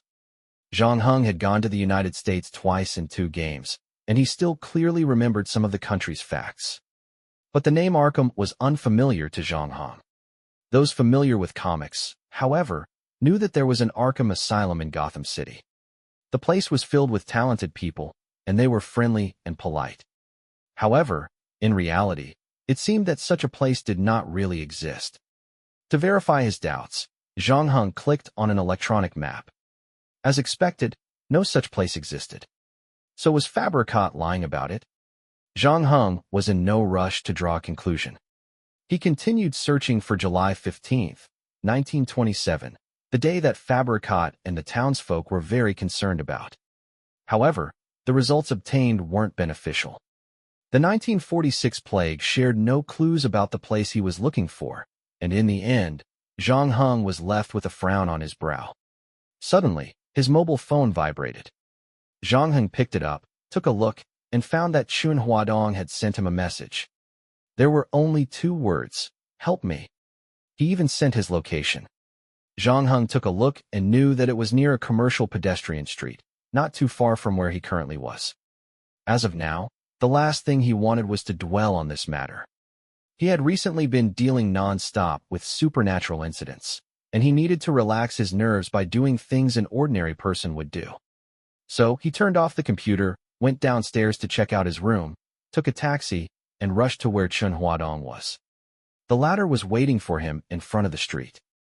Scratching his head, a girl was beside him. At about only 1.5 meters, her stubby height made her look petite, not to mention her silver hair and the quirky outfit she had put on. Her bangs were slightly cocked, making her look like she had just woken up from sleep. Zhang Heng remembered Hayes Asuka saying that she had a friend who loved anime and was here as an exchange student. And she wanted to find someone to practice her Chinese, so Zhang Heng had recommended Chen Huadong, who himself had been coming to terms with his lengthy period of bachelorship. Hence, that marked the beginning of their international friendship. After Zhang Heng got the contact information Hayes Asuka sent him, he immediately forwarded it to Chen Huadong. He never asked if the friendship worked out or not. So this was Zhang Heng's first time seeing her in the flesh. Chen Huadong was in luck this time. She was almost as gorgeous as Hayes Asuka. Although she fell slightly short of Hayes Asuka's sharp facial features, she was cuter than most of her counterparts. As they were walking just now, many boys had their eyes on her. It was rare that she shared the same hobbies as Chen Huadong. It was no wonder Chen Huadong had been so passionate about learning Japanese recently. You are finally here. Chen Huadong's eyes lit up when he saw Zhang Heng. Well, how can I help? We are going to visit the bookstore. Nanako. Oh, by the way, I haven't introduced her to you yet. Chen Huadong started to speak in crappy Japanese. Nanako this. Zhang Heng, this Makaji Nanako. Nanako then stretched out her hand, wanting to shake Zhang Heng's hand. Asuka-senpai talks about Zhang-sen almost 3 times a day. Recently, she had been complaining about you not contacting her. She admires you a lot. Chapter 734. Looking for books. Zhang Heng and Nanako Makaji shook hands. After that, Chen Huadong explained the reason for seeking Zhang Heng's help. When the two of them were shopping, Nanako Makaji suddenly asked to stop at the bookstore, saying that she wanted to find a few Chinese books to practice reading. However, she could not remember the name of the book. All she could remember was its contents. Unfortunately, Chen Huadong's Japanese was half-baked, and he could hardly figure out which book Nanako Makaji wanted to buy even after she described the book explicitly with hand gestures. That was why he called for Zhang Heng's help, since he could understand and speak Japanese well. Help a brother out. I will buy you a meal later. What are we eating? How about wonton? Chen Huadong looked at Zhang Heng's expression. The latter put on a non-committal look. So Chen Huadong changed his mind, gritted his teeth, and said, I will buy you the food court's most famous barbecued seafood. Sounds good to me. Zhang Heng nodded. My wallet is bleeding, Chen Huadong lamented. Please make sure that your service is thoughtful enough. Well, don't be too thoughtful. I don't want her to be attracted to you. Shit. I'm starting to feel that it's unwise to ask for your help. You already have Shin Cece, Hayes Asuka, and Han Lu, a filthy rich woman. I believe you won't snatch Nanako from me, right? He pleaded while looking at Zhang Heng with suspicion. Remember, I want 6 oysters, replied Zhang Heng. No. Chen Huadong changed his expression when he heard Zhang Heng's request. 1 oyster costs 18 yuan. If you order 6, that will cost me more than 100 yuan. And I don't think it'll be enough to fill you up. After that, you'll ask for grilled fish, grilled shrimp, and grilled octopus. By the way, can't you just eat grilled buns, grilled eggplant, or something cheaper? Those are economical and affordable. I would rather you order kebabs or some chicken wings. What am I supposed to eat from a barbecue seafood stall if I don't eat seafood? Zhang Heng casually returned the question, ignoring a shocked Chen Huadong. What are you talking about? Sounds delicious. Nanako Makaji curiously chipped in. Although she was learning Chinese, her vocabulary was still severely limited. The only words that she could understand were fish, shrimp, and chicken wings. She was staring at Zhang Heng and Chen Huadong, whose nerves were already frayed. With her bangs swinging in front of her forehead, she looked even cuter than she already was. When Chen Huadong saw her reaction, he suddenly felt a sense of satisfaction. All those raw oysters, grilled shrimps, or octopuses did not matter to him anymore. He then started to speak in his half-baked Japanese. Nanako, angel. Zhang Heng, demon. Huh. Nanako Makaji instantly felt shy the moment Chen Huadong suddenly praised her. Zhang Heng also spoke out. Describe to me the book that you want to buy? Really? Sorry for troubling you, senpai. The three of them walked into the bookstore, and Nanako Makaji started to describe the book's contents to Zhang Heng. Upon consulting the staff, Zhang Heng found that most of the bookstore's employees hadn't read it before. Hence, he could only head toward the corresponding area to search for the book. Zhang Heng would first look at the cover and introduction of the books. This was the fastest way to help Nanako. Sometimes, the summaries of a book had nothing to do with its contents. In fact, it was suspected that the person who wrote the summaries had most of the time never read the contents. Or they would write the summaries in a way that could attract prospective buyers. After the readers bought the book, they would find out later that its contents had nothing to do with the summary. It was quite a common practice nowadays. Even though Chen Huadong was also helping to search for the book, it took the three of them almost an hour to find the exact copy she wanted. Now there was only one book left, a collection of poetry, and the author was Spanish. Makaji Nanako was a little embarrassed. Why don't we forget about the last book? We have wasted a lot of time here. It doesn't matter. We've got nothing to do anyway, right? Chen Huadong glared at Zhang Heng. For the sake of barbecued seafood, Zhang Heng had to support Chen Huadong this time. Hearing this, he said, well, I need to get a few books for myself too. I don't mind helping you to search for what you want. Chen-san, thank you so much. Nanako Makaji smiled at Chen Huadong. She was smart enough to know that Zhang Heng was only willing to help because of Chen Huadong. Ah, it's nothing. Don't worry about it. I am your Chinese teacher, after all. Chen Huadong scratched his head. He had to admit that Zhang Heng had also given his best this time. He first listened to what Nanako Makaji had to say and translated her words into Chinese. It was the most effective way for the three of them to search for the books she wanted to buy. And Zhang Heng played the role of a wingman perfectly. He did not show that he was better than Chen Huadong. Any books that he found, he would give them to Chen Huadong and ask him to pass them to Nanako. Finally, Chen Huadong put down his guard and secretly gave Zhang Heng a thumbs up while Nanako was not paying attention. Zhang Heng responded with a six-finger gesture. Immediately, Chen Huadong's eyes filled up with tears of both pain and happiness. For the last book, Zhang Heng pointed at a bookshelf that he walked past earlier. Chen Huadong immediately ran there and pretended to search for the book. After that, Zhang Heng took the book of poems from Chen Huadong and translated it to Nanako Makaji for confirmation. However, the latter shook her head. So Zhang Heng put the book back on the shelf. Suddenly, he paused because he saw another book on the shelf. A book that did not belong here. It was normal that the bookstore's customers randomly placed the books that they had flipped through. Earlier, Zhang Heng had roughly checked the books on the bookshelves and did not notice this book's existence at the time. This was nothing unusual to the average person, but with Zhang Heng's observational skills, he knew that the probability of this happening was not high. In other words, someone placed the book here not too long ago. Just when Zhang Heng wanted to grab it, someone took it first. Oh, so the book turns out to be here. It seems you've been quite free lately. Zhang Heng knew who the person was when he heard the voice. He turned his head and saw the old man in the tank suit. I guess these are the perks of being your own boss. Although it's pressurizing, at least you have more freedom in managing your time, and you can go wherever you want. The latter shrugged and looked at Nanako Makaji. Are you dating? Did you change girlfriends? He asked. No. I'm just helping a friend, Zhang Heng replied. That's good. Old people are always more nostalgic. I still prefer the little girl named Hayes Asuka. Fan Mainin is not bad as well. As for Shinsisi, you know I don't like the woman behind her, but I have to admit that you're pretty good at picking girlfriends. Chapter 735, Guardian Angel. While Zhang Heng talked to the tang-suited old man, Chen Huadong was walking towards him with a poetry book. He was shocked to see the old man.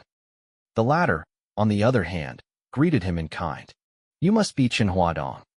Pleasure meeting you here. Oh, glad to meet you too, Chen Huadong replied, dazed. He was a little confused about the current situation. If memory served him right, he knew he had never met an old man in a tang suit before. Now when a person was called by name, they would naturally return the greeting. The old man seemed to have talked with Zhang Heng for a while just now, meaning he should be an elder or teacher. Chun Huadong responded and cast his gaze on Zhang Heng, but the latter had no intention to explain the whole thing. Instead, he turned to Chen Huadong. We have found all the books. I don't think you need me to be here anymore. I'll be making a move then. Of course. I'm sure you have other matters that need your attention. In the end, Chun Huadong couldn't figure out who the old man was to Zhang Heng. However, he could see that the two needed to talk in private, so he nodded and watched them leave. The old man first headed to the counter to pay for the book he was holding. He also bought a self-driving tour brochure and a book about cat behavior. It confused people about what he wanted to do next. Did he plan to go on a road trip or stay at home to raise a cat? Zhang Heng then headed downstairs and walked out of the bookstore. Half a minute later, the tang-suited old man also headed downstairs with his book. I remember a shop around here that sells delicious yogurt ice cream. Do you want one? The old man came to the bookstore because he wanted to invite Zhang Heng to eat ice cream. The two hadn't met very often, only 4 times until now. Although their paths would cross sometimes, it turned out that the old man would have an agenda each time. During their first meeting, he wanted to hire Zhang Heng as his agent. The second time they met, he wanted to work with Zhang Heng in dealing with Moresby. And the third time was to prevent the brewing conflict between Zhang Heng and the Goddess of Justice. This time was no exception. But Zhang Heng was not in a hurry. He was waiting for the old man to speak first. The two then headed to the famous yogurt ice cream shop together. The old man bought 2 large servings of yogurt ice cream and asked for all the toppings available in the shop. As he handed one to Zhang Heng, he said, I know there has been some misunderstanding between us, and you don't trust me 100%. That's totally understandable. Even the ancient kings could not trust their blood-related relatives, let alone modern society. Everyone has their little secrets. You should know that I saw the book's title, right? Even if you take it away, I can still buy it from the bookstore. Zhang Heng took the ice cream and said, Of course. They have printed countless copies. They come in different languages printed by different publishers, so millions of copies flood the market. I can't buy them all. And you can find them on the internet as well. The old man nodded. Actually, all I can do is advise you from the perspective of a partner and an old friend. Try to stay away from these books. Interesting. I thought you would make me investigate this matter. Why say that? The little gift you gave me. On the surface, it is a cheat that helps me extend time in the game, but it's actually related to my body, right? You know that over time, my body would experience changes. The old man sighed. You know, sometimes, right or wrong don't apply to certain things. The factor of time can alter the outcome of an event. All in all, everything on this earth is closely tied to time. For example, if you like a girl, falling in love with her too early may not guarantee you will marry her. If you fall in love with her too late, she might have married someone else. Thus, the importance of timing. Are you worried that I will cooperate with others after I know everything about my life? No, I'm not worried about that. Actually, I am not the only one paying attention to you. And not everyone likes you. To protect you, I have to work with people I'm not fond of, including letting you join the game. Through that, you'd be protected by the rules, except for the fight between you and Justicia. Supposedly, no one is allowed to attack you right now except for their agents. This is why I've always reminded you to be careful of other agents. As you can see, the people who work with you and I don't wish to see you get hurt. That's our common goal. However, we do have some disagreements over certain matters, trial ones, really. For example, we still haven't agreed on the right time to let you know the truth behind everything. You just mentioned the people that you work with. Who are those? Are you referring to the bartender at the games checkpoint? Zhang Heng asked. Sorry, I can't give you the name list because I'm a reputable and reliable partner. I vowed never to expose their names, even if I discovered that my other partners double-crossed me. The old man in the tang suit spread out his hands, looked helpless, and admitted, I know you have always suspected that I was the one who's been messing with you behind your back. You will be surprised when the truth is revealed, and you will find out that I am the only one who stands by your side. As I've said, I am like your little guardian angel. Is this charity to you? Of course not. Everyone in this world wants something, and I am no exception. The old man scooped a spoonful of yogurt into his mouth. The thing I want, however, will not harm your interests. I help you. You help me, and this is a win-win situation, the perfect cooperation. I said the same thing when we officially became partners, and that has not changed. So you are telling me not to investigate further? You are an adult, and you have the right to choose the right path for yourself. I'm just telling you that whatever you're looking for might not be as good as you expected. And no matter what decision you make, I will always support you. Even if you want me to give you the book now, I will do it right away. The old man hungrily scooped an even bigger scoop of yogurt ice cream, and some of it fell onto his beard. It made him look really funny. Oh, yes. I haven't congratulated you on winning first place in the Proxy War's first round. What's the point? Anyway, you don't care about the outcome of this sort of thing, right? Who said that? Of course I care. You represent my interests. I would read the news every day about Proxy War. The Tang suit old man grinned. I am happy for you from the bottom of my heart. The final prize is good enough to tempt a god. As he spoke, he patted Zhang Heng on the shoulder. Good luck, buddy. Chapter 736. Empire's Dusk. Naturally, Zhang Heng would not fully believe what the old man in the Tang suit said. However, the timing of the book appearing was indeed a big problem, but he decided to put this matter aside for the time being.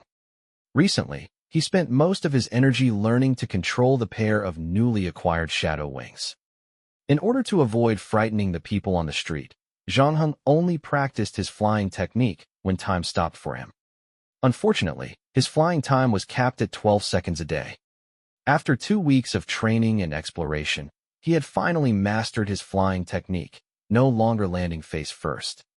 During his last practice session, he climbed onto a 405-meter high communications tower, looked at the city under his feet, took a deep breath, and took a leap of faith. His body began free-falling under the influence of gravity, and his rate of descent accelerated. When he was only 100 meters above the ground, he closed his eyes and pictured the crow in his mind. Almost instantly, a pair of shadow wings spread out on his back, helping him to slow his descent as he flew to the distant residential building. Right before the wings disappeared, Zhang Heng landed on the roof of a building. The moment his feet hit the concrete of the roof, the wings behind his back folded and disappeared. The whole landing process was a smooth one. He figured that he might even perform more complicated moves in the air if he carried on with the daily training. This skill could prove instrumental in evading ground attacks, or even flying over extreme natural environments. But for the time being, he had achieved his goal, spread his wings and land smoothly during an emergency fall. In other words, he no longer needed to worry about untoward falls from high places. Other than that, this pair of wings also served as an option for him to escape the threats he would face in the future.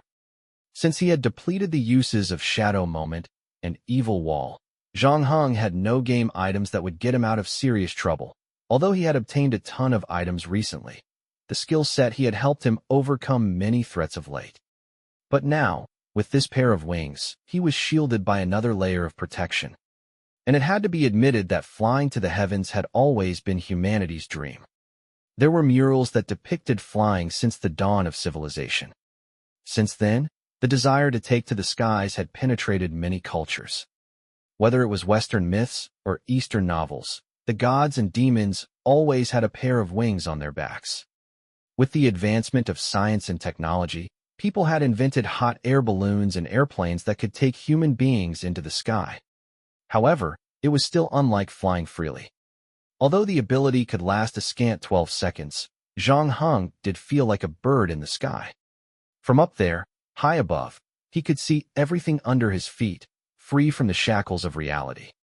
When he looked at the familiar sights of daily life from a completely different perspective, everything became refreshing. Unfortunately, 12 seconds was not enough for him to fly to the clouds. Zhang Heng could only wish that he could reach out and touch the dark clouds. After the proxy war started, the interval between the games he needed to complete had shortened. Before the war, he was required to complete one game every month. Now, he needed to complete one proxy war round in that month. Although his physique would be restored to tip-top condition after the end of the dungeon, the mental fatigue would remain. Fortunately, it was not a big issue for Zhang Heng since he had an extra 24 hours. In fact, his resting time was twice as long as other players. Therefore, 2 weeks after the end of the first round of the proxy war, Zhang Heng returned to the game checkpoint and started an ordinary quest. Prior to this, he learned that Shen Cici's score for her first round of the proxy war was 325. Her score was not considered low, but it was not too high either. Especially after the top 3 guilds had begun to exert their strength, she still qualified to participate in the game's next round. However, she now ranked 60 on the leaderboard, and she was still falling. Maybe Shen Cici didn't give in everything she had to complete the quest, or perhaps other factors were affecting her. Zhang Heng had only seen Shen Cici used her ability once during Yogurt's kidnapping incident. The little scale she had with her could probably attack a human soul. The moment she put it to use, her words were enough to shut 1810 down. Zhang Heng's figured that it should be a grade B game item. Besides, as the agent of Justitia, Shen Cici should have other abilities. Of course, there were limitations to these powers. She could only attack enemies with evil intentions, the reason she failed to intercept Shen Dongxing that night. However, she remained an excellent decision-maker. If her team members were there, she would find a way to maximize each of their abilities. The current ranking did not represent her true strength. Besides, Zhang Heng had fallen from 3rd place and was overtaken by the player in that position. The player had dived right into his second round of proxy war. He didn't take it at heart, though. According to Miss Bartender, the rewards were similar for those who ranked first to 50. So, he decided to complete his ordinary quest first. However, he was a little worried about Fan Meinan, having not heard from her since the proxy war began. Until now, she still had not replied to Zhang Heng's message. The last time the two met was at McDonald's. At that time, Fan Meinan did not look too good. She looked thinner and had Zhang Heng's offer to help as well. "I've asked about your sword," the bartender said to Zhang Heng. "The fastest you can get it back is in 4 days. The latest is a week. I think you should be able to get it before the next proxy war round." "Well, thanks a lot." Zhang Heng sat down and took out the alarm clock. There were only less than 10 minutes to midnight. It appeared that Fan Meinan's affairs had to be put aside first. For now, he had to focus on his next quest. After setting the time, he laid down on the deck, waiting for the dizziness to hit him as usual. Verifying player identity. Identity verified. Randomly selecting the 9th quest for player 07958. Draw complete. You are now participating in Empire's Dusk. Nerva founded the Antonine dynasty. Trajan expanded the territory. Hadrian perfected the bureaucracy. Antonine made sure that vault was always full. Aurelius wrote Meditations, but everything would eventually come to an end no matter how brilliant it was. Where should the Empire go now? Task objective. Survive for 80 days. Mode. Single player. Time flow rate. 480. 1 hour in the real world is equivalent to 20 days in the game. After 80 days, the player will be automatically returned to the real world. Friendly reminder. The game will officially start in 5 seconds. Prepare yourself. Chapter 737. This is Rome. Although the system did not mention anything about the dungeon, Zhang Heng could roughly guess the place he would be traveling to when it mentioned the 5 names. It was ancient Rome. Or, to be more precise, the Roman Empire. The origin of all brilliant stories often came from a legend, and ancient Rome was no exception. Numitor and Amulius were a pair of brothers, and their father was a king of the Latin people. Before the king died, he divided his inheritance into 2 and let his 2 sons choose from them. Numitor chose the throne, while Amulius chose the countless treasures their ancestors brought back from Troy. So one of them became a king, and the other became extremely wealthy. But Amulius, who possessed a lot of wealth, was unhappy to live under his elder brother's rule. So he used his wealth to bribe the ministers and the army to take his side. In the end, he successfully usurped the throne and exiled his elder brother, Numito. And he also killed Numito's son. After his daughter pleaded, he decided not to kill his elder brother's daughter, Sylvia. However, he made her into a Vestal Virgin. The Vestal Virgin served as a sacrifice to the goddess of the holy fire, Vestal, and it required her to preserve her virginity. She was not allowed to get close to any men. In other words, Sylvia would not have any offspring. But no one thought that Mars, the god of war, would fall in love with Sylvia. He failed to control his desire and impregnated Sylvia with a pair of twins. Amulius was furious when he heard about it. However, he did not dare to offend Mars. So, the only thing that he could do to Sylvia was to confine her. After she gave birth, she put the two babies into a basket and abandoned them in a river, hoping that nature would claim their lives. However, the river brought the basket to shore. After that, a wolf came to feed them with milk, a woodpecker brought food for them, and finally, a passing shepherd adopted them. He named them Romulus and Remus. Like all the other great legends, a hero would always encounter a turning point before becoming a hero. After that, a surge of energy would grant him the strength to pull up the sword stuck in the stone. The same thing happened to Romulus. The two brothers soon grew up, and not too long after that, Remus was involved in a conflict between the shepherds and was captured by the king. It was at that time that Romulus knew everything about him and his brother. So, he gathered as many people as he could that hated Amulius, starting an uprising. And eventually, he managed to kill Amulius and rescued his brother. When the deed was done, neither of the two wanted to inherit the throne. Instead, they wanted to return the kingdom to their exiled grandfather, Numitor. After that, they built a new city where the shepherd found their bamboo basket. However, in the process of building the city, the two brothers diverged again, this time leading to a great battle. Romulus won the battle and killed Remus. And the new city was named after him. This was the origin of the name of ancient Rome's capital, Rome. The story might sound gory and ridiculous to later generations, but many similar stories originated from China, such as Liu Bang killing the white snake and Lao Zi seeing purple gas coming from the east when he passed by the Hanga Pass. The older the tales were, the more mythological elements were mixed in them. In the words of the author of History of Rome, they are not based on reliable historical facts. So, I suggest that you don't have to affirm them nor deny them. In short, with the establishment of the city of Rome by Romulus, Rome had officially entered the Roman kingdom phase, around 753 BC. After that, Rome embarked on the road of kingdom expansion. In 509 BC, with the Etruscans' help, the last king, Lucius Tarquinius Superbus, was overthrown by his ministers. And Rome officially entered the Republican era. It wasn't all smooth sailing during the process of this expansion. Rome was isolated by its neighboring countries. After the three Macedonian wars, Rome had gained control over the whole of Greece. The subsequent Syrian war allowed it to conquer West Asia. It was at that time that Caesar made his appearance. After defeating his political opponents and two allies, he had all the power in the world that one could never imagine. With that, he became the Emperor of Rome. Unfortunately, he was later assassinated. Right after his assassination, his son Octavius inherited the throne. The first thing he did was eliminate his political opponents and two allies, yes. You read it right. It was the same pattern. He then established the Principate, officially entering Rome into the Age of Empires. The Roman Empire welcomed its most prosperous period when it entered the Nerva-Antonine dynasty. The 5 princes in succession were introduced to the public. These were 5 people that Zhang Heng heard in the brief introduction from the system. They were also called the 5 emperors.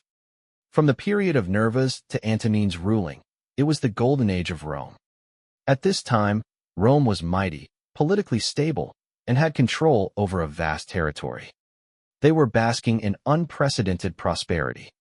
But by the time Aurelius sat on the throne, Rome had begun to spiral downhill. Barbarians invaded the land. not to mention the frequent border wars and a plague that swept the country. Due to these unfortunate factors, Rome's population drastically reduced. With that, they received far lesser taxes, and their military expenditure skyrocketed. It caused the empire to plunge into a financial crisis. Fortunately, Emperor Aurelius was empowered during this critical period. An emperor and a philosopher, he worked diligently from the day he took over the throne till the end of his life. While dealing with the nobles, he had also fought off the barbarians from the north and south. And at the same time, he had to handle the civil war and rebellion. While dealing with so many matters, he still managed to make time to write a philosophical masterpiece carrying the title, Meditations. However, with the death of Aurelius, the Roman Empire had started to turn away from prosperity again. Rome would never return to its golden age. His son Commodus was also the last emperor of the Antonine dynasty. As for what happened afterward, that was a story for another time. Zhang Heng now could roughly guess that he was at the end of 2 BC. At this time, Rome was in a bad state. After the death of Commodus, the empire would soon fall into a long period of civil war. But for now, with a territory spanning thousands of miles, a fifth of the world's population still came under the rule of the Roman Empire. It was indeed a veritable empire. In fact, Zhang Heng had been quite interested in traveling to the Roman Empire. After all, the ancient Roman civilization was an important foundation of Western civilization and would greatly influence future generations. Unfortunately, they could only learn about it from film and literature. This time, Zhang Heng had been granted the opportunity to travel in this ancient, colossal empire. However, his main quest also reminded him that this trip to Rome was about to be extremely challenging. So far, he had received a total of 2 survival quests. One of them was the novice quest. He was asked to survive on a deserted island. And the second survival quest was the Soviet-Finnish war dungeon. Survival quests were usually quite simple and straightforward. He just needed to live until the end. That meant he could stay in the dungeon and do nothing. The troublesome part, however, was usually finding a way to survive from all the potential threats he was going to face. Chapter 738. Arena and Death Row Prisoners. The darkness that engulfed Zhang Heng faded like the tide. Before he opened his eyes, he heard deafening cheers and screams. The sound was coming from the top of his head, and mixed within it were the roaring of beasts. These beasts seemed to be just 1 meter away from him. Even Zhang Heng, who had always been calm, was taken aback. What did it mean by being 1 meter away from the ferocious beasts? A beast like a lion and a tiger could kill him with a single pounce. If he was anticipating them, he might be able to dodge the attack. However, he did not know their exact location right now, and the countdown was about to end in 5 seconds. Zhang Heng's eyes still needed to adjust to the brightness around him. A delay of even a second would significantly increase Zhang Heng's mortality rate. If the situation was what he imagined, then there was a high chance he would die at the beginning of this quest. Logically speaking, since he had just accepted an ordinary survival quest, he should not be placed in such a dangerous scenario right at the start. In the next second, Zhang Heng resumed his vision. The first thing he saw was the lion in front of him. The cheering had agitated it further, and it stood up, growling menacingly at him. It looked as though it would attack once the cage was opened. He was safe for now since the lion was still locked inside the cage. Zhang Heng breathed a sigh of relief when he saw this. After that, he found himself standing in a dark and smelly room. Those cheers continued to come from above him, and there was another person beside him, holding a ceramic bowl full of raw meat, looking at the lion in the cage in fear. Judging by the man's outfit, he should be a slave. Wearing a short-sleeved long robe and a pair of slippers, Zhang Heng found that he, too, was dressed in the same attire. Before he even had the chance to greet the man, another man with a whip came in, lashing it while yelling at the top of his lungs. Zhang Heng was glad that he had spent considerable time learning other languages during the Black Sail quest. One of them happened to be Latin, the lingua franca of ancient Rome. After more than 1,000 years, the language would have morphed through time, and huge differences in terms of pronunciation and accent would have occurred. The ancient Romans, for instance, pronounced A and E separately, and when they pronounced C, it sounded a lot like K. Besides, their speech had a lot of rising and falling in cadence. Zhang Heng felt as though he was listening to a dialect he had never heard before. Having had to guess what the person was talking about, it seemed he was asking them why they were not done with feeding Quinta.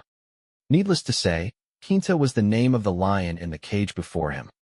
Immediately, Zhang Heng took the bowl of meat from his partner and poured it into the cage. Quinta finally stopped growling after getting its fill of meat. However, the overseer was still dissatisfied with them. He yelled again and was prepared to lash his whip. The man beside Zhang Heng immediately lowered his head and ran out of the place in a hurry. Zhang Heng quickly followed behind him. Once they were away from the overseer, Zhang Heng took the initiative to ask the man a question. "Hey, what is your name?" The other party did not seem to understand, so Zhang Heng repeated the question again. "You know how to speak Latin?" This time, the man finally understood Zhang Heng's question. With a surprised look on his face, he answered, "I'm Vero, how about you?" "My name is Zhang Heng." Zhang Heng gave a simple introduction, but paused at the end. "Please slow down when you speak. My Latin is not very good." Okay. It's nice to meet you, Zhang Heng." "No, I should say that it is unfortunate to meet you here." Vero put on a sad smile. "Are we in an arena now?" "Yes. To be more precise, we are now in the arena's underground. No wonder I could hear all that noise." "What are they cheering about? Don't you know?" "They are executing the death row prisoners. I used to be among that audience, cheering together with the others." Vero looked sad as he reminisced about the past. "But now, do the Romans execute death row prisoners in the arena?" Zhang Heng asked. "Yes, it is a tradition of theirs. They'll let the wild beasts loose and devour them. Those unfortunate enough would be brought here. By the way, let's talk as we walk. Pertito wants us to clean up the mess. He will whip us again if the gladiator performance is delayed." Zhang Heng noticed how Vero's eyes trembled in fear when he mentioned the gladiator performance. This wasn't the time to ask him about it, though. Zhang Heng still followed him closely, and the two quickly walked through the tunnel with oil lamps and arrived at the ground.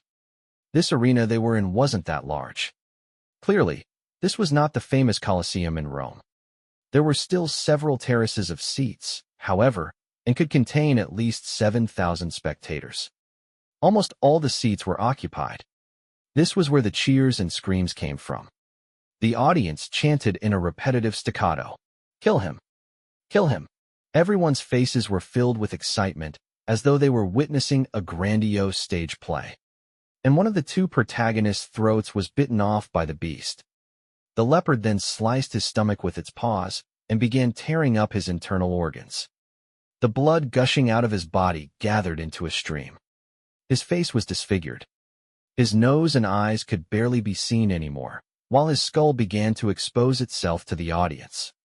Although the other death row prisoner is still alive, fear had overtaken him. He was paralyzed on the other side of the arena. It seemed like he had lived a good life before he became a death row prisoner. All the fat on his body was jiggling nonstop. He watched in horror as the cheetah was devouring another death row inmate. The arena deliberately starved the cheetah for some time to increase the cheetah's aggressiveness. It could further increase the performance's entertainment value. Although the audience in the stands had just witnessed a person's death, they still seemed dissatisfied. The fat man on the other side of the arena was still alive. So they began to urge the trainers to make the leopard kill him. The two trainers then used a long pole to poke the leopard, interrupting its dinner and forcing it to attack the other prisoner. The fat man wanted to get up and run for his life when he saw the feline coming for him. However, his legs had become so weak that he failed to get up even after 2 attempts. His antics caused the audience to burst out in mocking laughter. Finally, the fat man stood up. Unfortunately for him, the leopard was getting closer. With no hesitation, he around and started to run. Clearly, he could never outrun the leopard. The fat man's escape had triggered the leopard's hunting instinct, and before anyone could react, it pounced on the fat man mercilessly. By that time, Zhang Heng felt that it was pointless watching the leopard make another kill. Chapter 739. Exciting performance after the Beastmaster put the leopard back into the cage. Zhang Heng and Vero were asked to clean up the mess. The two came to the arena with a cart. According to Vero's statement, it was not the first time he watched an execution. During that time, he was one of the spectators. Although he sat on the top level allocated for ordinary citizens, he felt no discomfort, nor was he disgusted by it. In fact, at that time, he was just as excited as the audience was right now. Surrounded by the frantic screaming and cheering, he would be naturally infected by the festival-like atmosphere. His adrenaline would start pumping, and his heartbeat would soar as if a grand play displayed in front of him. And the arena did, in fact, put on some plays from time to time. In addition to feeding the beasts prisoners on death row, there was also another type of death penalty involving mythical or historical dramas. For instance, Icarus would make a pair of wax wings for himself and attempted to fly towards the sun. In the end, the wings melted, and he fell to his death. To reenact the legend, the arena would make the death row prisoners put on the waxed wings. After that, they would find a way to launch him into the sky, watching him struggle in the air as he fell to death. Upon landing, his head would shatter into pieces, his blood at times even splattering as far as the emperor's pedestal. Some prisoners would play Prometheus, whose hearts would be cut open and devoured by eagles in front of everyone. It had to be admitted that the Romans did have some ways of entertaining themselves in this era. They had an uncanny ability to come up with the most creative methods to execute the death row prisoners.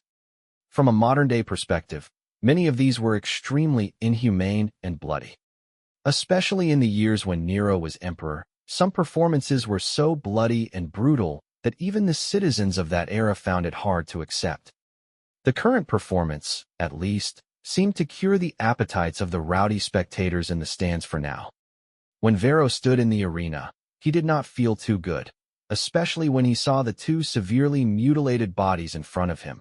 He almost vomited his breakfast. On the other hand, Zhang Heng's expression remained unchanged.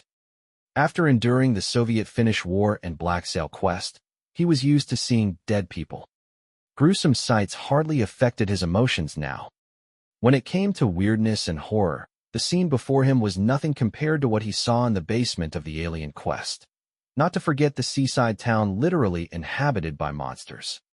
Vero trembled in terror when ordered to feed the lion in the cage. Knowing that he could no longer rely on Vero, Zhang Heng instructed him, "Follow me with the cart." After that, Zhang Heng hooked up the corpse on the ground with the hook in his hand, dragged them onto the cart one by one, and retrieved a half-eaten foot courtesy of the leopard. While they were cleaning up, several horse-drawn chariots drove ceremoniously into the arena and circled around. The slaves standing on them were in flower crowns and wreaths, and they threw bread and copper coins toward the stands. The whole thing looked like an interlude performance of a modern sports event. Some spectators stood up to receive the gifts, while some took advantage of the break to get a drink at the drinking fountain or simply chat with their friends. According to Vero, the gladiator performance should be up next. The day was slated to be packed with stupendous performances. However, Zhang Heng and Vero would not get to watch them. It wasn't long before they cleaned up the bodies and were soon asked to return underground to resume their work. Zhang Heng finally had the opportunity to check his character panel. What he cared about the most right now was the whereabouts of his game items. Before entering this dungeon, he was asked to choose the items he wanted to bring with him. The last thing he expected was for all of them to be all when he arrived here. Name: Zhang Heng. Gender: male. Age: 20. Player number: 07958. Number of games completed: 8. Current game points: 0. Possessions: Infinite building block, B. Pestilence bone bow, B. Feigned death, C. White horse crown, C. Filter lens, D. Paris arrow, D. Lucky rabbit foot, E. Hunter's blessing, F. Oath ring, F. Marble soda, F. Due to the nature of this round, all your items have been stored at Red Nose Smithy. Player can retrieve them with the password Vulcan. Skills: Swordsmanship LV4, Sailing LV3, Shooting LV3, Language Proficiency LV2, 8 languages at Daily Communication Proficiency, Lego Assembly LV2, Archery LV2, Field Survival LV2, driving LV2, vehicle modification and maintenance LV2, aerospace LV2, hacking LV2, criminal investigation LV2, makeup LV2, cowboy LV2, piano LV1, skiing LV1, rock climbing LV1, herbology LV1. Evaluation. Player inherits a portion of the shadow set item's power and possesses incredible swordsmanship. As an opponent in a battle, you don't want him to land his hand on any blade weapons. He is a Lego master, spear master, and a highly skilled cowboy. Including sharp criminal investigation skills and an ability to camouflage himself effectively, he has a higher chance of encountering enemies than an ordinary person. He is also Pestilence's messenger with a white horse. Besides accumulating a considerable amount of sailing experience, he is also good at using bows and arrows. As for transportation, he can drive a car, fly an airplane, and navigate a spacecraft. Easily adapts to the wilderness. The skills he has mastered, strong combat readiness, along an ability to keep promises make him a rare gem among other players. This time, Zhang Heng had left his water-soluble metal and Betty shell behind since they wouldn't be instrumental to his survival in this dungeon. Instead, he brought feigned death and marble soda. Other than that, his shadow key had depleted its final use after he passed his previous test. Compared to the previous game, his skill set had undergone some changes. First of all, his shooting skills had finally upgraded to LV3. This was also his third skill that was above LV3. Other than that, his cowboy skill obtained from the Western Dungeon was now LV2, and his herbology learned during the Alien Quest had achieved LV1. Although the Proxy Wars dungeon was not designed to help players improve their skills or obtain game items, Zhang Heng had spent a relatively long time in the dungeons. While hunting down alien remnants to earn more points, he would take the opportunity to learn something new. Basically, everything was what he expected so far. Next, he wanted to know what the system had to say about his game items' whereabouts. Of course, he was relieved upon discovering that his items were still there. He could understand why the system would do something like that. He started the game as a slave this time. According to Roman law, everything the slaves possessed belonged to their master. All the items he brought into the dungeon were not that eye-catching except for the white horse crown. If someone saw a slave carrying the white horse crown, it would cause him a lot of unnecessary trouble. After Zhang Heng checked on his character panel, he saw Vero was standing there in a daze not far away from him. There was a gloomy expression on his face. Chapter 740. Slave Zhang Heng had heard about the tragic stories that were connected to the Roman slaves. While Zhang Heng participated in the Black Sail dungeon, the slave trade happened to be booming. He had led the jackdaw to attack several slave ships when he saw how countless black men were stuffed into the vessel's bowels, waiting to be slaughtered like livestock. The nauseating stench of urine and sweat permeated every cabin of the ship. After he hijacked the ship, Zhang Heng selected the strongest fighters from those black slaves with Layli's assistance. He would then recruit them into his pirate gang, and he would send the rest off to an island. These islands would later serve as essential covert supply points when his gang battled against the Nassau Marine. At that time, Zhang Heng was granted the title Liberator of the New World. He did not expect that he would become a slave one day. The worst thing was that the system had made him a slave in the 2nd century, a period where society itself had been built upon a system of slavery. Rome had a social structure that was literally like a pyramid. Right at the top were nobles, followed by commoners, foreigners, and at the very bottom, the slaves. These slaves were not considered human and were simply treated as production tools or instruments that provided entertainment. The performance going on above them was the prime example of exploiting the slaves for pure entertainment. These gladiators would shed blood and flesh in exchange for cheers and applause. "What's going on in your mind?" Zhang Heng asked Vero. "What?" replied the latter, shocked. Oh, I'm thinking about when our turn to perform as gladiators will come. Are we required to do that?" Zhang Heng was a little surprised. Judging by the tasks that were assigned to them currently, they were supposed to be ordinary arena workers. Especially Vero. Not only was he skinny, but he also lacked courage. He could not even muster enough confidence to feed the lion in the cage. If he was forced to become a gladiator and fight with his life, Zhang Heng suspected he would survive no more than 3 seconds. Not now, of course.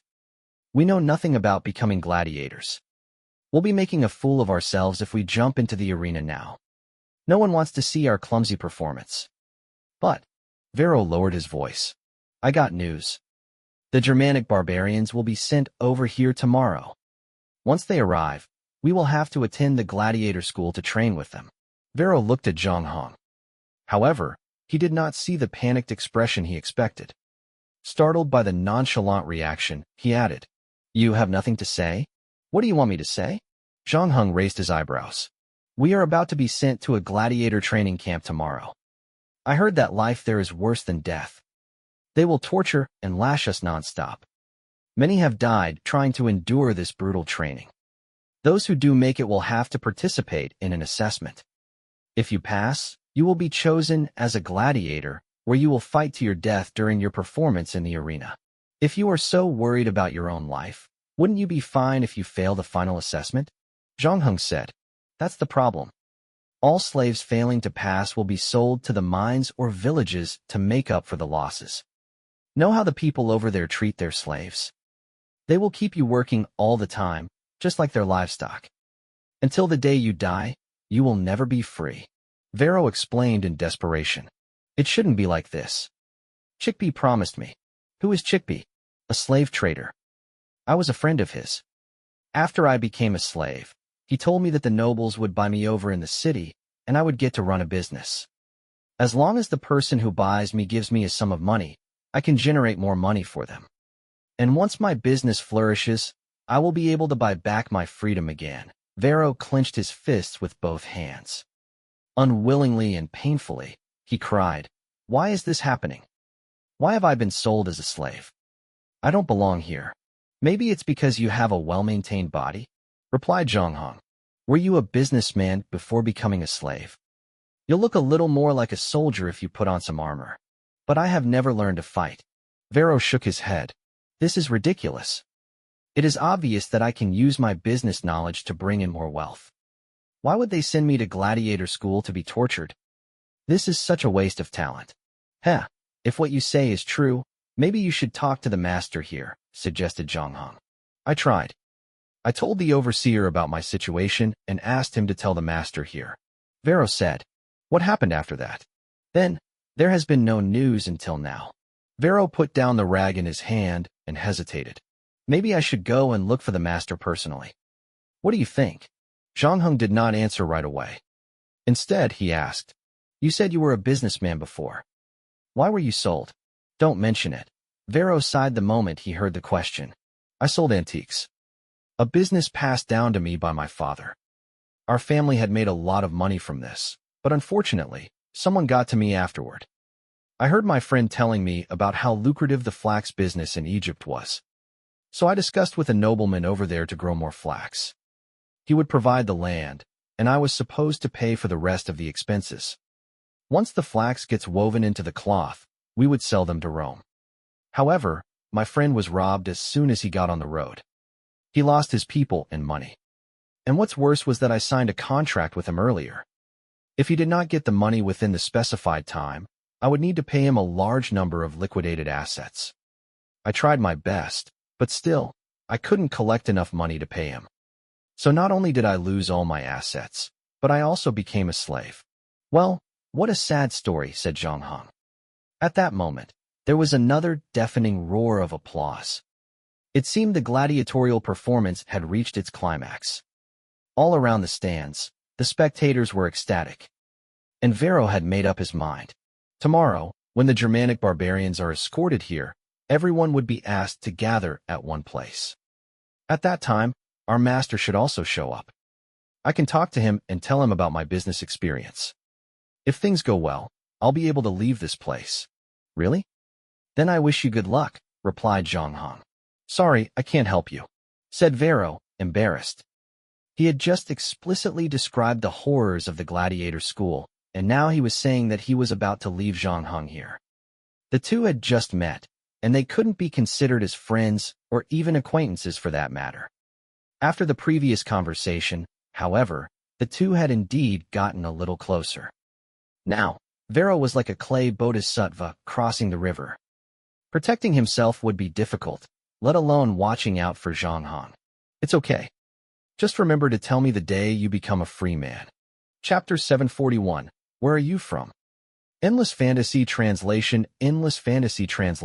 Since they were about to be sent to the gladiator school, the two were assigned light tasks. As of now, Zhang Hong had still not experienced the cruel oppression of the evil slavery system created by the current society. As if he had completely forgotten about them, the overseer did not come to them to assign them new tasks after they had finished their work. Hence, Zhang Hong and Vero made use of the time for a short break.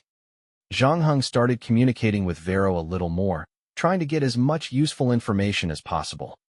His knowledge of ancient Rome was limited to only the more famous historical figures and historical events. Vero, on the other hand, was different. Before he became a slave, he was a Roman citizen and a businessman. He was well informed about current happenings. Although he had a burly figure, he was very kind, probably feeling sorry for what he did to Zhang Hong earlier. Hence, he answered every question that Zhang Hong posed. Taking into account their current situation, Zhang Hong first asked Vero about the status of the slaves. Vero told him that the slaves lived at the very bottom rung of Roman society. Their fate, however, varied among each other. Of course, Vero explained patiently. For instance, slaves working in the city usually fare better than those in the countryside. That is because the city is relatively richer, and with wealthier families, it naturally led to improved living conditions for the slaves. Some nobles care about their reputation a lot, so they ensured that they provided opportunities to display their kindness to others. Most of these don't overwork their slaves. Their job includes taking care of their masters and cleaning the house. There is not much heavy work for them. On the other hand, slaves sold to the countryside have a completely different fate. Vero licked his slightly dry lips and continued. Being sold to the countryside, slaves had to do either farming or mining. The food that they eat and their living conditions are terrible. All their masters care about is making them work non-stop, not caring about how their slaves live. The more they do, the less they get to eat. And at the same time, they will earn more money. Female slaves suffer an even worse fate. They are forced to keep giving birth to babies. Every time a child is born, that's money for the masters. When the child grows up, they will either enslave or sell it off. Then what about the investment you mentioned earlier? Zhang Hong asked. Oh, that is the best destiny for a slave with a certain talent like me. The slave can ask the owner to invest a sum of money in him and start a business. As long as you can bring a steady stream of income to the owner, your status will slowly grow. The higher your status, the less you have to serve your master. And if you are lucky, you will eventually regain your freedom. In order to motivate other slaves, many masters come up with a certain amount of money. Once the slave earns that amount of money, he will be able to regain his status as a Roman citizen again. It sounds good, Zhang Hong said. Vero hesitated and then added, actually, a gladiator is a way out for the slave as well, albeit barely. If you can pass the assessment and become a gladiator, your status will be higher than an ordinary slave. And if you can win a certain number of battles in the arena, you can regain your freedom too. However, it is an extremely challenging task. There were many gladiators with extraordinary combat skills. Unfortunately, they didn't survive to the day they would regain their freedom. Let alone us. By the way, where are you from? I have never seen someone with your facial features. I come from the Great Han Empire in the Far East, Zhang Hong said. Zhang Hong was not lying. In the 2nd century AD, China was ruled by the venerable Eastern Han dynasty. At that time, the Han dynasty and the Roman Empire were the two most powerful empires globally. In the future, there would be heated discussions on online forums about who would turn out to be the winner if a fight brought out between the Han dynasty and Rome. Although China had unearthed artifacts like the Roman Cup, there had been no unified answer among the archaeological community regarding whether or not Rome had contact with the Han dynasty, let alone a battle between them. That said, such rhetorical and subjective talk with no absolute answer could go on forever. Sure enough, Varro was at a loss when he heard about the Han Empire, and he had no idea where China was. Then why did you come to Rome and become a slave? I wanted to see what's on the west side. That was why I traveled here. When I went to Persia, I encountered a robber. He attacked me and sold me to a slave trader. After that, the slave trader transported me to Rome. Zhang Heng casually made up a believable story. You have been so unfortunate, my Eastern friend. Varro mourned for Zhang Heng for 3 seconds. In his opinion, Zhang Heng's temperament and well-maintained skin were proof he was a nobleman. And he also guessed that Zhang Heng was no ordinary nobleman, but one with a prestigious status. Varro suspected something wrong with Zhang Heng. Why would he give up on the good life of being part of the ruling class and come to a place that was so far away from where he lived? Not only was he attacked by a robber, but he was also sold to a slave trader. Now, there would be no way for him to return home, and it increasingly seemed like he was going to lose his life here.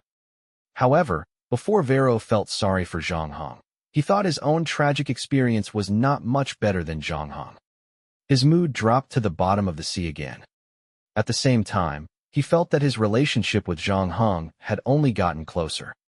Both of them had lived a good life, but great misfortune had befallen them and turned them into slaves. Varro could not help but pat his chest and said, "Don't worry, if I regain my freedom in the future, I will make a lot of money, redeem your freedom from this arena, and let you return to your hometown." "Thank you very much," replied Zhang Heng politely. However, he did not take Varro's promise seriously. Since he knew that slaves were at the bottom of Roman society, he would not allow himself to stay a slave the entire game. Fortunately, although Rome was in the stage of slavery, that did not mean there was no way for the slaves to regain their freedom. According to Varro, they could regain their status as Roman citizens through hard work. The status of a Roman citizen was higher than that of a foreigner. Logically speaking, a civilian could also transform into a noble. Of course, it was way harder than transforming from a slave to a civilian. Zhang Heng did not need to overthink things at this stage. He needed to focus on getting rid of his slave status first. The two chatted for a while until dinner. In all fairness, dinner was quite good. It was not comparable to the food that Zhang Heng ate from where he came from. Other than the beans and the porridge, Zhang Heng found meat and crabs in it. However, Varro did not cheer up when he saw the meat. He then whispered to Zhang Heng, "It seems that they are really planning to make us enter the gladiator school." Chapter 742.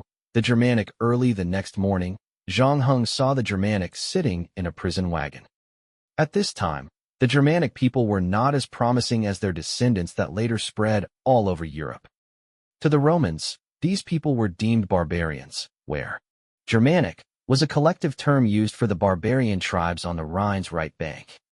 The Romans and the Germanic had a long history fighting each other, the first conflict between the two sides tracing all the way back to 113 BC. Two Germanic tribes crossed the Danube River to attack the Roman towns, intending to get in, get what they wanted, and get out quickly. Their plan, however, was discovered, and they were ambushed up by the Roman legions stationed there. When it came to raw strength, the Germanic people had the advantage. The Romans, on the other hand, were more disciplined and well-equipped.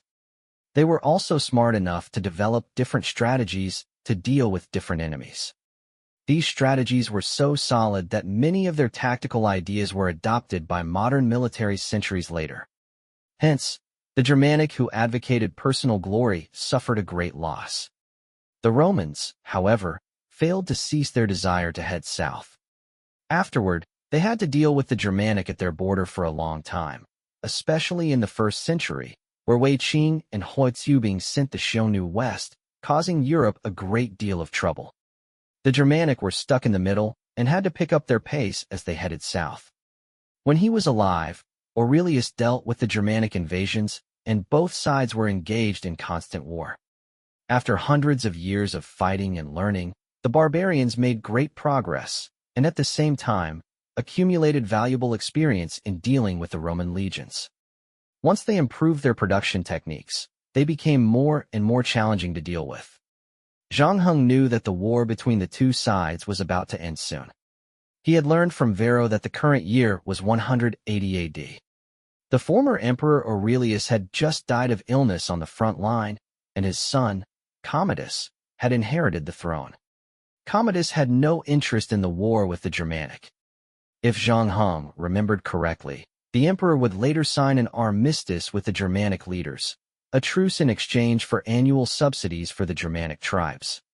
Considering the distance between the front line and the capital, the two sides might have signed a treaty, but they had not received the news yet.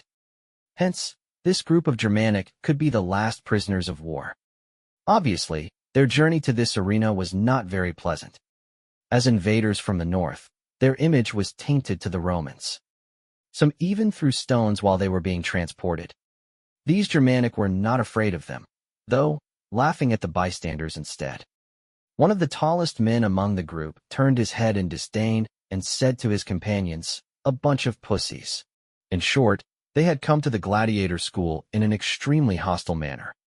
After the traitor in charge of the escort and the person in charge of the gladiator school counted the Germanic, they began to discuss the final price. Soon, they managed to agree on a deal, 3,000 sesterces per person. However, they couldn't agree to a price for the last one since he was the strongest and biggest among them. The person in charge of the gladiator school hoped to buy him at the price of 5,000 sestertii, but the slave trader insisted on 10,000 sestertii. Since they were quite a distance away, and both sides spoke very fast, Zhang Heng could not hear what they were saying. So he asked Varro beside him, "What are they talking about?" The slave trader said that the man was courageous and caused a lot of trouble to their army. Many soldiers were killed by him. And he has a strong physique. Once they train him well, he could become a lady killer. All the noble ladies in Rome will be fascinated by him. By that time, he will make his owner here a lot of money, Varro explained. At the same time, Varro began to worry about his future again. These Germanic are prisoners of war, and they all seem very powerful. The average gladiator costs only 2,000 sestertii. The reason I sold myself for 2,005 sestertii was that I had the ability to do business. Each of them will sell for 3,000 sestertii, and the last one is going for 10,000. There's no way we can defeat them. Zhang Heng was on the fence when he heard what Varro said. He had been checking out the place since last night. It seemed the higher-ups did not think two of them were any threat to the gladiator school, hence they were not very strict. As long as they did not walk out the door, they could roam around the school. As for those slaves who had become gladiators, they seemed to enjoy more freedom. They were even allowed to walk out of the gate. This seemed to be different from the gladiator school that Zhang Heng imagined. With his skill, coupled with his newly acquired shadow ability, it was not difficult for him to escape come nightfall. The problem was what he should do after he escaped. As the only Chinese who had gone deep behind the Roman Empire's lines, he was like a sore thumb that stood out among the people. Since he was not a Roman citizen, he could get into a lot of trouble if found out that he was a slave on the run. After giving some thought, Zhang Heng gave up on the idea of escaping.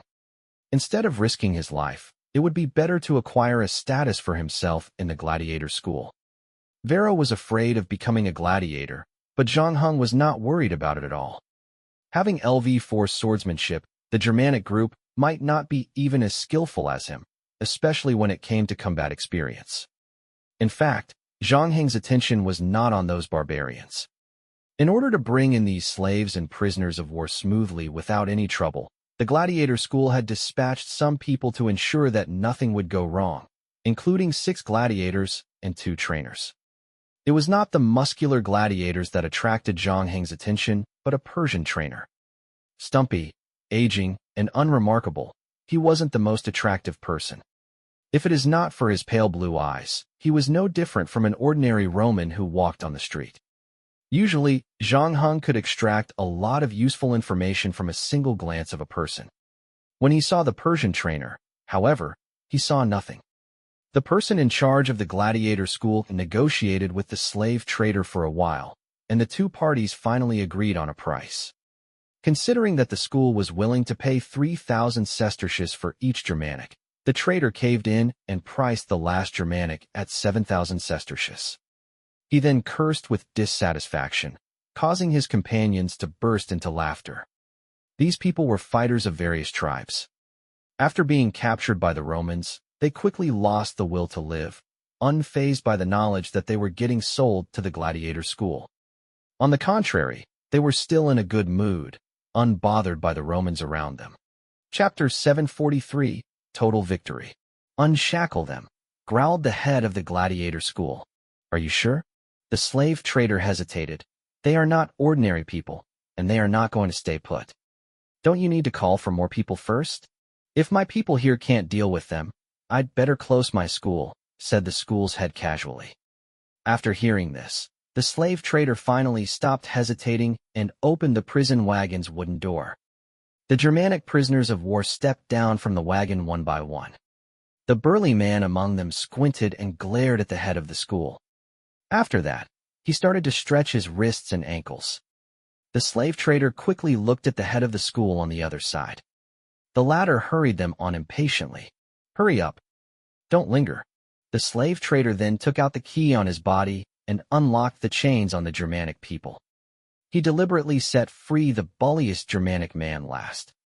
Unfortunately, an accident happened when he approached him to open his chain. In the next second, the muscular Germanic man grabbed his neck and lifted him from the ground with only one hand. The slave trader struggled desperately, kicking the Germanic, and attempted to use his hands to break free from the burly man's grip. To the burly man, the slave trader was nothing but a sack of soft and flabby meat. His face then started to turn red, and he could feel the oxygen depleting from his body little by little. But neither the two trainers nor the 6 gladiators tried to help him. Just when the slave trader's vision became increasingly blurred, and he thought that this was where he would die, the burly Germanic let go of him suddenly. The slave trader fell on the ground with a thud. When his toes first touched the ground, his legs went soft, and he knelt in front of the burly Germanic. The person in charge of the gladiator school snorted coldly. It seems you are not that stupid after all. Is that right? I think what he said does make sense, the burly Germanic proudly proclaimed. You should have prepared more manpower to deal with Bach. What's worse than barbarism is stupidity. Your name is Bach? The head of the school asked coldly. Give this stupid Bach a training sword. Let's see how good he is. He said to Bach, you better make sure that you live up to your words. Prove to me that you are worthy of that 7,000 sestertii. Habitus, play with him. The gladiator named Habitus smiled when he heard the order. He then walked out of the crowd, picked up a training wooden sword, and tossed it in front of the Germanic, exhorting at the same time. Remember to beg for mercy if you feel pain. I will try to be gentle. Habitus did not continue arguing with Germanic. He drew out his training sword, put it in his hand, and stared at it. The one standing in front of you is the Gaul Habitus from the Victor Arena. Before he could finish his self-introduction, Bach, on the opposite side, had already drawn his sword and was charging at Habitus. If someone assumed that these Germanics were as stupid and straightforward as they seemed on the surface, then they would be wrong. In fact, these Germanics were savage and cunning. Bach noticed that Habitus had let down his guard when he introduced himself. So, he charged at him without any hesitation. He moved as swiftly and vigorously as a leopard. With one large stride, he arrived in front of Habitus. Immediately, he swung his wooden sword and created a gust of wind. Habitus, however, did not panic when he saw that Bach was about to attack him with the wooden sword. He did not put up any defense. With one single spin, he managed to dodge Bach's sneak attack. After that, he gently hooked Bach's left leg with the tip of his feet. Due to the inertia generated when Bach ran towards Habitus, he did not stop in time. It caused him to lose his balance, and he fell to the ground. You Germanic are always screaming and shouting fiercely. But I think your body is quite honest. I appreciate that you kneeled when we met the first time, Habitus chuckled. This time it was the gladiator's turn to burst into a roar of laughter. Poor fellow. If this happened in the arena, Habitus could have just stabbed this Germanic in his back with his sword. So these Germanics look strong, but they have weak combat skills. The gladiator's insults served as flames, boiling the blood in Bach's heart. One more time. The burly Germanic was dissatisfied with the outcome. So, he stood up and positioned himself to fight with Habitus again. This time he appeared to be a lot more cautious. He knew that the gladiator in front of him was not easy to deal with. And his opponent, Habitus, was still smiling indifferently. After that, Bach struck first. The burly Germanic finally got to display all of his skills this time. Although his swordsmanship was not as good, he was aggressive and ruthless. He could maximize his strength to his advantage. Usually, before the fight could even begin, an ordinary opponent would be so terrified of him that they could only utilize half of their strength to fight with the Germanic. Habitus was not bothered by Bach, however.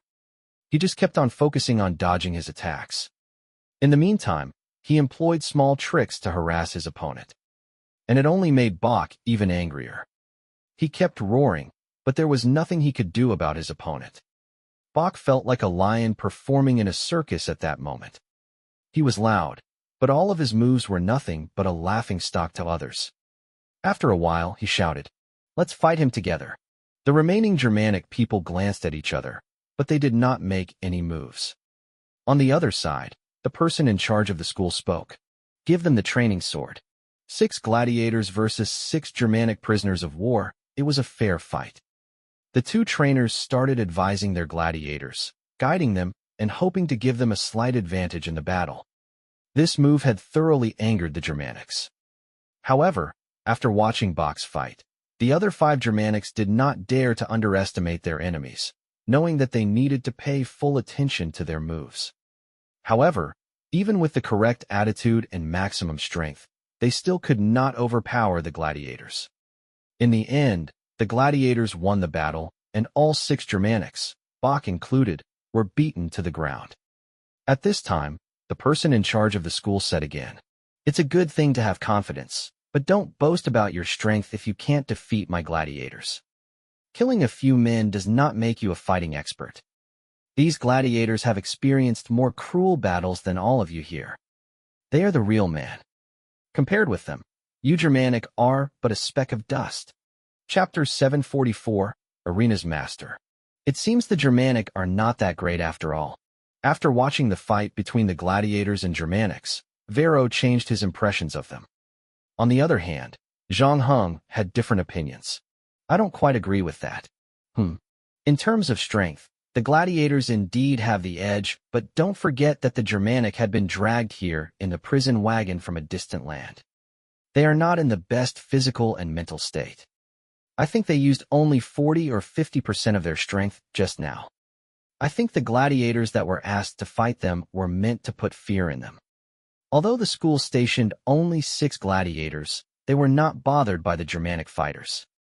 I'm pretty sure that these are not the best gladiators in this school. However, they are definitely above average. In other words, these Germanic have been tricked by the school. After the humiliating defeat, they will learn to respect the school more, and at the same time, train harder to redeem themselves from what happened today." After Zhang Heng finished speaking, he found Vero staring at him blankly. "What?" Vero hesitated and said with sympathy, "In your Han Empire, the political struggle between the nobles must be cruel. Otherwise, how did you manage to come up with all this information from just a single fight? You sound like a wise and respectable old man." They did get to stand aside and watch the fight for too long. With the arrival of the Germanic, the new batch of slaves purchased by the school had arrived. Hence, the person in charge of the school summoned everyone to the training field. There were about 40 or 50 people in total. In addition to the 6 Germanic men, Gaul, Parthian, Sami, and Zhang Heng, a Han from the Far East. Some were prisoners of war, some were slaves, and some were civilians who volunteered to become gladiators. Among them were forgotten Roman nobles too. As he looked at them, Zhang Heng felt as though he was at a small international exchange meeting. Everyone stood together and whispered to each other, each wearing different expressions on their faces. Zhang Heng noticed a touch of excitement on Vero's face. Today was the day where the group of backup gladiators started attending this school. Usually, the owner of the school would show up to check on his new students. The moment he showed up, Vero would try his best to convince the owner that he was good at doing business. If everything went well, he would not need to stay here anymore. He could walk on the streets again and breathe in the free air. Though there was a certain limit to his freedom, it was still better than becoming a gladiator and fight till his death in the arena. Being a gladiator was also better than being sent to the countryside to toil in the fields and work the mines. Vero took a look at Zhang Heng beside him. Instead of fear or anxiety, the latter's face showed interest, as if he was a tourist visiting a faraway land.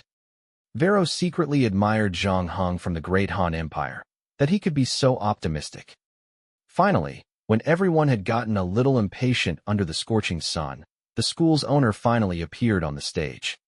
It was a middle-aged Roman who looked rich. He was wearing a short-sleeved long gown that could be spotted easily on the streets and a blanket-like cloak draped over his shoulders. The scarf had a different length on each side, where the left part was pinned under his arm. He waved it around his chest and neck, then tucked it into his waist. In one hand, he dragged a piece of fabric, and the other was empty. The emerald ring on his finger was very conspicuous. Zhang Heng knew that not everyone could wear like this on the street. The slaves, foreigners, and even liberated slaves were only allowed to wear long-sleeved clothes, but not the cloak. Beside the middle-aged Roman, two young female slaves with good figures followed him from behind. One carefully supported him, while the other held a piece of cloth above him to block out the sunlight. The three then appeared on the building's second-floor balcony, right in front of the field. The trainer lashed the whip in his hand, and everyone on the training ground stopped talking.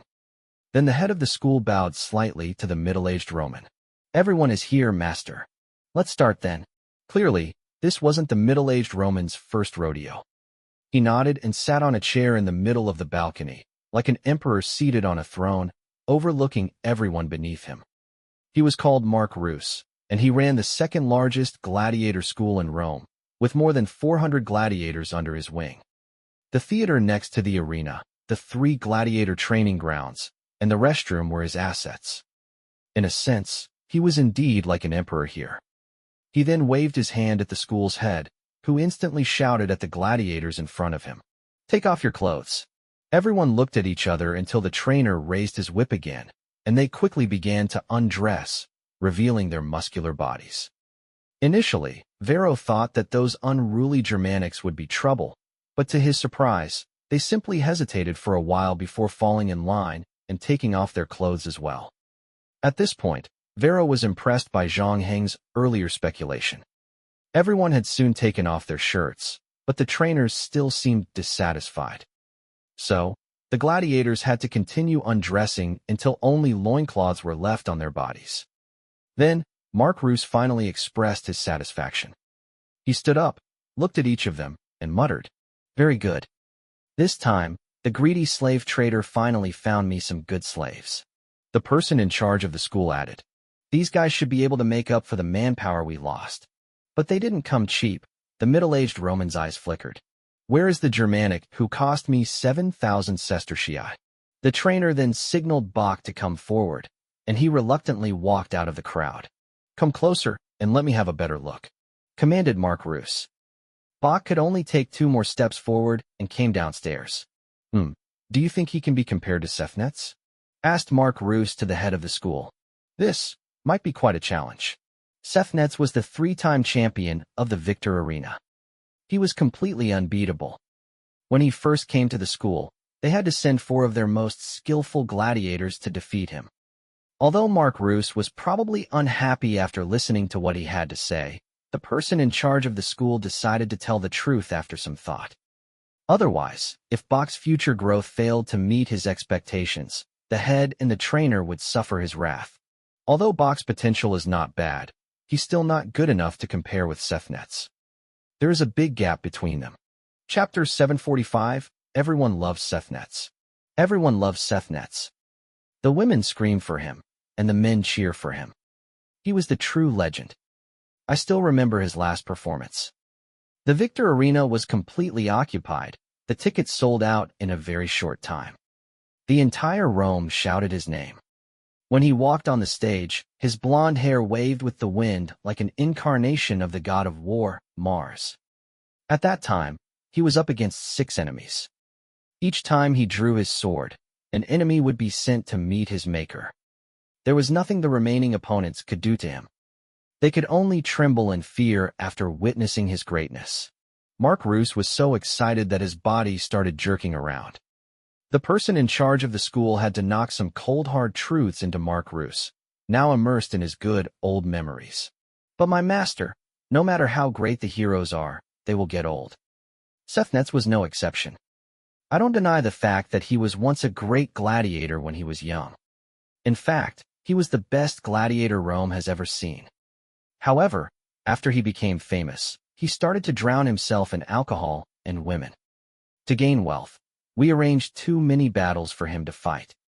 Even before his wounds recovered, he would be made to fight again. As he aged, his strength started to decline greatly. His first 2 championships went rather well, but we had to tweak the battle for him to win the 3rd championship. As for the final curtain call, we all knew that the 6 opponents were simply weaklings. Enough. Mark Roos became extremely unhappy when he heard that. Damn it. I know the truth behind him. I don't need you to remind me. Know your place, Gabby. Sorry, my master. The head of the school immediately fell to his knees.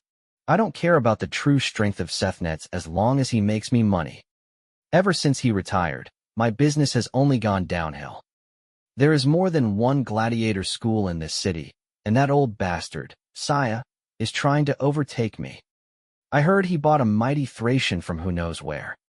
That guy has won 11 or 12 games in a row. Now, the ladies run in the direction of the smelly Thracian. We need to find a way to reverse our disadvantage, Mark Roos stressed. I'll do my best. No, that is not the answer I want. Let me repeat it. I need the next Sethnetz, and I want it now. I don't care what you do, whether it's training till the death or sorcery. Make this damn Germanic the next Sethnetz. Mark Roos plopped into his seat in fury, his chest heaving violently. Since he did not get the answer he wanted, he had become extremely annoyed and discomfited.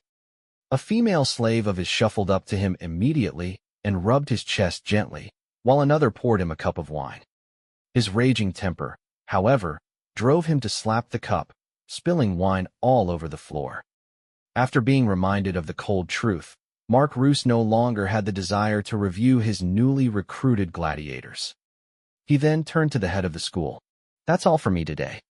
I have invested in these newcomers, and as you said, it's a huge amount of money. Know how I accumulate my wealth, Gabby? I never do things that cause me to lose money. So, you have 50 days to spare. Gabby, after 50 days, when I ask you the same question again, I hope you'll give me the answer I want. Yes, my master, replied the school head, kneeling with his head lowered and his shoulders trembling. With the assistance of the slave girl, Mark Roos stood up. He was about to leave when someone called out for him. Can I have a minute with you, master? I have something I need to discuss. I promise it won't take too long. Huh? Mark Roos turned his head and saw Vero walking out of the crowd. Frowning, he growled, Boy, you better have a good reason to talk to me, because I'm in a bad mood. Vero began trembling, knowing how mad Mark Roos was. The man generally did not care too much about the backup gladiators, and he would only meet during their admission, which was now. The next time he would meet Roos would have to wait until the day he was assessed. Allow me to introduce myself, Vero replied with gritted teeth. Mark Roos raised his chin. Go ahead. I'm Vero, an antique dealer in Mule Street. Vero paused, anticipating Roos's surprised expression. Instead, the latter casually asked. And it seemed he had never heard of Vero's name before. Vero was a little disappointed, but he prickled himself up and continued. I think your people might have made a mistake when they bought me. I'm a talented businessman, especially in the antique business. My father is a very famous antique dealer, and I am just like him. I've heard about your interest in increasing your wealth. Perhaps you can make use of my talents. As long as you invest in me, I can use my talents too. Before he could finish, Mark Roos interrupted him. Let me ask you a question, Val. If you are talented in making money, why are you standing here? Immediately, everyone broke out into laughter, causing Vero to turn red. It was an accident. I invested in a business other than antiques, and my partner encountered a robber. In the end, I had to pay him a lot of money. Everything makes perfect sense now, nodded Mark Roos. What do you mean by that? Asked Vero, puzzled. Nothing. Now that I know what happened to you, I will find someone to verify what you have just told me.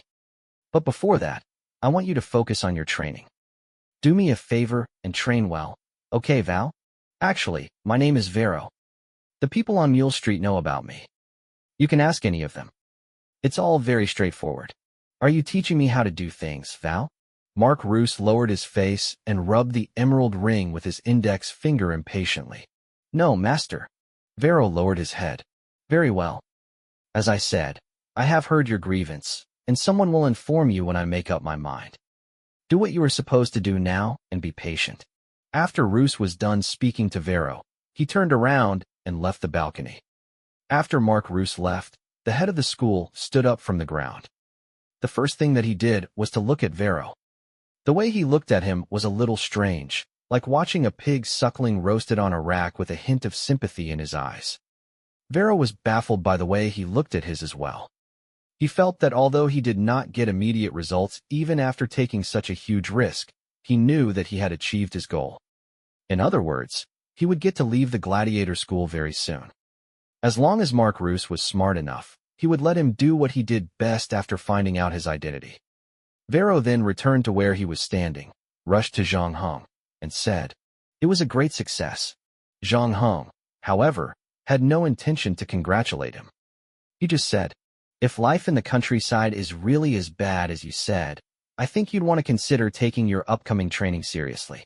Chapter 746, One Way, Endless Fantasy, Translation, Endless Fantasy Translation. What's going on? Are you jealous of me? Vero's eyes grew wide. Hey, if it's because you have to stay here for the training, and I get to leave here soon, I can understand how you feel right now. I won't blame you for it, my Eastern friend. I wish it were that simple, Zhang Heng said. What does that mean? Because I really can't think of another reason. Is there a reason why you are not happy for a friend who is about to leave this hellhole? Asked Vero. Zhang Heng sighed. My dear friend from Rome, haven't you had even the slightest suspicion of how you ended up here? Are you sure the whole thing is just a coincidence or accident? Vero was stunned when he heard Zhang Heng's reply. Before he could speak again, a whip was drawn at the two of them. Zhang Heng stood still on the spot, without even blinking. On the other hand, Vero was so scared that he subconsciously hid behind Zhang Heng. However, he lost his balance and slammed his head into a Parthian behind him. In the end, the whip missed Zhang Heng's face by mere centimeters. What's wrong with you? Did you leave any on me?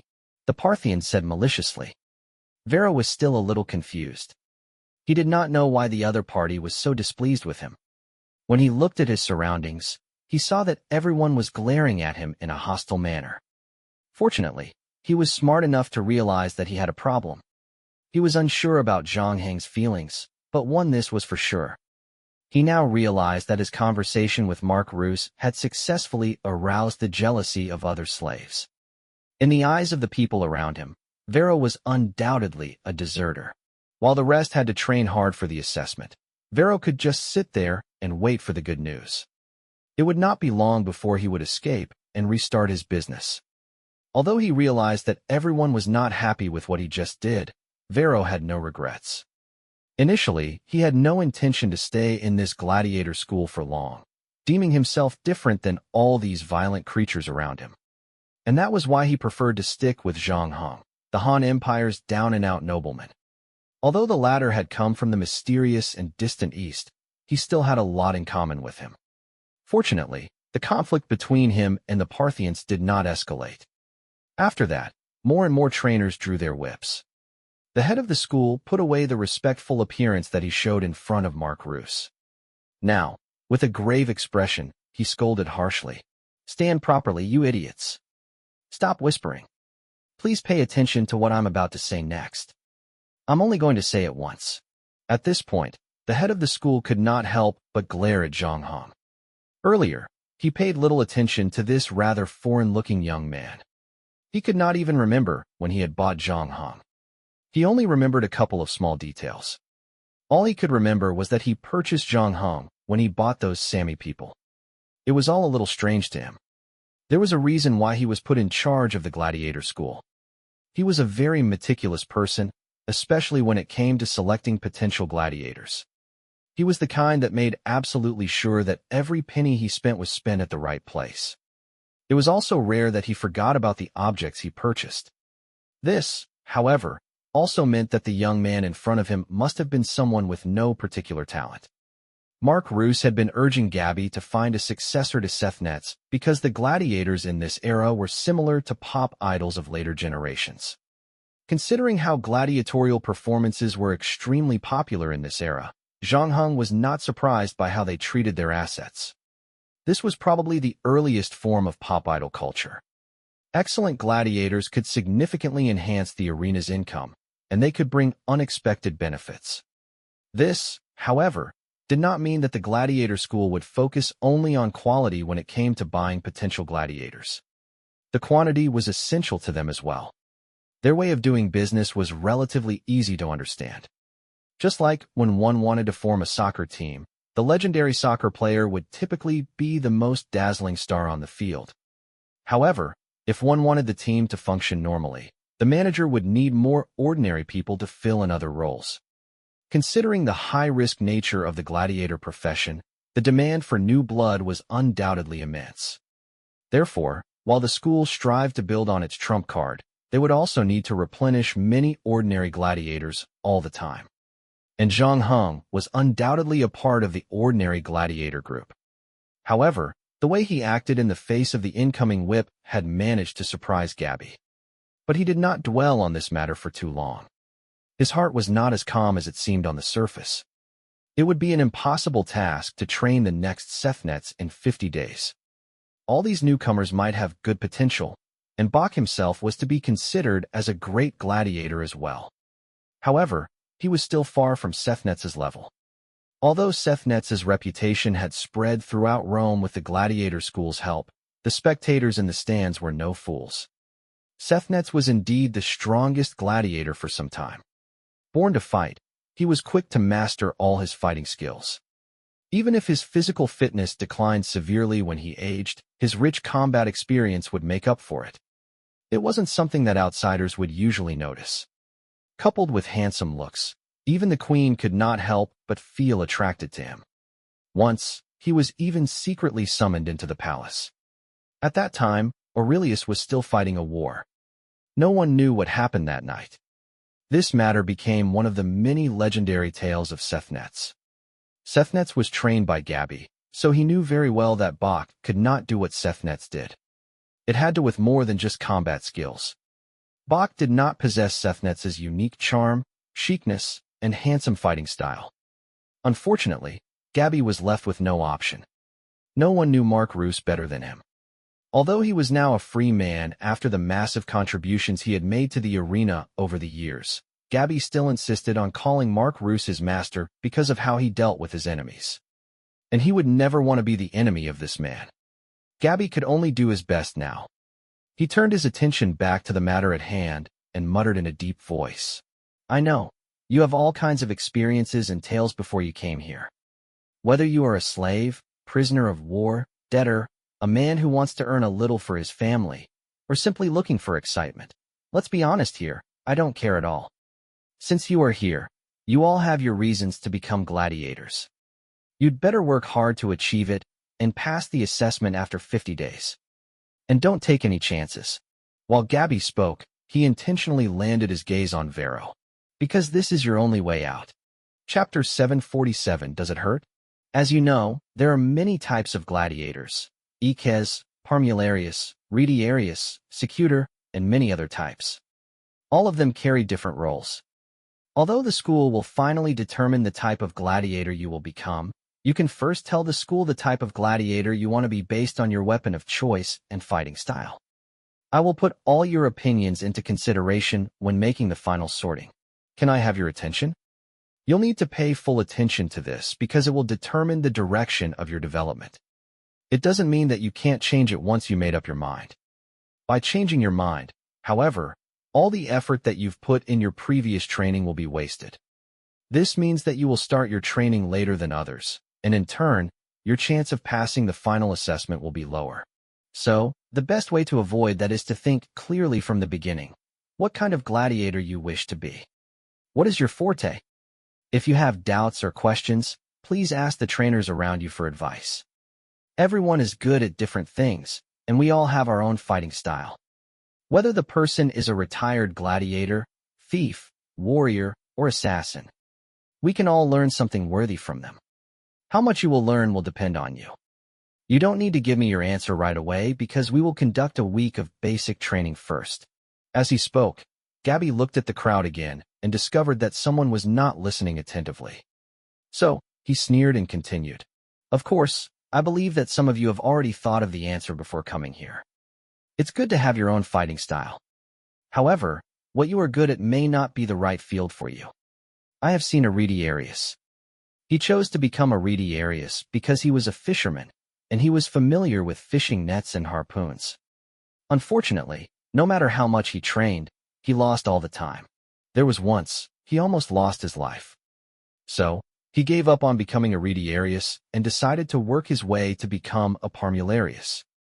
Eventually, his decision granted him 7 rounds of consecutive victories.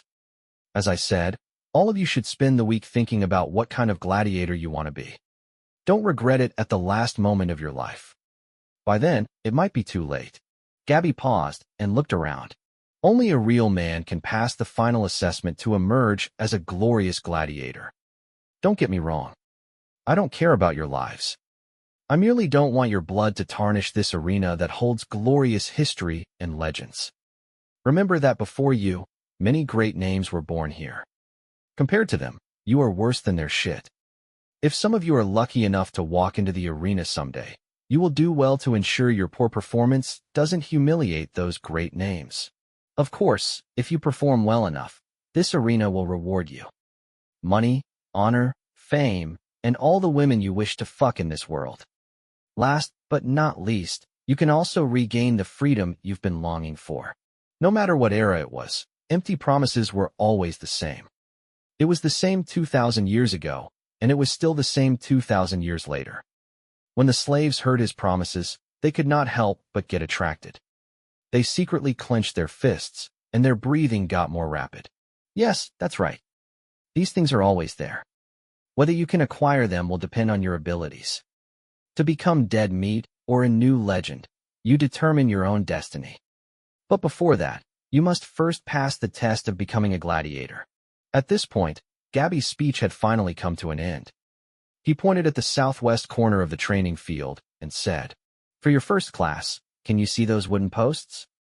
Grab one each and run 50 laps around the training field." Now, someone could not help but ask, "But it's lunchtime now. Shouldn't we eat before training?" Good question. That's right.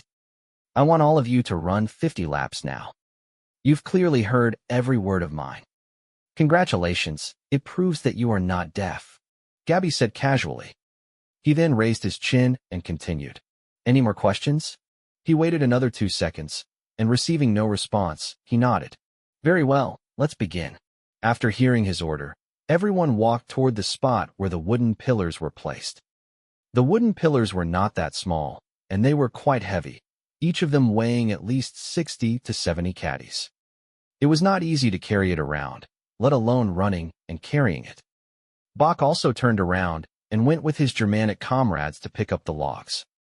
However, he heard Gabby talking to him as soon as he took a step. No, you are not like them. You'll have to carry 2 logs. Bach was furious when he heard the new order, almost failing to hold back his violent temper. He felt that Gabby was trying to get back to him since he had made things difficult for him earlier. Especially just now, Gabby's attitude in front of Mark Roos made it clear that he did not like him very much, and he also felt that he was no match to Sefnetz. This was a great humiliation for Bach, who had always been a valiant and good fighter. The merger of new and old hatred gave him an inconsolable urge to beat up the bastard in front of him.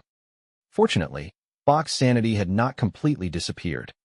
He knew that he was now on someone's turf and thus had to tone himself down. When he looked at those trainers around Gabby with whips in their hands, the burly Germanic man chose to follow the order. He merely glared at them and walked toward the wooden pillars. So, in the end, Vero was the only one who was still standing there. He looked a little embarrassed. About that, should I do it too? What say you? Gabby asked rhetorically. As long as you are still here, you'd better abide by the rules. Otherwise, this will happen to you every day. The moment he finished, Gabby snatched a whip from a trainer and lashed it down on Vero's chest. The former antique dealer let out a blood-curdling howl. He clutched his chest, now smothered in blood, and fell to the ground. Gabby then squatted down in front of him, ignoring his pain, and asked slowly, "Does it hurt?" Vero nodded repeatedly. "If it hurts, please do me a favor. Don't give me another reason to whip you, okay?" sighed Gabby. "Now, what do you think you should do? Should I look for someone to check on your wounds? Or should you start the training now?" I will carry the wood now," croaked Vero, now in immense pain. "Very good. It seems that you have begun to adapt to life here. I hope you can pass the final assessment smoothly when the day comes. I mean it." Chapter 748. Choosing profession. Carrying the wooden log was just the beginning. After that, everyone was asked to do sprint training, weight training, mobile training, and some one-on-one basic exercises.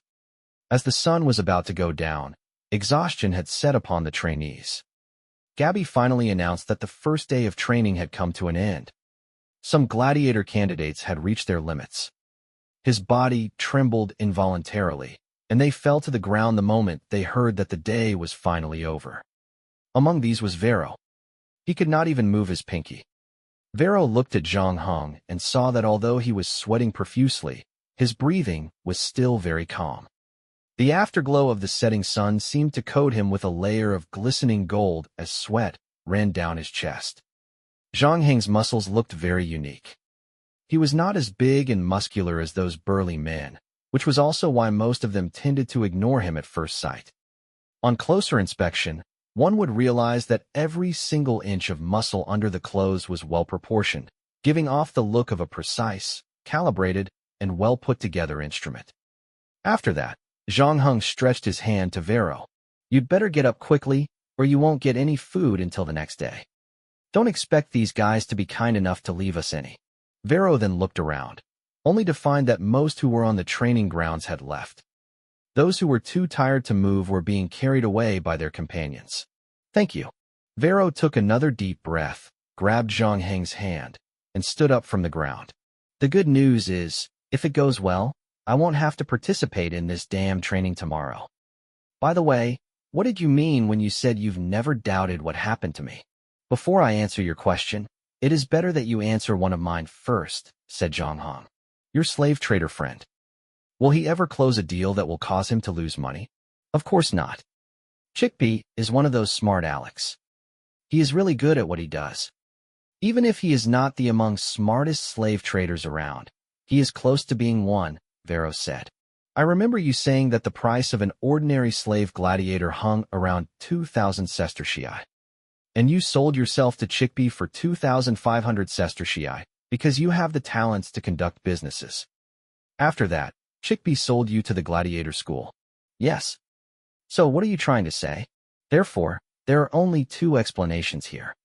First, Chickpea sold you to the gladiator school for a price higher than 2,500 sestertii.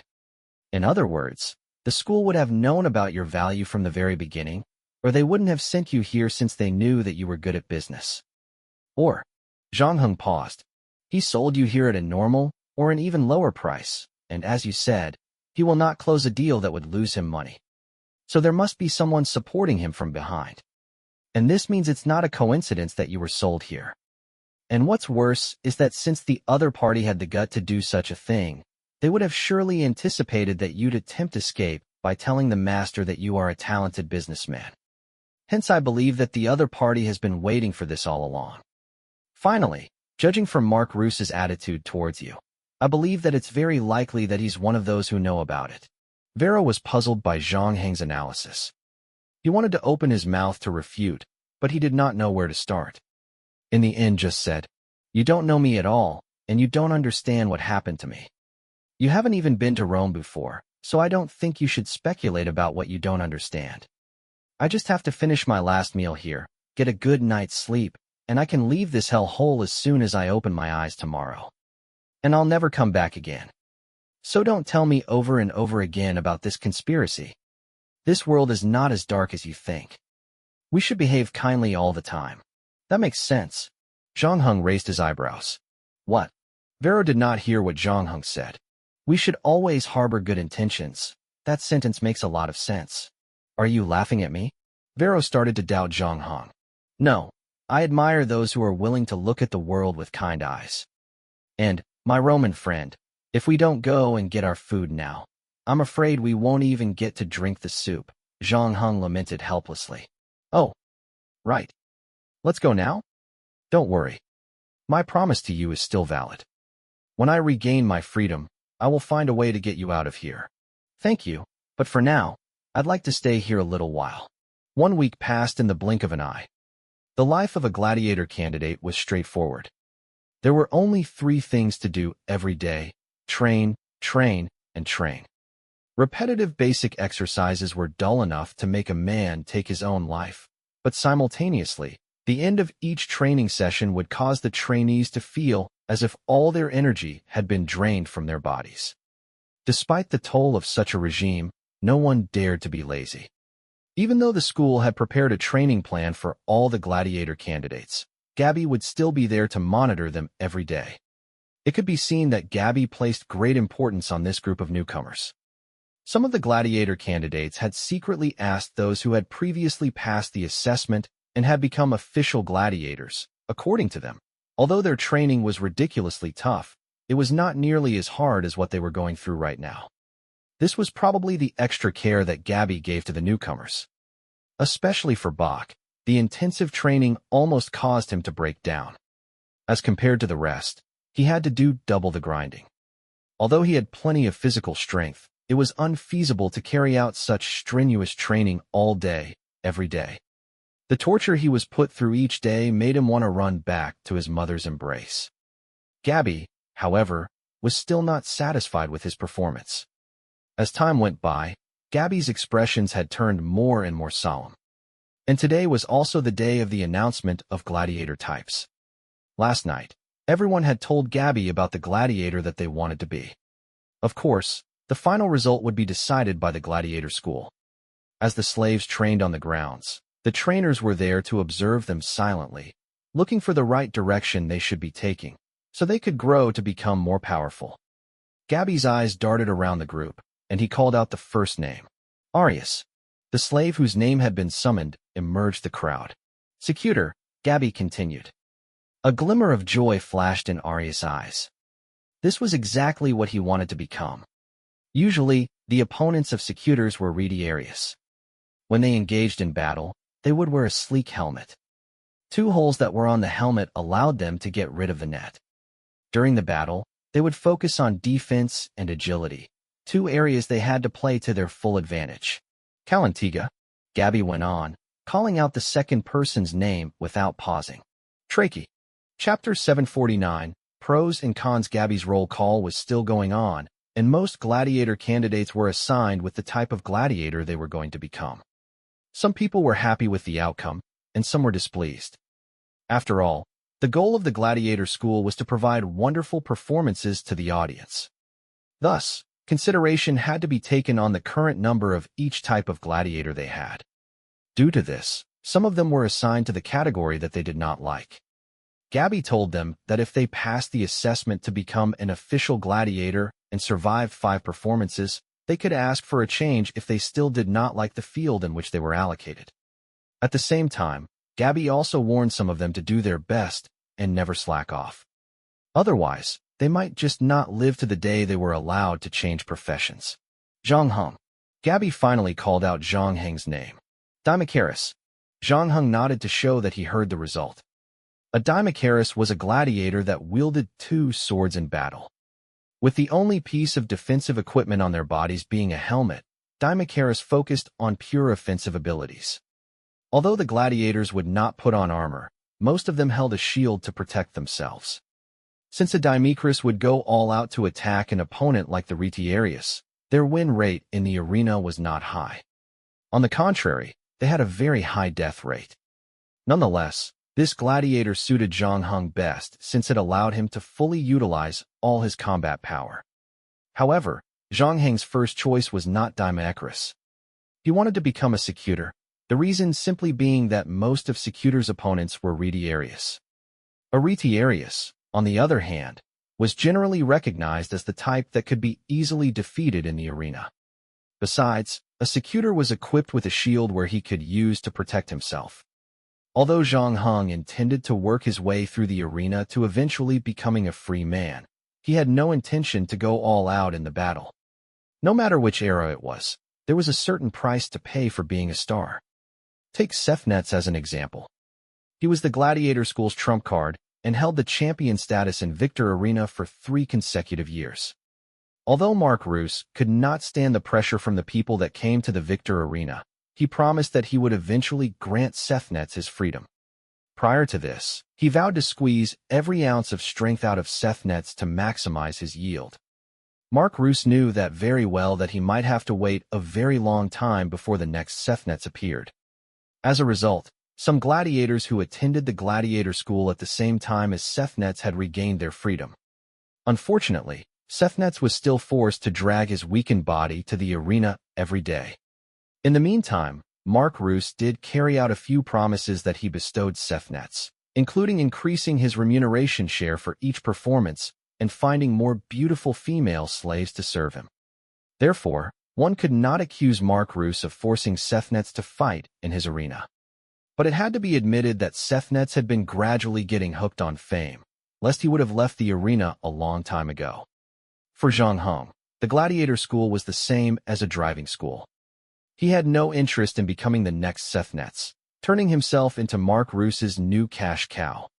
It wasn't even necessary for him to rely on gladiatorship to make more money. As long as he could redeem his freedom, it was good enough. That was why he did not overperform during the 7 days of basic training. However, everything had its pros and cons.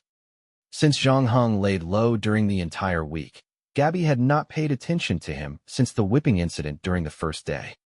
As a result, he was classified to be among the unfavorable group. When he saw that the Secutor group was overcrowded, Gabby put Zhang Heng into the Dimaecaris group. However, Gabby had a good impression on Zhang Heng since he worked hard on his training. Worried that Zhang Heng might overthink the whole thing, he added, "This is only temporary. When I find a more suitable candidate, we will let you join the Secutors." There was no doubt that Gabby's words were just an empty promise. Gabby's eyes finally landed on Vero, announcing the fate of the former antique dealer. Vero. Retiarius. Compared with a few days ago, Vero looked very haggard now. Since the day he told his master that he was a former businessman, the thing he had anticipated to happen had not taken place. A whole week soon passed. Every morning, he would open his eyes in expectation of something good happening, but the only thing that would await him was another grueling day of training. It was as if Mark Roos had completely forgotten about him. After the first day of school, the latter had never visited the training ground, nor did he send someone to pick him up. Gradually, Vero couldn't help but wonder if he would ever leave this place. As time passed, he recalled what Zhang Heng said to him that day. He wanted to convince himself that it was just wild speculation without evidence, but he realized that he could not refute Zhang Heng. Today, he finally decided that he would do something about it. After listening to the group that he was assigned to, he did not care anymore if it was suitable. Instead, he pleaded to Gabby, nearly begging him, "You are the person the master trusts the most. Can you help me to ask him about me? I've been waiting for 7 days. Could the master be too busy that he's forgotten about me? Maybe you could give him a gentle reminder." Gabby frowned when he heard Vero's pleas. He noticed that Vero was not paying attention to his training these days.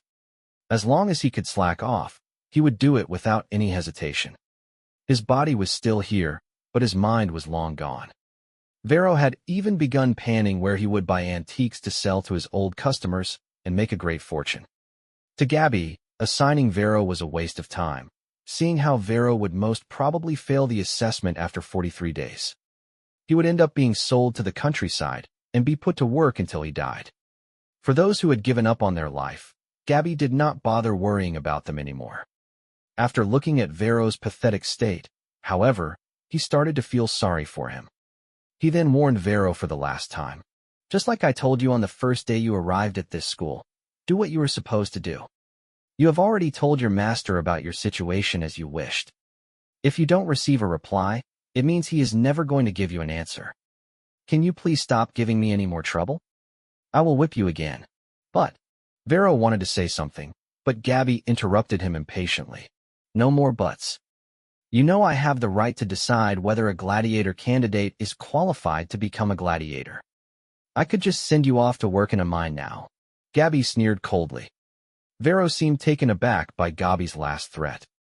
In tears, he was unwilling to accept the outcome, but there was nothing more he could do but shut his mouth. Gabby decided to tell him the cold hard truth. I bought you for only 300 sestertii. I won't lose anything even if I sell you to the countryside.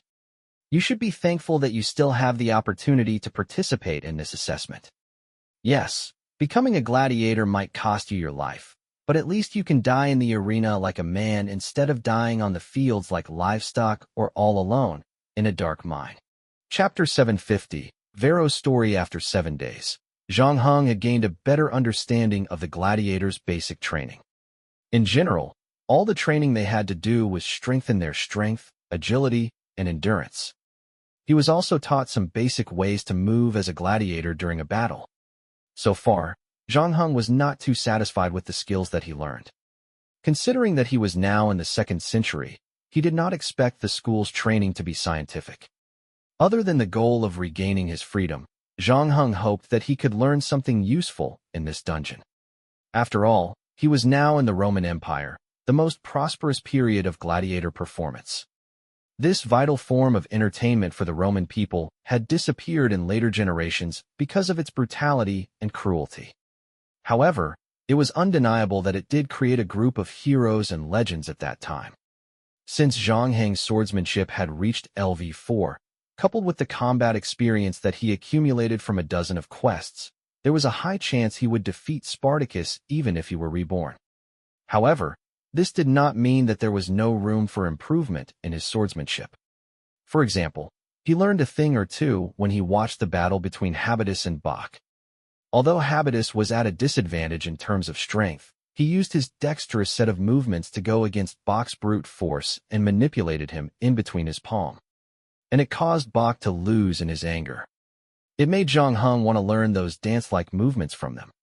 Zhang Heng considered himself quite agile. During the Black Sail quest, he worked hard to get to where he was today. He was confident that he could defeat Habitus within 3 moves. It was because the two of them had gone through different training, and they had different combat experiences as well. It was not all about physical strength. If Zhang Heng could learn Habitus's moves, it would be a good addition to his skills. But Zhang Heng soon discovered that this matter was not as simple as he thought. After they were assigned to a different group, everyone was also assigned to their corresponding trainers. They were still required to carry out their basic training. Simultaneously, the trainers would formulate different sets of training based on the gladiator candidate's forte. Whether it was basic training or individual training, Zhang Heng did not learn Habitus's movements. He consulted his trainer regarding this issue. The trainer told Zhang Heng that per the employment contract, the trainer needed to help the school train gladiators and complete the required training courses. Some trainers would keep their trump cards to themselves, and they would not teach them to others. If Zhang Heng wished to learn Habitus's unique skill, he had to resort to other means. The most common and simple way was to give gifts. Gladiator candidates like Zhang Heng had no way to purchase a gift to please their trainer. However, if he were chosen to become an official gladiator, he would receive rewards every time he won a match, even if he still held a slave status. Usually, those gifts and rewards were given by the audiences. The gladiator school would take a part of the reward and give them to the gladiators to encourage the gladiator to fight braver. After that, the gladiators were allowed to use the money for entertainment. Of course, they could also improve themselves by knowing that the trainer liked and using it to bring the two parties closer. Some of them would opt to sign a long-term contract to allocate a portion of their reward to a certain trainer. By doing that, the trainer would become his personal trainer. He would be responsible for formulating a training plan for his gladiator, watching his every battle, looking for his weaknesses, and constantly helping him to improve his combat skills. However, this kind of treatment was generally only available to star gladiators. After listening to the trainer's explanation, Zhang Heng figured he did not need to worry for the time being. That was because the gladiator candidates and the official gladiators did not live together. It was usually difficult for him to meet Habitus.